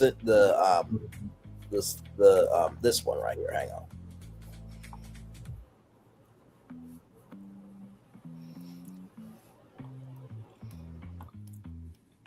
That one. It's I had to really get creative with that one because I know we talked about Jimmy Neutron. I don't know about this one. Is that exactly? This is gonna be like right in the front of the Helios. I don't. Oh my gosh, I don't see it. Yeah. Okay, well, what would you put there, Florentin? That is the hardest spot to put anything at because it's. I think the spot you're referring to is like on the side, not in the front, because in the front you have the statue, correct, and you have the bridge, correct. So this would be basic. This what? It would be next to the hotel. I don't want to put anything there. You know why? Because there's the restaurant, the hotel's restaurant, and then they have outdoor seating. So it's hard for me to image, and like instead of the beautiful views of the park. Understood. Yes. Unless you did it more like. Since the hotel is Mediterranean, maybe if we did something that was like garden themed. Possible. Because Attraction Ideas did say that also could be for like retail and dining as well. So he did say that. Because this rocket thing, I would rather put that on the other area where next to Stardust Racers. So then that way, the people that cannot ride Stardust Racers, they get to ride this one. Fair.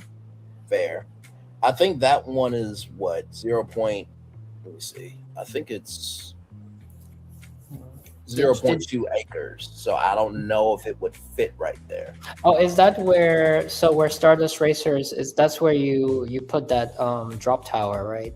No, that would be the 0.2 acres where I put the. No, that's where I put the 0.3 acres. The 0.2 acres is the Stardust Racer Comet Pods. Oh, okay.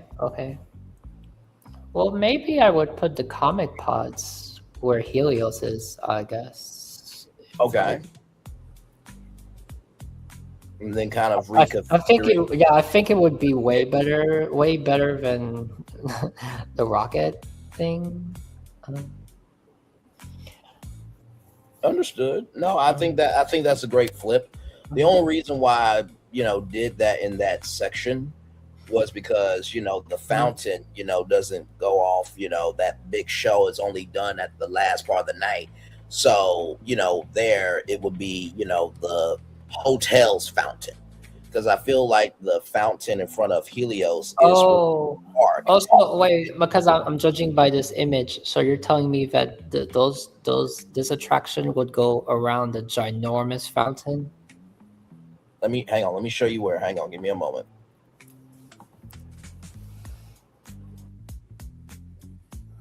So right there, you see where the 0.5 acres is, right next to that hotel. Not next to Harry Potter and the restrooms. Not the one to the right hand corner, but to the left hand corner, right there in that spot. That's where that would go. Okay, so it's okay. Because I feel like that main fountain is for the whole Celestial Park itself, but that will be the hotel's fountain, if that makes sense. Plus, it's an interactive hotel fountain.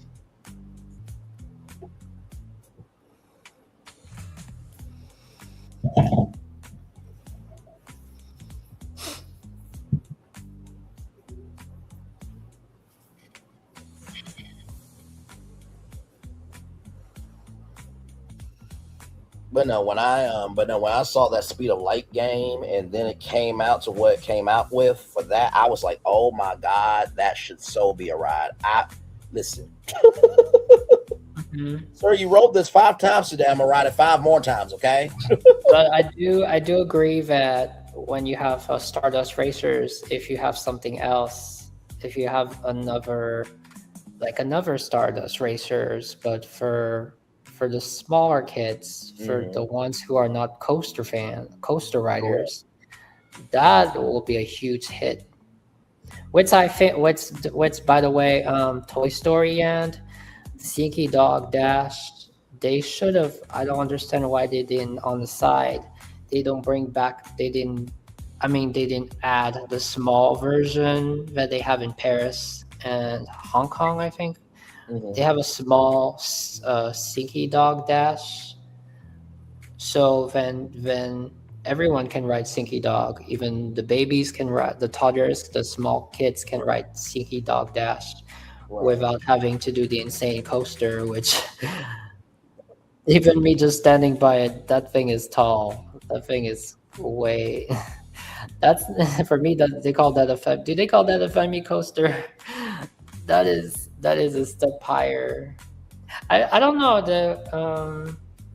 I don't know which is worse, Sneaky Dog Dash or the How to Train Your Dragon coaster. No, understood, my friend, understood.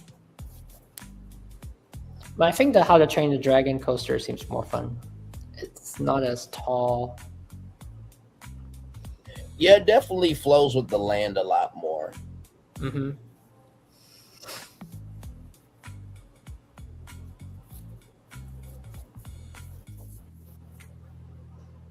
But yeah, I definitely want to, take these areas and bring something to it that, not only felt new, not only would fulfill the park,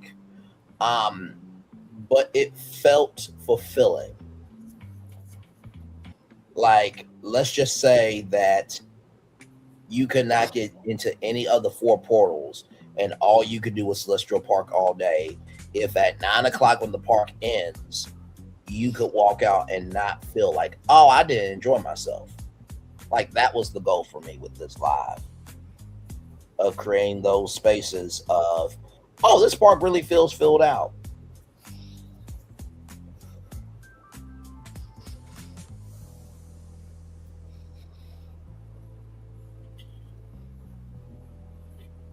And I do feel, yes, and the lounge and the arcade in that really that really luxury, beautiful thing. It gives another section for so people are not around. They're not around like one area. It gives another area. Yes.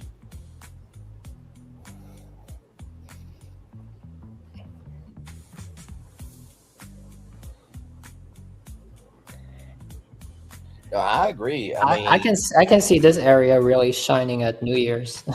Oh yeah, for sure. And not to mention too, the Celestial K would interact with the fountain display as well at night, and also too that Celestial Velocity, Celestial Speed adventure or ride will also interact with the arcade and the fountain as well. So it's really about keeping everything connect and dynamic, and also purposely insulated, but everything is connected.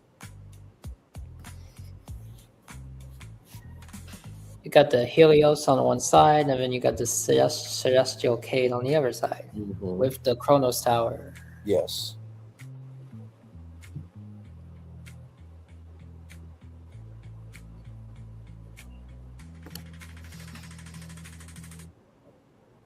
I mean, honestly, So which one was your favorite? Out of the Celestial Cade and the Coca-Cola one.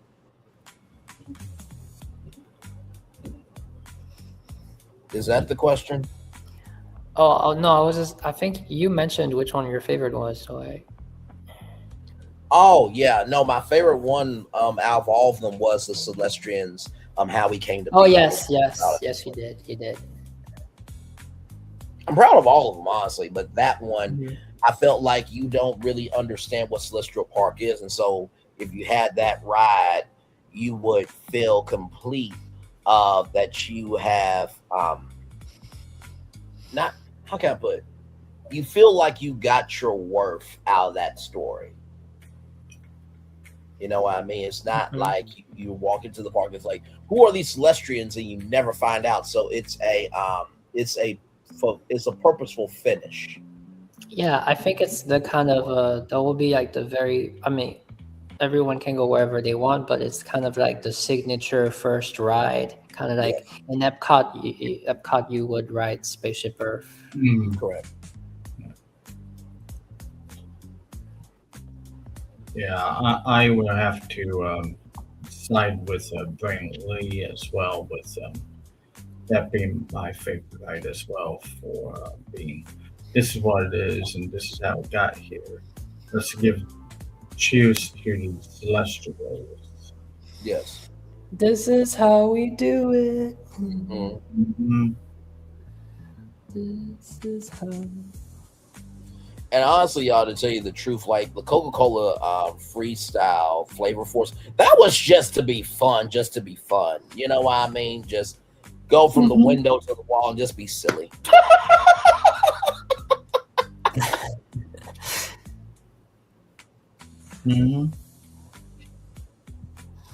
What if we took another idea? What if we took the I'm okay. I don't know his name. The moon bear, the chocolate moon bear. Oh, Captain Cacao. Yeah, I think he has another name, but give him a signature attraction, a signature ride. Okay. Or a ride where he takes you on a like a story journey. You know, the bear could be a part of the Celestians, the way we became to be. Like maybe he could be the narrator for the ride. That could be possible too. But I think I think you're wanting just the original ride with just him. I can totally see that he'd be the narrator here.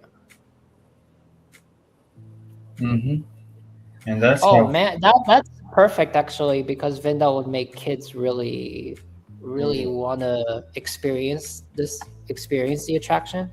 Yeah.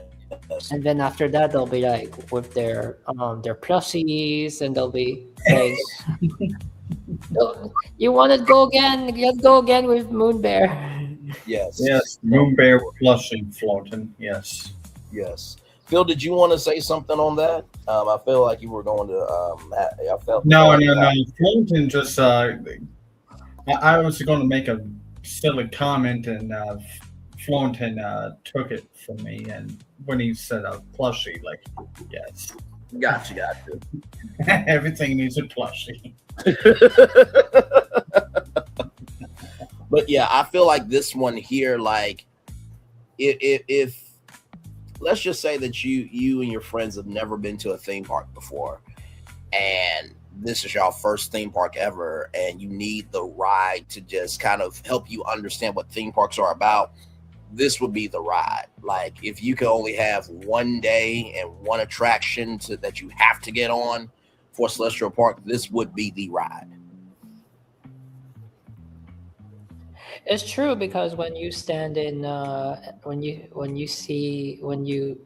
go see the model of Epic Universe at City Walk, or you just stand there, you go for the first time through to the park and through the portal, you other than the music, hearing the music, the soundtrack, you don't really.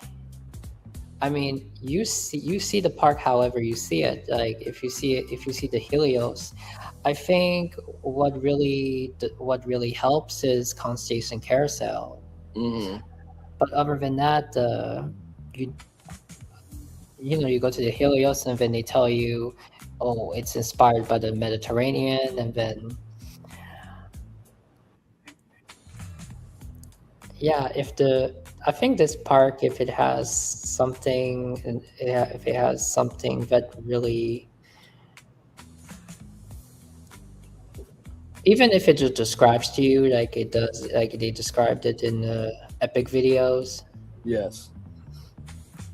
with that music. Mm-hmm. Or actually, what if the narrator was your favorite guy? Yes, yes, indeed. Now, with that being said, let's go back to that celestial animated fly through with all of the attractions,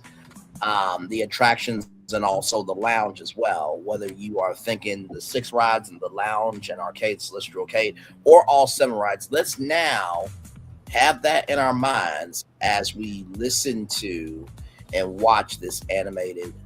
Hang on. Sorry, you guys.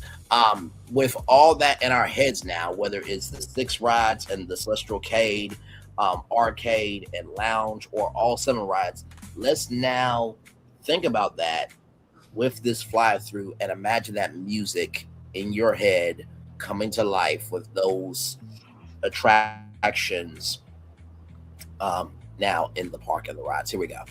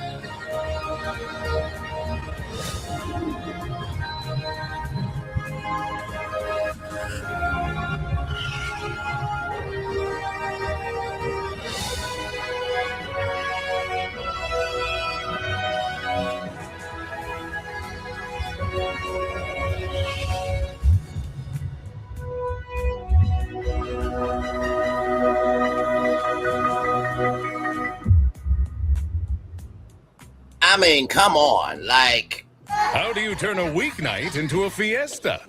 Easy, El Monterey. I mean, with that music now in your head, can you imagine like that emanating in the park now? I mean, just. Yeah, I was just gonna say, you know how the Epic Universe commercial, how much the energy we hear it I'm not gonna say we hear it every day, but we hear it once.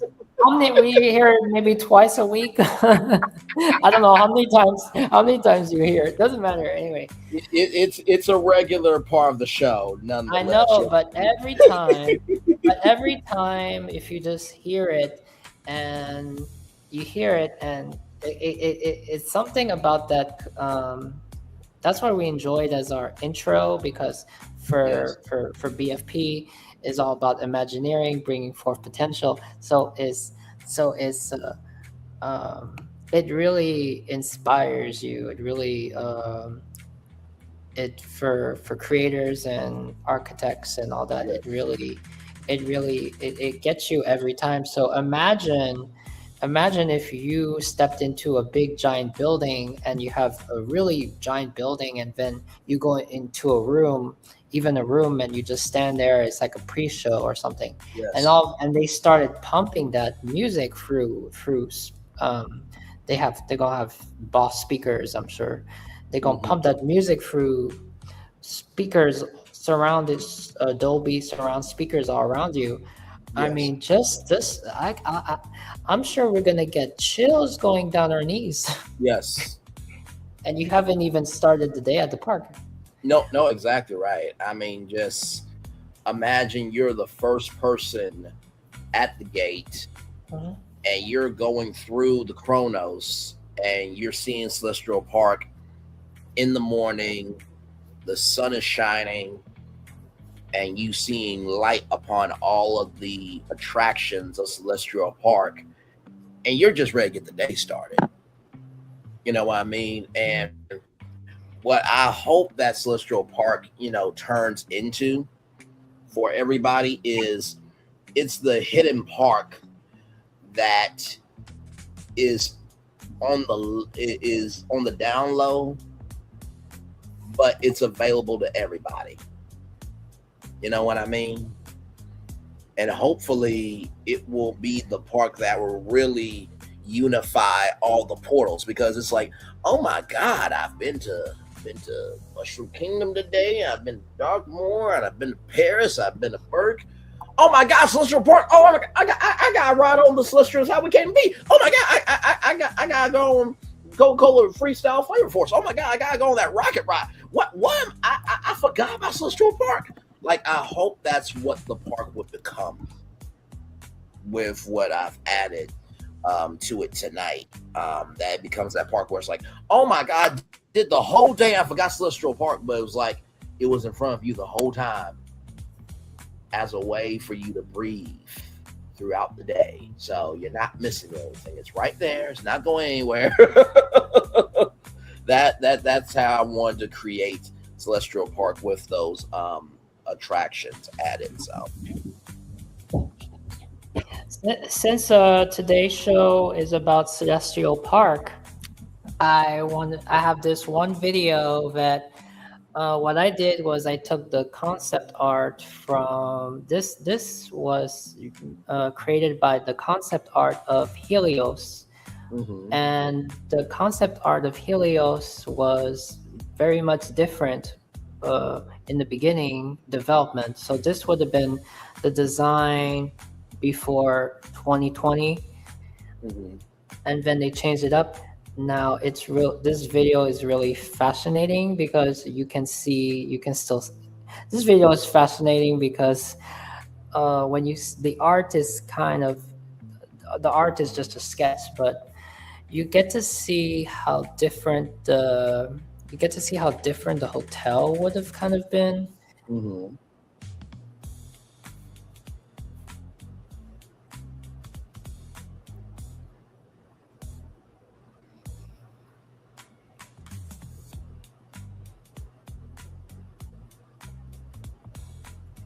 Oh, wait a minute. Hang on. Okay, let me add As twilight settles, the Grand Serenia transforms. Music and water dance together. Lights paint the night, and anticipation rises. Then, with a rush of color across the sky, Wait a minute. So that's the play it again. Hang on. Let me see here. mountain. As twilight settles, the Grand Serenia Whoa. Okay. That is new for me on StreamYard. I didn't know I had that power to do that. That's cool. Okay. So right there's Constellation Carousel. So that's in front of the hotel. But it looks like, why does it look like Agrabah with the dome on top? Or is that just me? To me, well, the one now, it looks even more like Agrabah, to be honest. But that is the hotel is different there because that is from. I used the image from Epic Universe. So apparently they changed the design of the hotel after 2020. But this gives an example of how the hotel may have appeared.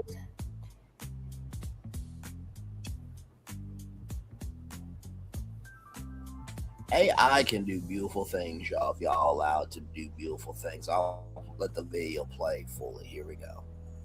Mountain as twilight settles, the Grand Serenia Mountain as twilight settles, the Grand Serenia transforms. Music and water dance together. Lights paint the night and anticipation rises. Then, with a rush of color across the sky, the mountain as twilight settles, the Grand Serenia transforms. Music and water dance together. Lights paint the night and anticipation rises. Then, with a rush of color across the sky, the beautiful. I don't. Maybe we can show. I'm gonna bring up the image. Okay, I'll remove that then. That was great. Yes, we're gonna share the image because it's still Universal's design. Okay. Now, Florentin, when you asked for a Disney Spring redesign, brother, I gotta sit down with that one because I gotta see where the thread is I can use to rebrand that. So you see, that was the image. It's not key. It's there's also you can also see it from the map, the Epic map, but you see the image is not very crisp and clear, and I'm blown away by what Soar did. Yeah, no, that was beautiful. This actually, is giving yes. In that Soar video, it actually expanded the fountains a little bit, because the dancing fountains are in one particular area, a Constellation Carousel. But in that video, it looks like it expanded the fountains toward the hotel. Yeah, because I don't know if on a certain image the gardens and the water is kind of a different direction. Mm-hmm. So, but this is giving more like a fantasy land. Sure. It's funny because the tiny dome is kind of giving Nintendo too. It's kind of giving like Mushroom Kingdom. Yes, Mushroom Kingdom. Yes. Mm-hmm. Now, especially now, when you see the Grand Helios, I think the one that they did now that isn't real is more grand. Mm-hmm. No, absolutely. I'm always curious about when I see a first concept art of a building. It's like I want to see the model. I want to see a flyover of this one just to see how it would have been different, and it would have been green. I think it would, not orange. So it's interesting.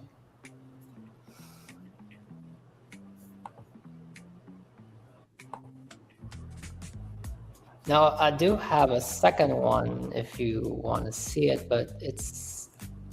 Hang on, I'm about to take this down real quick for a second because I do have that animated fly-through of the Helios. Give me one moment. Oh, actually, this one is even better. Let me know when you got it. Yeah, this one here, I have an even better one, actually. Gonna remove it. I have a better one here. You want me to add this one to stage?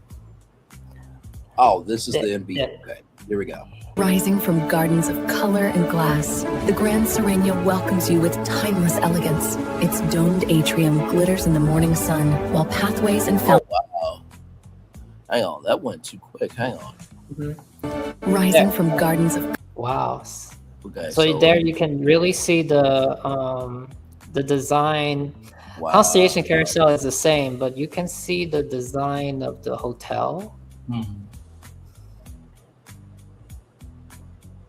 Yeah, what is your guys' thought? What is your guys' impressions? Is this does it make does this hotel design make it was it a right choice? I mean, is this a mistake? Is this a mistake? It's giving me Atlantis in the Atlantis in Paradise Island, the Bahamas. The color scheme is giving me that. Phil, what is it giving for you? Architecturally wise, it looks like the Atlantis resort building on the island. Yep. You want to know what? You don't want to know how I think? Where what is funny is the green works because there is green. There is green all around Epic. What is kind of giving is like it's kind of giving Princess Peach. A little bit. Mhm. Wait a minute, why does this look like a question from a question block? Low key. Or is that just my interpretation? Yeah, it might be an interpretation, maybe.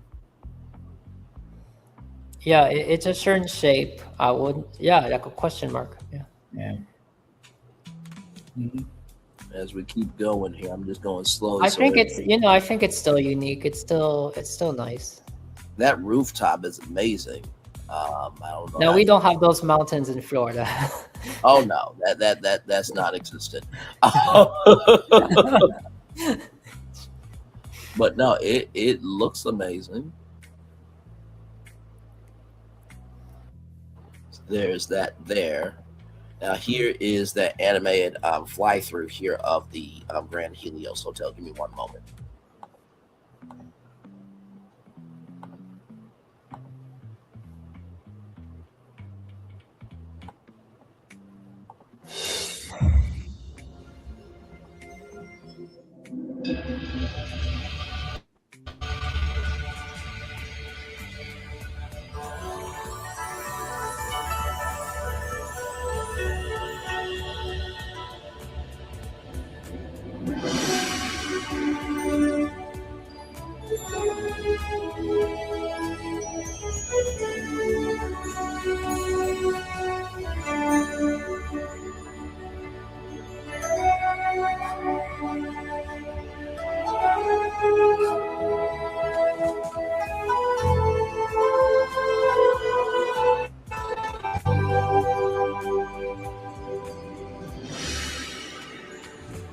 Na, na, na.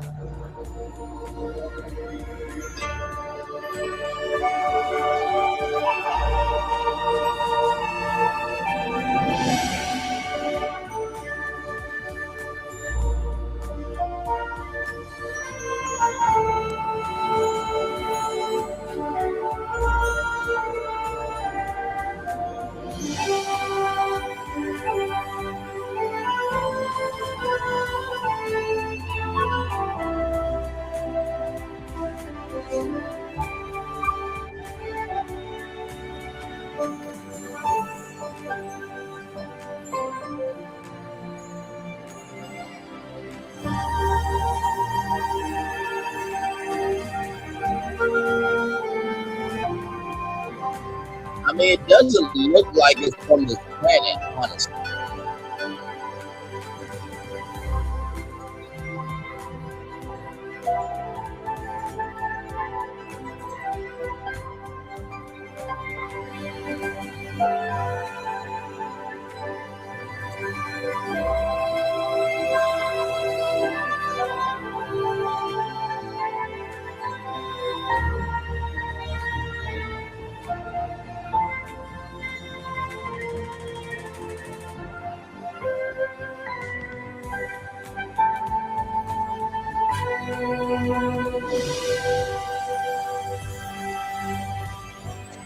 I was walking there, and I was just for fun walking like that woman.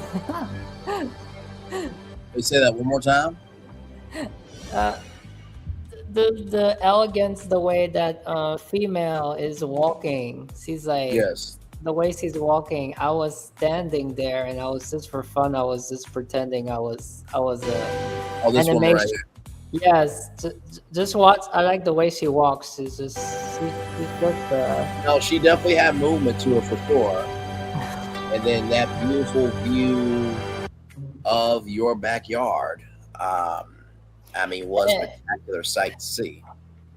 It's this video is my favorite video. It gives me chills every time because the fact that this video came out before the thing opened, and then for me the experience that I actually went and saw it in real. Everything is real when you look, especially the restaurant. Everything is real. The kitchen detail. Yes. It's. I really respect this. I really respect this. They presented They made sure that they presented the model and the concept art, and they gave us. They presented to us, and it's when you go and you actually see it in real. Even if you just don't go in the park, you just go to Helios, and the moment you step out of the moment that you enter the hotel and you can see the park. You can see the icons even in the hotel through the windows. It's like they come at you. It's funny when you're inside, just standing by the windows. It's almost as if Stardust Racers is closer than when you see it outside. And then the moment that you step outside, I would so much want to do that with you guys. When you step outside on that balcony, and the first time that you see that view, and you basically realize that everyone, you yourself, everyone can admire this view, everyone can experience this view, whether you're at the top, whether you see it from the top, which is a different vantage point, but on the ground floor is my favorite, is as amazing. Everyone can enjoy this view, even if they don't stay at this hotel. And it's a great. Everyone can, and what's crazy about it is everyone can enjoy the light show. Yes. No, factual. Very, very factual. That's why for me, when I go back and I see the Epcot concept arts, like you just see the potential. You just see the potential, and then you see how much it's not to do with budget cuts, but after that, so much change. Right. And the end result that we got in Epcot after all those years of waiting. Yeah. Mhm. Oh, fully agreed. Fully agreed. It's when you have something and it comes out the exact same way as the concept art, is as if you just jumped into the computer screen. Yes. Mhm. No, it's wonderful. I mean, it's Universal. I will just say this. I have not. Well, first of all, I think we're the only three that do what we do. To talk about what's happening in the world in real time, and then utilizing the power of AI as a resource, not the source. Yes, I think we are the first ones that actually discuss the. I don't hear anyone really discussing. We're the first one that discussed the original concept of the original art form of Helios. Yes. And you here for the first time got to see an incredible visual of what could have been. So yes, the additions that I brought forth tonight, and shout out to Attraction Ideas for doing a great video. And now don't get too excited, folks. There is not a Helios 2 coming. No, there's not Helios 2 coming. I think that's a one-on-one thing. Yeah. But no, I mean, I talk with Phil and Florentin often, and I really am proud of the three of us because, like I said, we are the first three to take what's happening in the real world in real time and just asking the questions of what could this be, how could it come to be, and how do we go about tackling it, and just having fun. Tonight's live of what you all saw with the 7 rides, if you want to count 7 rides, or the Celestial K, the arcade and lounge, was really inspired by, first of all, Attraction Ideas gave the lay of the land, but then it was up to me to decide where to take it. And so I felt that, Celestial Park is the glue that holds this park together. So it should feel like a whole day park. And I truly believe that, excuse me, if Universal takes the 7 rides or they take the 6 rides, and the arcade and lounge, but personally, I would just want 7 rides just so that way I can ride that Coca-Cola freestyle flavor force because it looks like a fun old school Disney ride.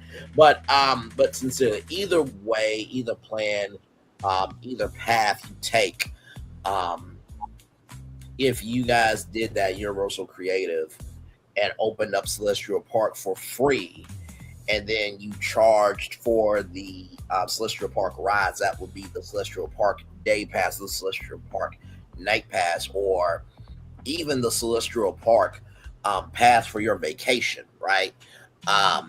It would magnify Epic Universe in such a fashion where your hotel stays are going to go up because people are going to be wanting to stay here for the extra Celestial hours. The day passes, the night passes, the Celestial Park passes would be selling out like crazy.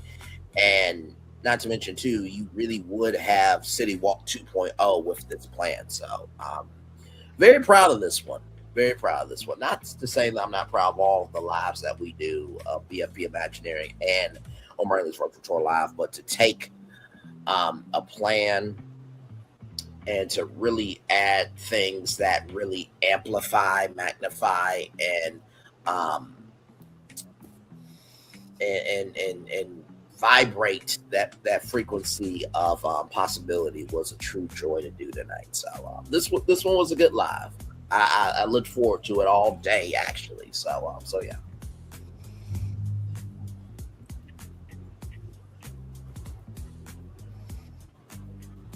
And we just naturally came together.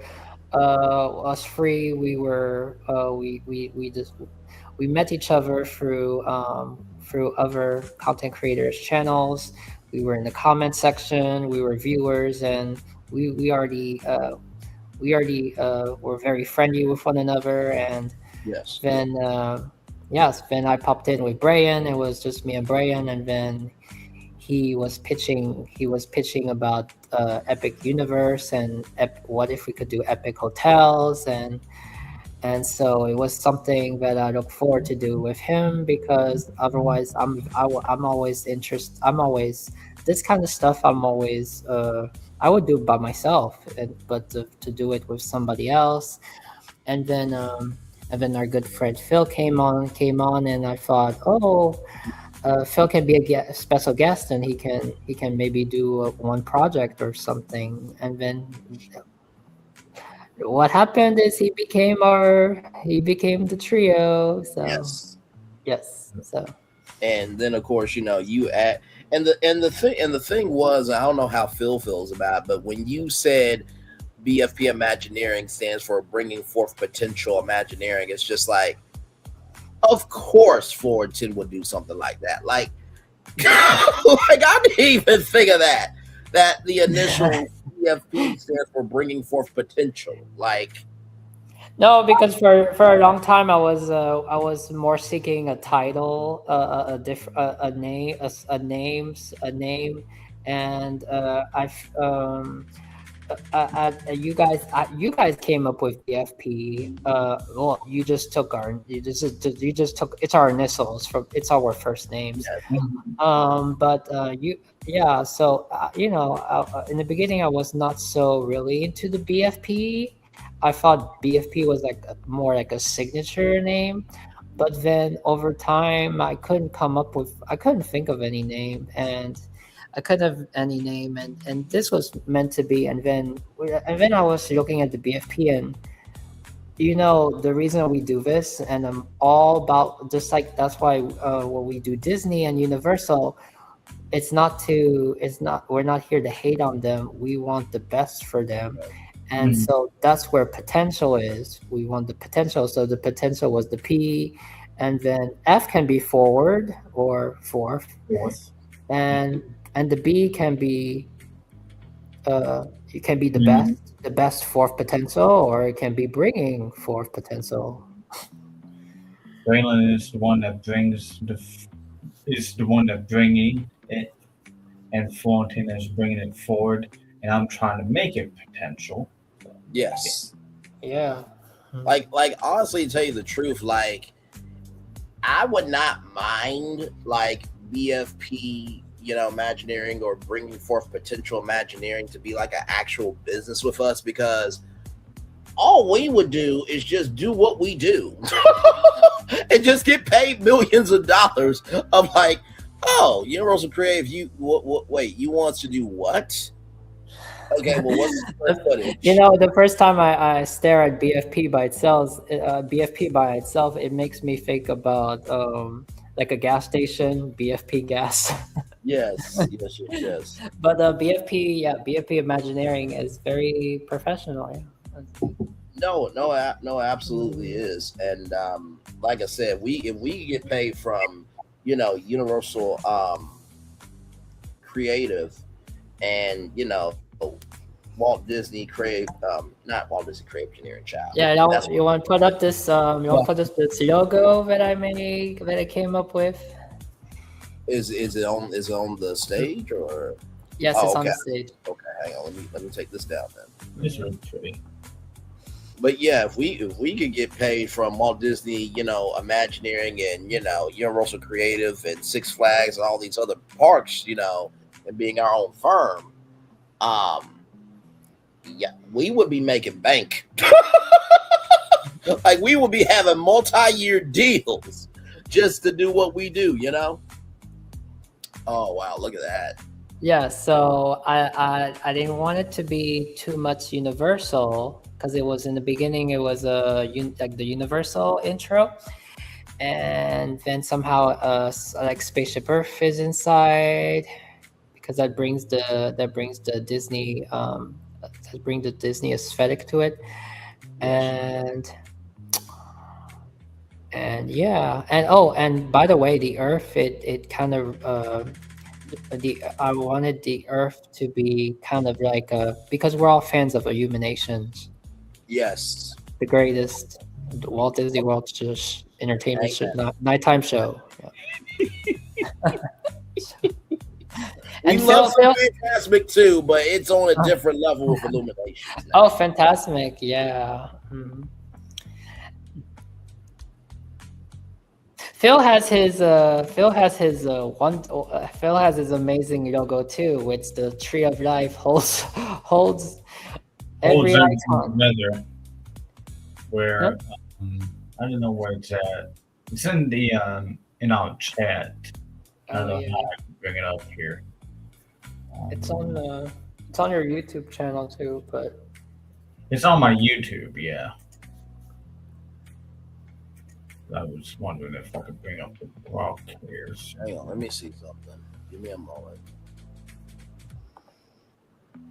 I have to sign in though. No, I think I got it. Hang on. I think it's on Phil's Instagram. It's the fastest way. Nope, I got it. Hang on. Yeah, I think it might have been on my profile videos. Hang on, you guys. Give me a moment here.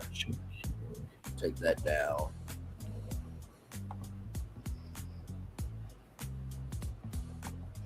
Share screen.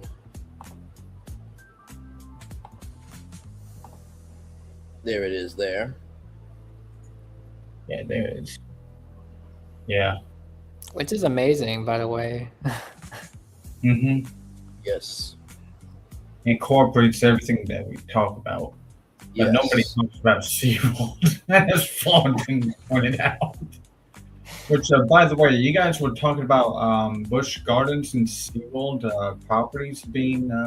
Yeah, I saw that article just browsing my Google app. By the way, if you're looking for like stories and I'm talking to all content creators here and just people who are just curious about the world, if you guys are looking for like stories that are like maybe those hidden gems, look on your Google app.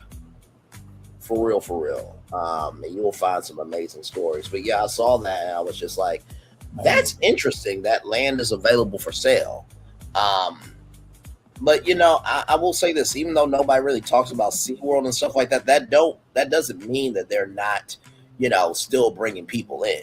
You know what I mean? I think that Are you talking about? I'm sorry. Are you talking about the land that is surrounding the parks or around or like nearby that a company wants to purchase it? Yes. It was an Attractions Magazine article that I sent you guys. Yes. So if some other outside so if someone else buys it, is that a way that they can build like a resort for SeaWorld or something? Potentially. I don't hear any plans of Sesame Place or Busch Gardens or SeaWorld going out of business anytime soon. If Six Flags did my Sharpie plan or combined it with a brand that made sense to revive Six Flags, I think Six Flags Orlando would be very good. I know that one YouTube channel that I talked about how it could be Jacksonville, Florida. That could be Six Flags, Florida. But like I said, that's just an idea. I don't think it's going to happen anytime soon. But yeah, so it was an interesting article, and I'll keep an eye on it. And if anything happens, of course we'll talk about it here. But it was just one story of many, but an important one nonetheless. By the way, we don't talk about SeaWorld, but have you ever guys seen the concept art for? There was a time where they had concept art for an entrance hotel for SeaWorld, and it was amazing. I'm not surprised by that, and I will say this, right? With SeaWorld, the one thing that they do very well is they know how to bring water to life through their rides. If you need to cool off in Florida, you go to SeaWorld because they have roller coasters that will go through water, literally on the water.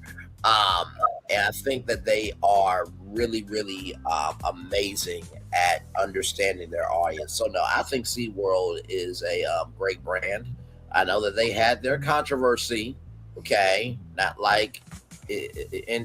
and I'm not dismissing the controversy, but also too, Universal has had controversies before. Six Flags has had controversies before. Disney has had controversies before. So he or she who has cast the first stone, right? People are still going to SeaWorld. I think La Renee Creole said that they actually have better season passes because they actually care about their season pass holders. So for people ragging on Busch Gardens and Sesame Place and SeaWorld, they are consistently still bringing people in, and that is a successful business. Yeah. Just because you don't go to it doesn't mean that other people don't love it. So. Now, if everything was crap and SeaWorld was pricing everyone out and giving F about their pass holders, then we'd be having a different conversation. Yes. Hey, did you want to see some short videos from the Instagram? I just did pull mine up, so we can animate this logo here. Yeah, sure. Then I think I'll probably head on out here pretty soon. But yeah, let's do it.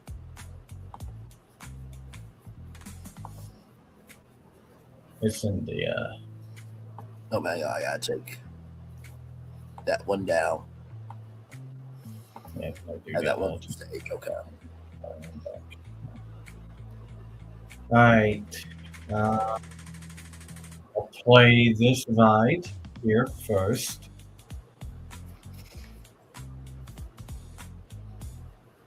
Does it work for you? Now, what ride is that? That is for Greece. Greece? Yes. Okay, that is way better than Frozen Ever After. Oh my God, that's just. I mean, look at the date on this. This is like Thanksgiving of last year. This is how far back this was made. It was Disney, do that shit, please. Okay. Yes, ma'am.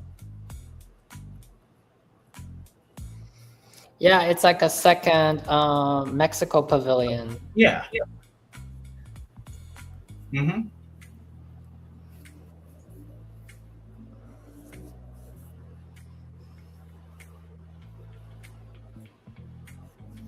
That is like the force that surrounds the villain's land.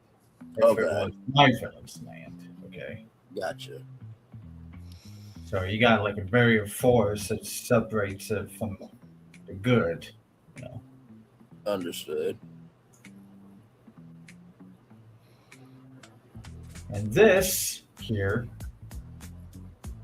was a logo I made on Friday the 13th for the Sunset Room. Whoa. Yes. Bro, that actually looks really cool. Like, I'm not even going to sit here in front of that. Oh, Like, so basically what's cool is, so every time you have whatever, so if you're doing a episode on the Hollywood Tower Terror or Haunted Mansion, like it's the same logo, but it would like have a different strike every time. Look at that. That's wow. Cool that the lightning comes out of the tower, because that's the subject and you know what famously happened to the tower. Yes. So I couldn't ask for anything better. No, well done. Well done. And by the way, y'all, we will do another project together. Phil sent a idea to us as we were chatting up here. Yeah, well, you can present maybe a little bit of it if you want it. Give me a moment.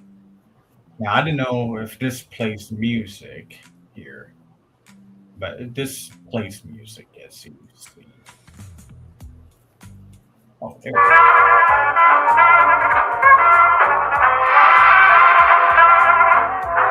I believe, was that the Sunset Room? Yes, it is. Okay. Yes, okay. I have to say, you know, I normally don't use Grok, but it looks really, really good through Grok. It is. Actually, it does a really good job at video making. Maybe images it may need some work, but it makes really good videos. You know what? I'm gonna try what I did with the Helios. And I'm gonna try it on Grok to see. I'm just curious to see what the difference is. From the Gemini to Grok, and Grok does wonders. Mm-hmm. No, I'll definitely have to play around with it, but no, like I said, y'all, we will do another project together here soon.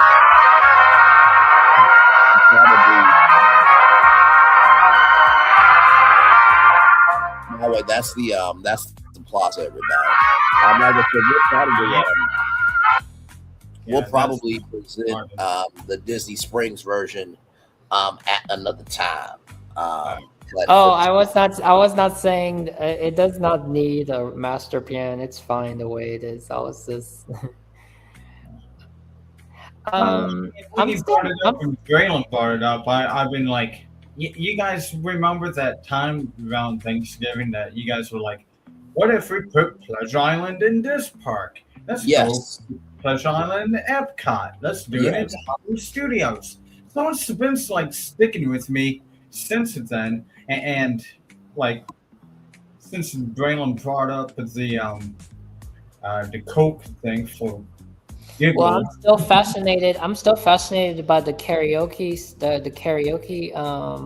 spot that you had for Disney Springs. Oh yeah. Mm-hmm. I was moved. Yeah, I mean, I can do that in just 30 minutes. Yeah. No, and the plan looks really good. So I do want to present that plan at another time. But I have also another idea. I was thinking, and it would be fun for us to watch it, because then we can share our input. We could, because since most of our concepts is in Brian's virtual tour channel.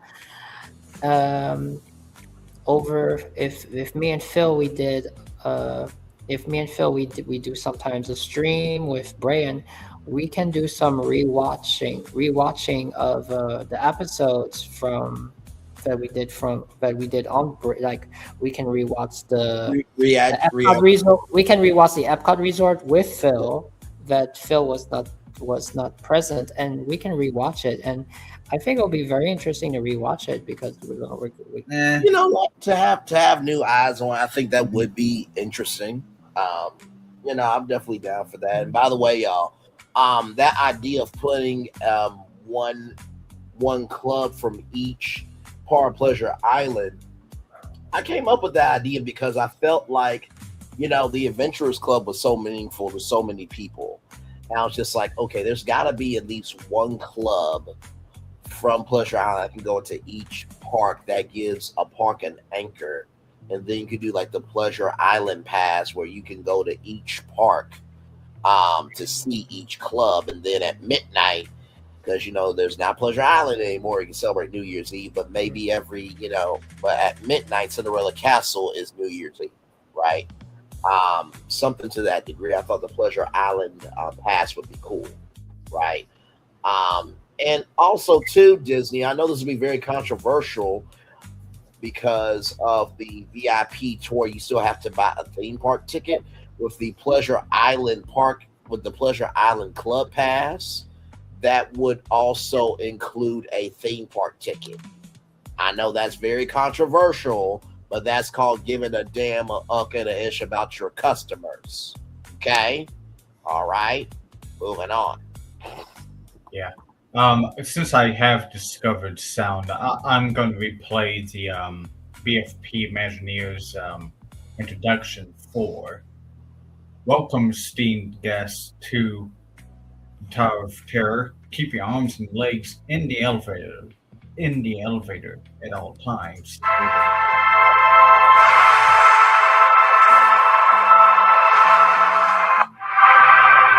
There we go.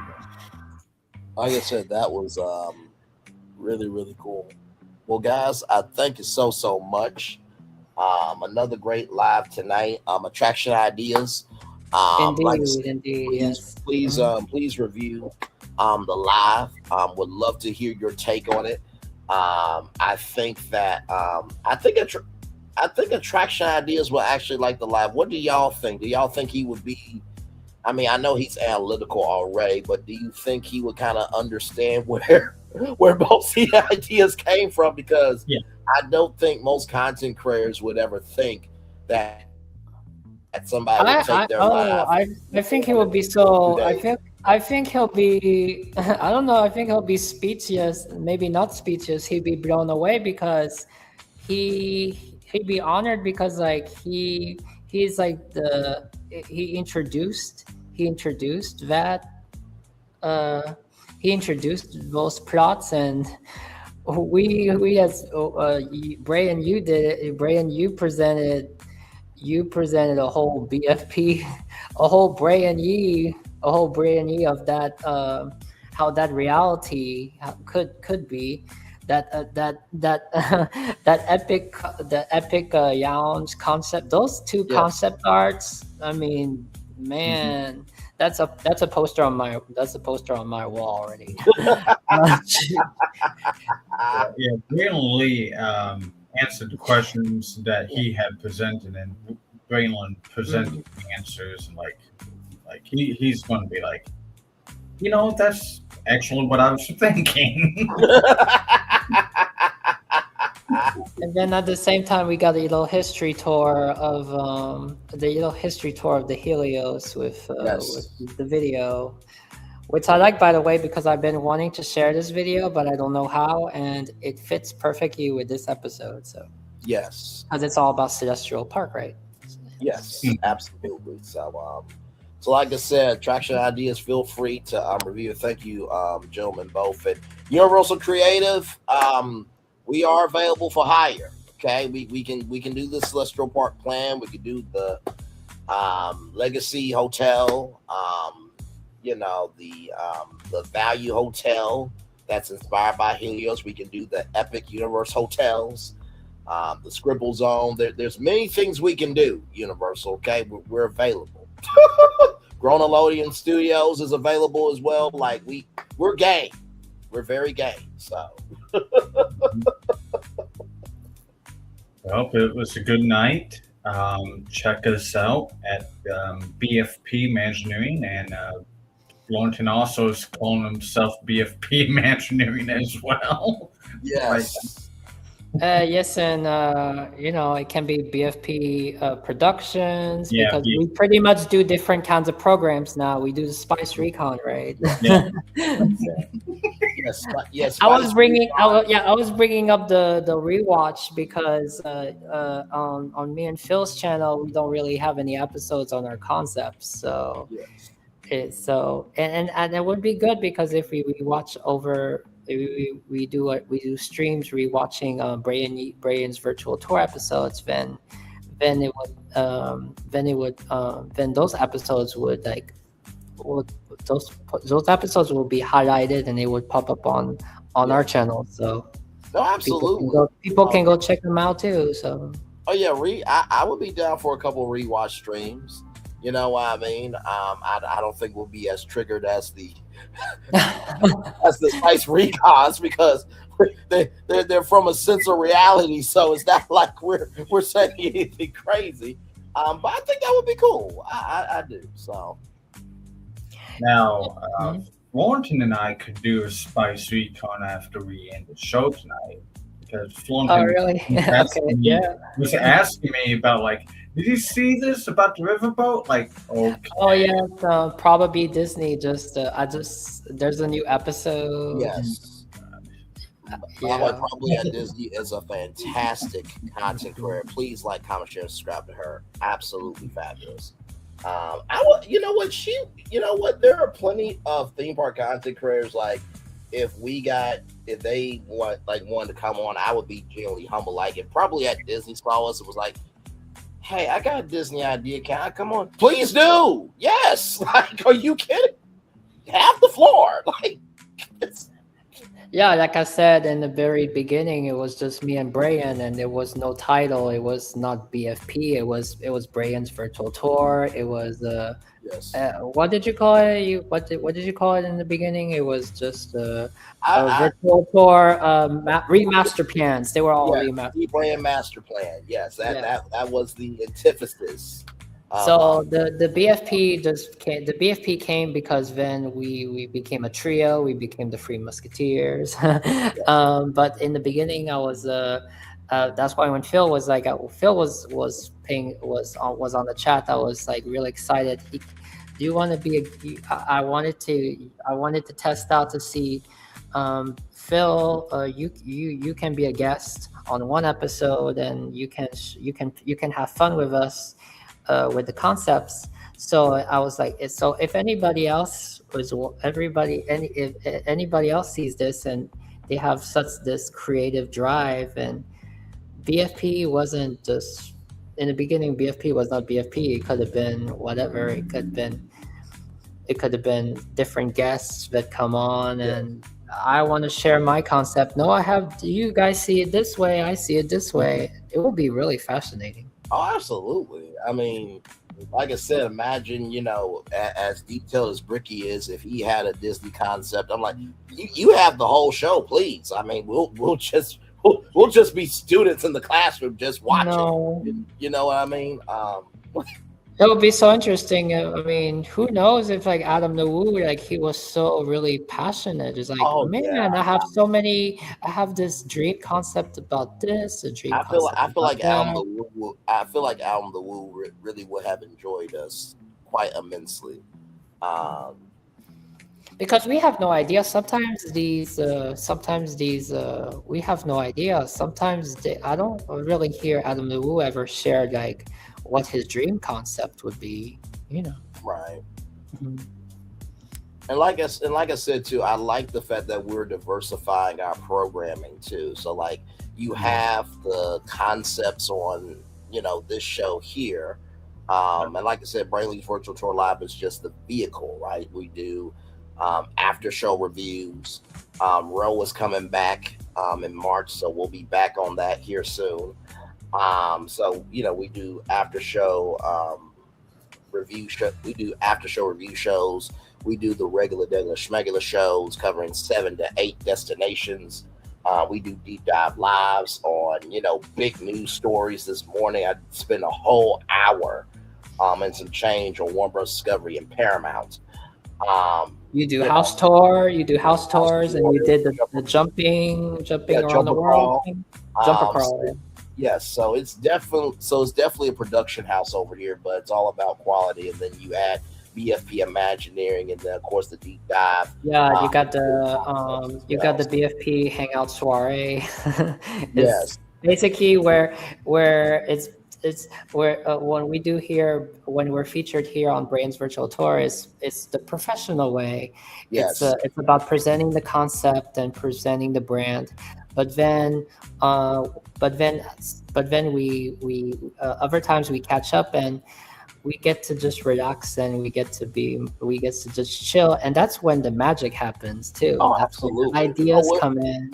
Without question. I feel like Spice Recon is like our virtual rage room.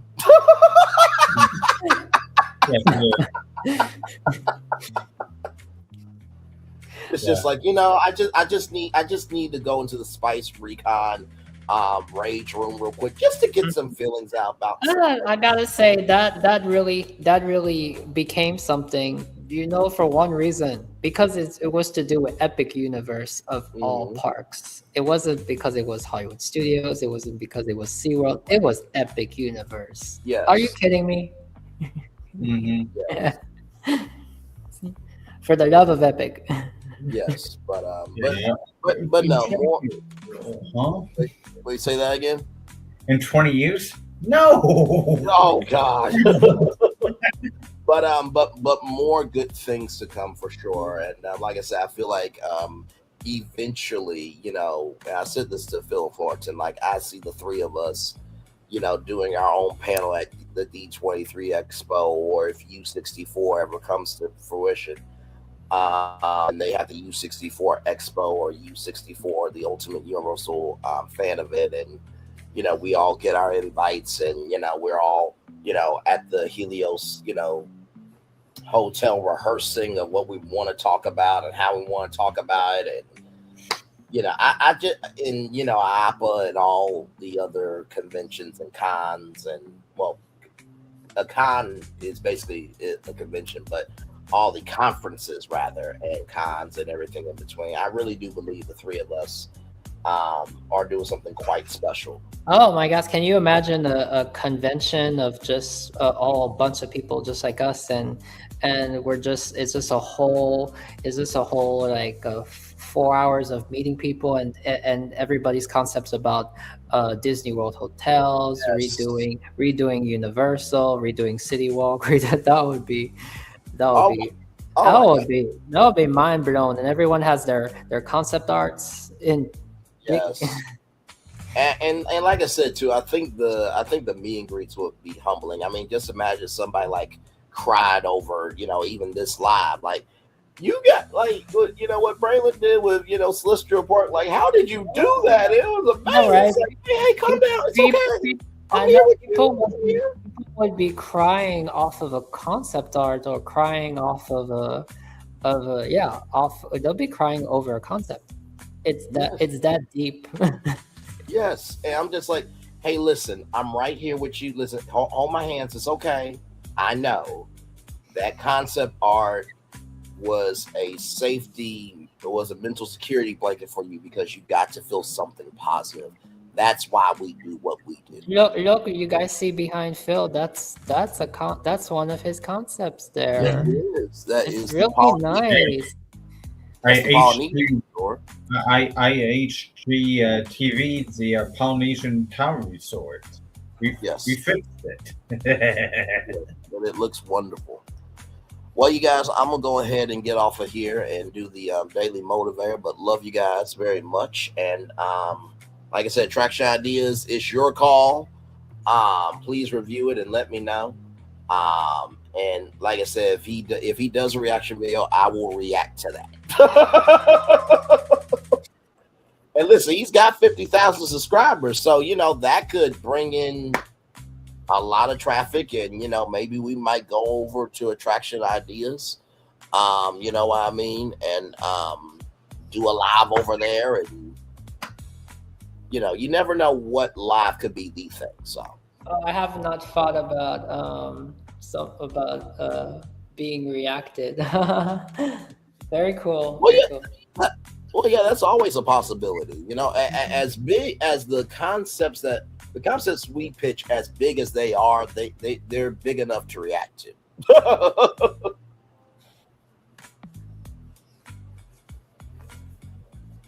But yes, indeed. And eventually, Florentin will be on OG 55 Live, so we're looking forward to that. And that should be a good time. So Yes, of course, yes. So yes. All right, y'all. Let me get the Daily Mover up here, and then we will head on out of here because I got the Arts collab. It starts now, but I gotta finish out the show here. So let me get that together. All right. And by the way, Florentin, you're kind of a bit true. I have presented one thing on my channel on BFP Imagineering. It was a pilot episode. It was the early concepts of Edison Square.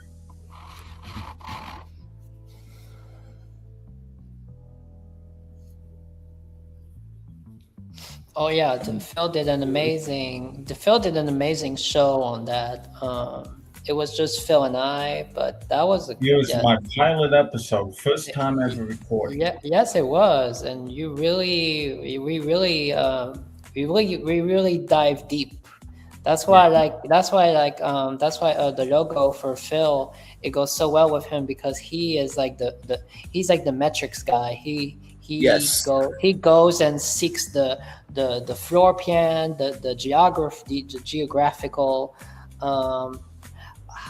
Is the size big enough? He's the engineering of the team. I was about to say I think that Phil is definitely the Roy of the group. I mean, but in the best way possible because Roy made sure that it came to completion. You know what I mean? Oh, indeed, yes.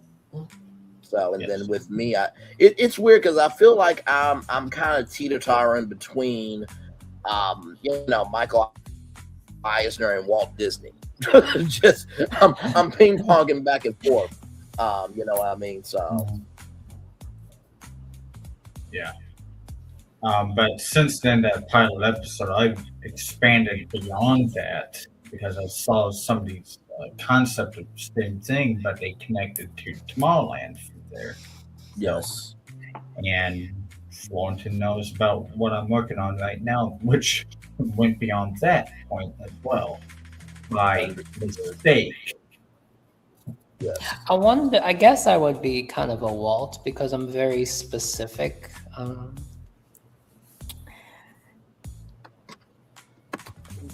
you definitely have Walt energy. I'm Walt as well because I see things that isn't there. So, that's yes. I think we all. I definitely think we all have some Walt energy for sure. Mm-hmm. So, well, all right, here is the Daily Motivator, everybody. Sometimes your joy is the source of your smile, but sometimes your smile can be the source of your joy. Viv Nat Hatch. Very, very, very well said there. It's time for the Daily Motivator, everybody, for today, Friday, February 27th, 2026. Give me one moment. Away from frustration.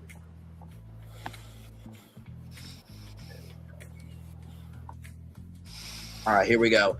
It's time for the Daily Motivator for Friday, February 27th, 2026. Away from frustration. Anything that frustrates you also energizes you, can push you to take corrective action. But what if the source of your frustration is entirely beyond your control and influence? Even in that case, you still have options. Instead of letting your frustration get the best of you, take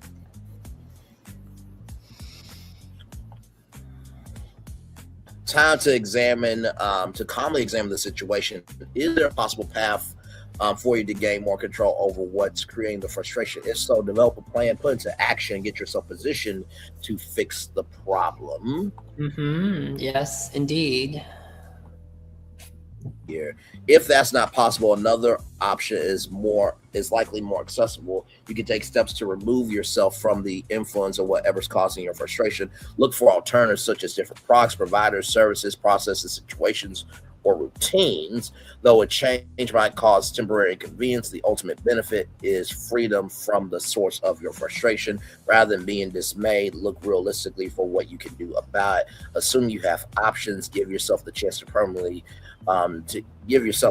to get permanently away from what frustrates you, Ralph Molson. You know, I feel like sometimes my mom has always said this, you know, it's one thing to be frustrated with something. It's another thing to just quit something, right? And so I feel like we deal with this with BFP Imagineering, and especially when we're, you know, coming up with our projects. And it's funny because sometimes projects will come about from chilling out, other times from a spice recon, other times from when we're pitching one concept to you all, another concept comes out of that live, right? And whenever we are in the lab, you know, working to figure out how to pitch something to you all, sometimes we do get frustrated because it's just like, I know this makes sense, but the angle that I'm going about is really irking my nerves. So the first thing I will say is that, you know, rather than being dismayed for frustration, we'll look realistically for what you can actually do about it. So maybe that might be going to read an article. That might be, you know, taking a walk. That might be listening to a song, and maybe that triggers something. So recognizing that being frustrated can be a tool. The second thing is right here, though a change might cause temporary inconvenience, the ultimate benefit is freedom from your source of frustration. Recognizing that there might be an inconvenience as you are being creative, that is an opportunity for you to learn, for you to become better. I am not going to say that me, Phil, and Florentin are better than some of the people at, you know, Walt Disney Imagineering or Universal Creative, because they have done the work to get to where they are. But do I believe we can go into either room and own the room and execute and bring an energy that they've never had before? Abso-fucking-lutely, I believe that with my heart, mind, and soul. And even though if we work for them, that we may have a temporary inconvenience of, damn, this is really the project that we got from them. Even though it's the project we got from, that doesn't mean we can't explore. So recognizing that being in an inconvenient situation can bring forth new possibilities. And finally, the last thing I will say here is recognizing that you still have options. Sometimes in the process of being creative, we forget that we have options. Maybe that's going to a different franchise. Maybe that's seeing, maybe that color doesn't work because it doesn't evoke the right emotion. Maybe it's a different color.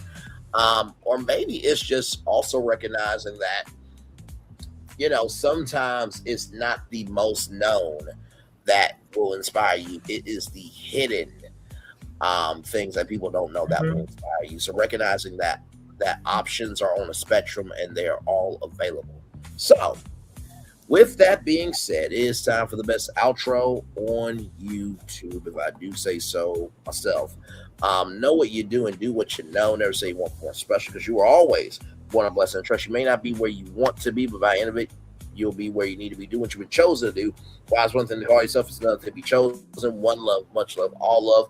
We have spent time with you. You have spent time with us. And hopefully by spending time together, we're awesome, great together. And always remember, we're doing radio, television, YouTube, living your best life, or you're just taking what someone has done and just doing a little bit of plussing. In the words of Walt Disney, make sure the replay is not just for you to watch it, not just for you to listen to it, but for you want to experience it again. We love you, we value, we embrace you all. Always remember, in order to see love, you gotta give it. In order to see love, you gotta give it. In order to see love, you gotta give it. Whatever obstacles you overcome, where success you have achieved upon this particular day, I'm extremely proud of you.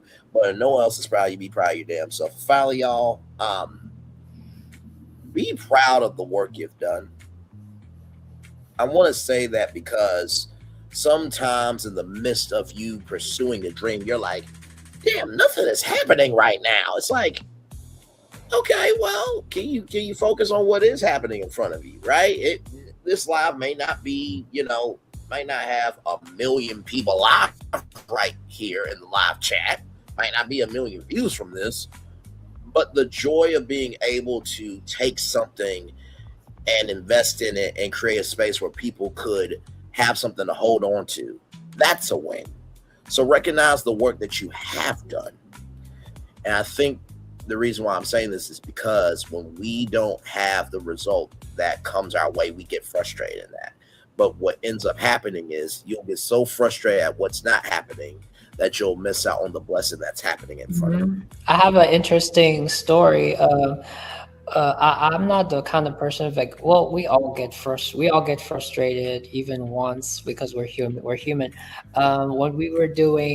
we've done amazing concepts, and that's for every project that we do. Someone is a shining star, and it rotates. So one project is Brian is shining out of the free. One time, proven for the Ice Age, that was Phil. And one time I was kind of frustrated was during the Ice Age thing. So Brian was Phil was doing amazing work, and then Brian was doing amazing work, and I was just I was not really getting my strength was not really into the whole Ice Age thing. So I would say I was a little bit frustrated not because I was frustrated about it, because I felt like when y'all were doing amazing work, I felt like I had to catch up. But that's the mistake. Sometimes when we do projects and we're not, it's not our strength, and it's okay. But then, you know what, I took my frustration and I decided, I'm going to do something that I feel good doing and that works. And that's why I did I worked on the Australia plot. And it's funny when we read back now, we read people's comments and articles, they're bringing up Ice Age, and now Buoy came out and people are all talking about Australia. Mm-hmm. No, and I think that talking about the 28 acres as well. Yes, no, for sure. The 28 acres that's next to Animal Kingdom Lodge. And that was a great example, Florentin, because I believe that sometimes that's more of us being our own worst enemy, right? You feel like, damn, like they're just able to, just make it happen. But also, too, we, me, myself, Phil, all of us in our own way, we all get, mental block, right? But also too, with what you did with Australia, that is an extension of Animal Kingdom. It was just in a different fashion. That's it. You know what I mean? So it all works together. No, it's like when we did the Epcot Resort, and I did in the beginning. I did the Epcot City. Like I was going to do the Epcot City the same way as you all, and then Phil saw the concept art that I did, and I think I didn't mean to put Phil down because my Epcot, as you know, looked like that one guy who I don't want to quote him. He was using design language as lingo. The shape language. But he had concept work that looked like mine, and I didn't like mine, especially when it seemed to magically disappear on me for a day or two, which similar incident happened to the Sunset Room. So I had to, and it still never came back. So I had to redo it from scratch and throw in the kitchen sink. Right. But my Epcot resort seemed to be very good and stuff. But then when it came to hotel rooms, it started making the hotel rooms look like a bunch of bushes. That's too much greenery for me. The thing is, when one of us is going the extra mile, we do like concepts, and then we say we're done, and then we see Phil, he goes the extra mile for Ice Age. Then we feel like we didn't, like me and Brian feel like we didn't do enough, and we have to keep going. And then when it comes to the Epcot resort, then it rotates. Like Phil can see, like, I went the extra mile and Brian did the extra mile, and then Phil needs to catch up. So it's sometimes when we see each other and we're like, we have our shining moments, and then we don't, and that's okay. And it's not a race. It's not a race. It's not a competition. Yeah. We just need to be amazed at amazed at the passion that what we do, and keep dreaming. Yes. Yeah. It all works together for the good. Yeah, and what I was telling you, Florentin, while I'm at in the Epcot Resort, which I haven't touched since first week of December, so it's been a while. I'm so like 10% done with it that it will be practically one of my last ideas. Indeed. And that's okay. I mean, it's not probably necessarily true. It'd be something like almost like my final dream before so if anything happens, that will be my. Speaking of frustration, Phil had a lot of frustration moments with me because his computer has, we'd be so excited to do our own show, and then in the middle of the show, like his computer would act up, or something to do with his sound. So he's an example. He had a lot of frustrating moments because of his technology. But you know what? He never. I watched him through. He never gave up. Even if it took an hour. Then to the point where you almost want to give up completely. But then it's back on, and when it's back on, I'm like, we're good now. We can just enjoy something. So the thing is to frustrate when your frustration is temporary. So don't give up. Yeah, you would not even tell in the video that we did, which Thornton posts on his channel and I post on my channel.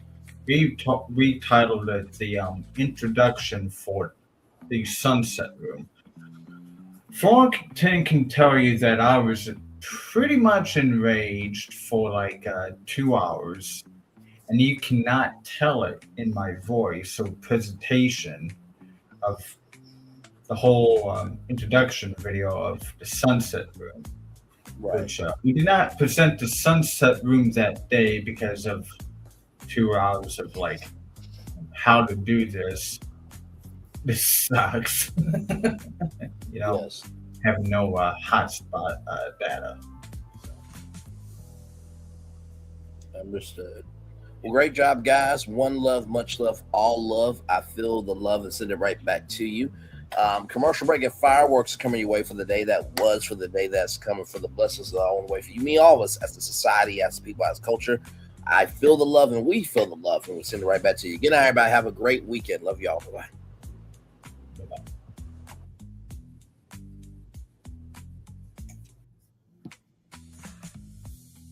I thought I should tell you, they've been talking about you. Yeah, they've been talking about you. They've been talking about the fact that they've done everything they could to stop you and everything they could to block you, but you still win. They've been talking about the fact that they have undermined your success and they have tried to sabotage your seasons, but you keep winning. They've been talking about the fact that even though they don't like each other, they get together to try to kill you, but you keep winning. They've been talking about the fact that you were voted least likely to succeed, but like cream, you keep rising to the top. They've been talking about how they tried to burn your world down, but like the phoenix, you rose from the ashes. They've been talking about you. And you know what they say? Oh, she's just lucky. He's just lucky. But no, you ain't lucky. You're anointed. You got something on you. You got favor on you. You got power on you. You were born to win. Now they can call it luck, but it's grace. They can call it luck, but it's favor. But whatever they call it, it doesn't matter, because you know what God calls you? Do you know what God calls you? A winner. I thought I should tell you they've been talking about you. Yeah, they've been talking about you. They've been talking about the fact that they've done everything they could to stop you and everything they could to block you, but you still win. They've been talking about the fact that they have undermined your success and they have tried to sabotage your seasons, but you keep winning. They've been talking about the fact that even though they don't like each other, they get together to try to kill you, but you keep winning. They've been talking about the fact that you were voted least likely to succeed, but like cream, you keep rising to the top. They've been talking about how they tried to burn your world down, but like the phoenix, you rose from the ashes. They've been talking about you. And you know what they say? Oh, she's just lucky. He's just lucky. But no, you ain't lucky. You're anointed. You got something on you. You got favor on you. You got power on you. You were born to win. Now they can call it luck, but it's grace. They can call it luck, but it's favor. But whatever they call it, it doesn't matter, because you know what God calls you? Do you know what God calls you? A winner. I thought I should tell you they've been talking about you. Yeah, they've been talking about you. They've been talking about the fact that they've done everything they could to stop you and everything they could to block you, but you still win. They've been talking about the fact that they have undermined your success and they have tried to sabotage your seasons, but you keep winning. They've been talking about the fact that even though they don't like each other, they get together to try to kill you, but you keep winning. They've been talking about the fact that you were voted least likely to succeed, but like cream, you keep rising to the top. They've been talking about how they tried to burn your world down, but like the phoenix, you rose from the ashes. They've been talking about you. And you know what they say? Oh, she's just lucky. He's just lucky. But no, you ain't lucky. You're anointed. You got something on you. You got favor on you. You got power on you. You were born to win. Now they can call it luck, but it's grace. They can call it luck, but it's favor. But whatever they call it, it doesn't matter, because you know what God calls you? Do you know what God calls you? A winner. I thought I should tell you they... Good evening. My name is Mark Woodbury. I'm the chairman and CEO of Universal Destinations and Experiences. Well, we're finally here. Tomorrow we begin a new chapter at Universal Orlando Resort as we open Epic Universe. We built this place for you. I want to thank you, our fans, for your love of our stories, characters, and immersive experiences that inspired this incredible place. Epic Universe represents over 8 years of meticulous planning, immense creativity, and innovation, combined with unmatched craftsmanship and operational excellence on the part of thousands of people who have brought to life the stories and characters that live beyond each of Epic's portals. But it represents so much more. Your love of Universal and the deep connections we've shared together here in Orlando over the past 30 years inspired us to dream bigger and to push the boundaries to create something extraordinary for you and for generations of fans and families to come. And tomorrow, as we open Epic Universe, I can't wait for you to experience this place for yourself. Now it's your turn to step inside, to lose yourself, and to share this place with the ones you love most. As we open this park, we hope your world becomes a little more epic. Tomorrow, Epic Universe becomes yours.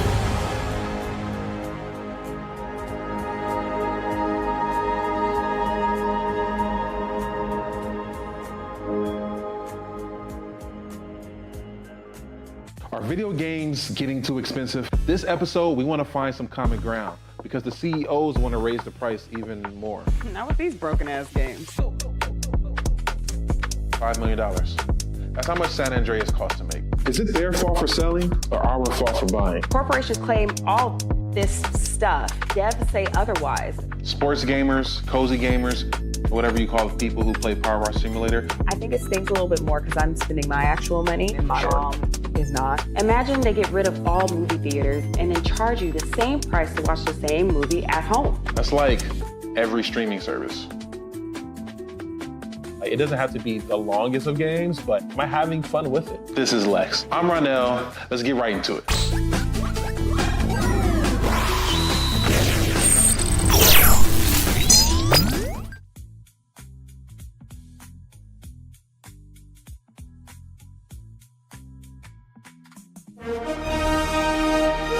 Prepare for a journey beyond imagination, beyond belief, beyond anything you've experienced before. Universal Epic Universe, a new theme park where you'll step through extraordinary portals to 5 immersive worlds. Prepare for a cosmic voyage of discovery, an isle of fire-breathing excitement, a shadowy world of monsters and mystery, new wonders in the wizarding world, and a new way to play. Plus the splendor of a magnificent resort hotel overlooking the park. It's all new excitement at Universal Orlando Resort. A week's worth of vacation thrills with 4 amazing theme parks, a variety of spectacular themed hotels, and incredible dining and entertainment. It's all at Universal Orlando Resort, where you'll find new adventures every day. Explore the astonishing worlds of Universal Epic Universe at Universal Orlando Resort. Because here's the thing, a good streamer can find other content. Because here's the thing, a good streamer can find other content. Because here's the thing, a good streamer can find other content. I have been moving on my own accord, covering Black culture. There is more to life. I heard that, friend. Braylon, shout out to Braylon. Make sure y'all go follow Braylon in case y'all haven't. I love your content. I have been moving on my own accord, covering Black culture. There is more to life. I heard that, friend. Braylon, shout out to Braylon. Make sure y'all go follow Braylon in case y'all haven't. I love your content. I have been moving on my own accord, covering Black culture. There is more to life. I heard that, friend. Braylon, shout out to Braylon. Make sure y'all go follow Braylon in case y'all haven't. I love your content. Child, Braylon been over there doing his thing, minding his GD business, staying out of trouble, trying to get the folks some positive stuff to talk about. Besides lying all the damn time. Child, Braylon been over there doing his thing, minding his GD business, staying out of trouble, trying to get the folks some positive stuff to talk about. Besides lying all the damn time. Child, Braylon been over there doing his thing, minding his GD business, staying out of trouble, trying to get the folks some positive stuff to talk about. Besides lying all the damn time. Child, Braylon been over there doing his thing, minding his GD business, staying out of trouble, trying to get the folks some positive stuff to talk about. Besides lying all the damn time. Child, Braylon been over there doing his thing, minding his GD business, staying out of trouble, trying to get the folks some positive stuff to talk about. Besides lying all the damn time.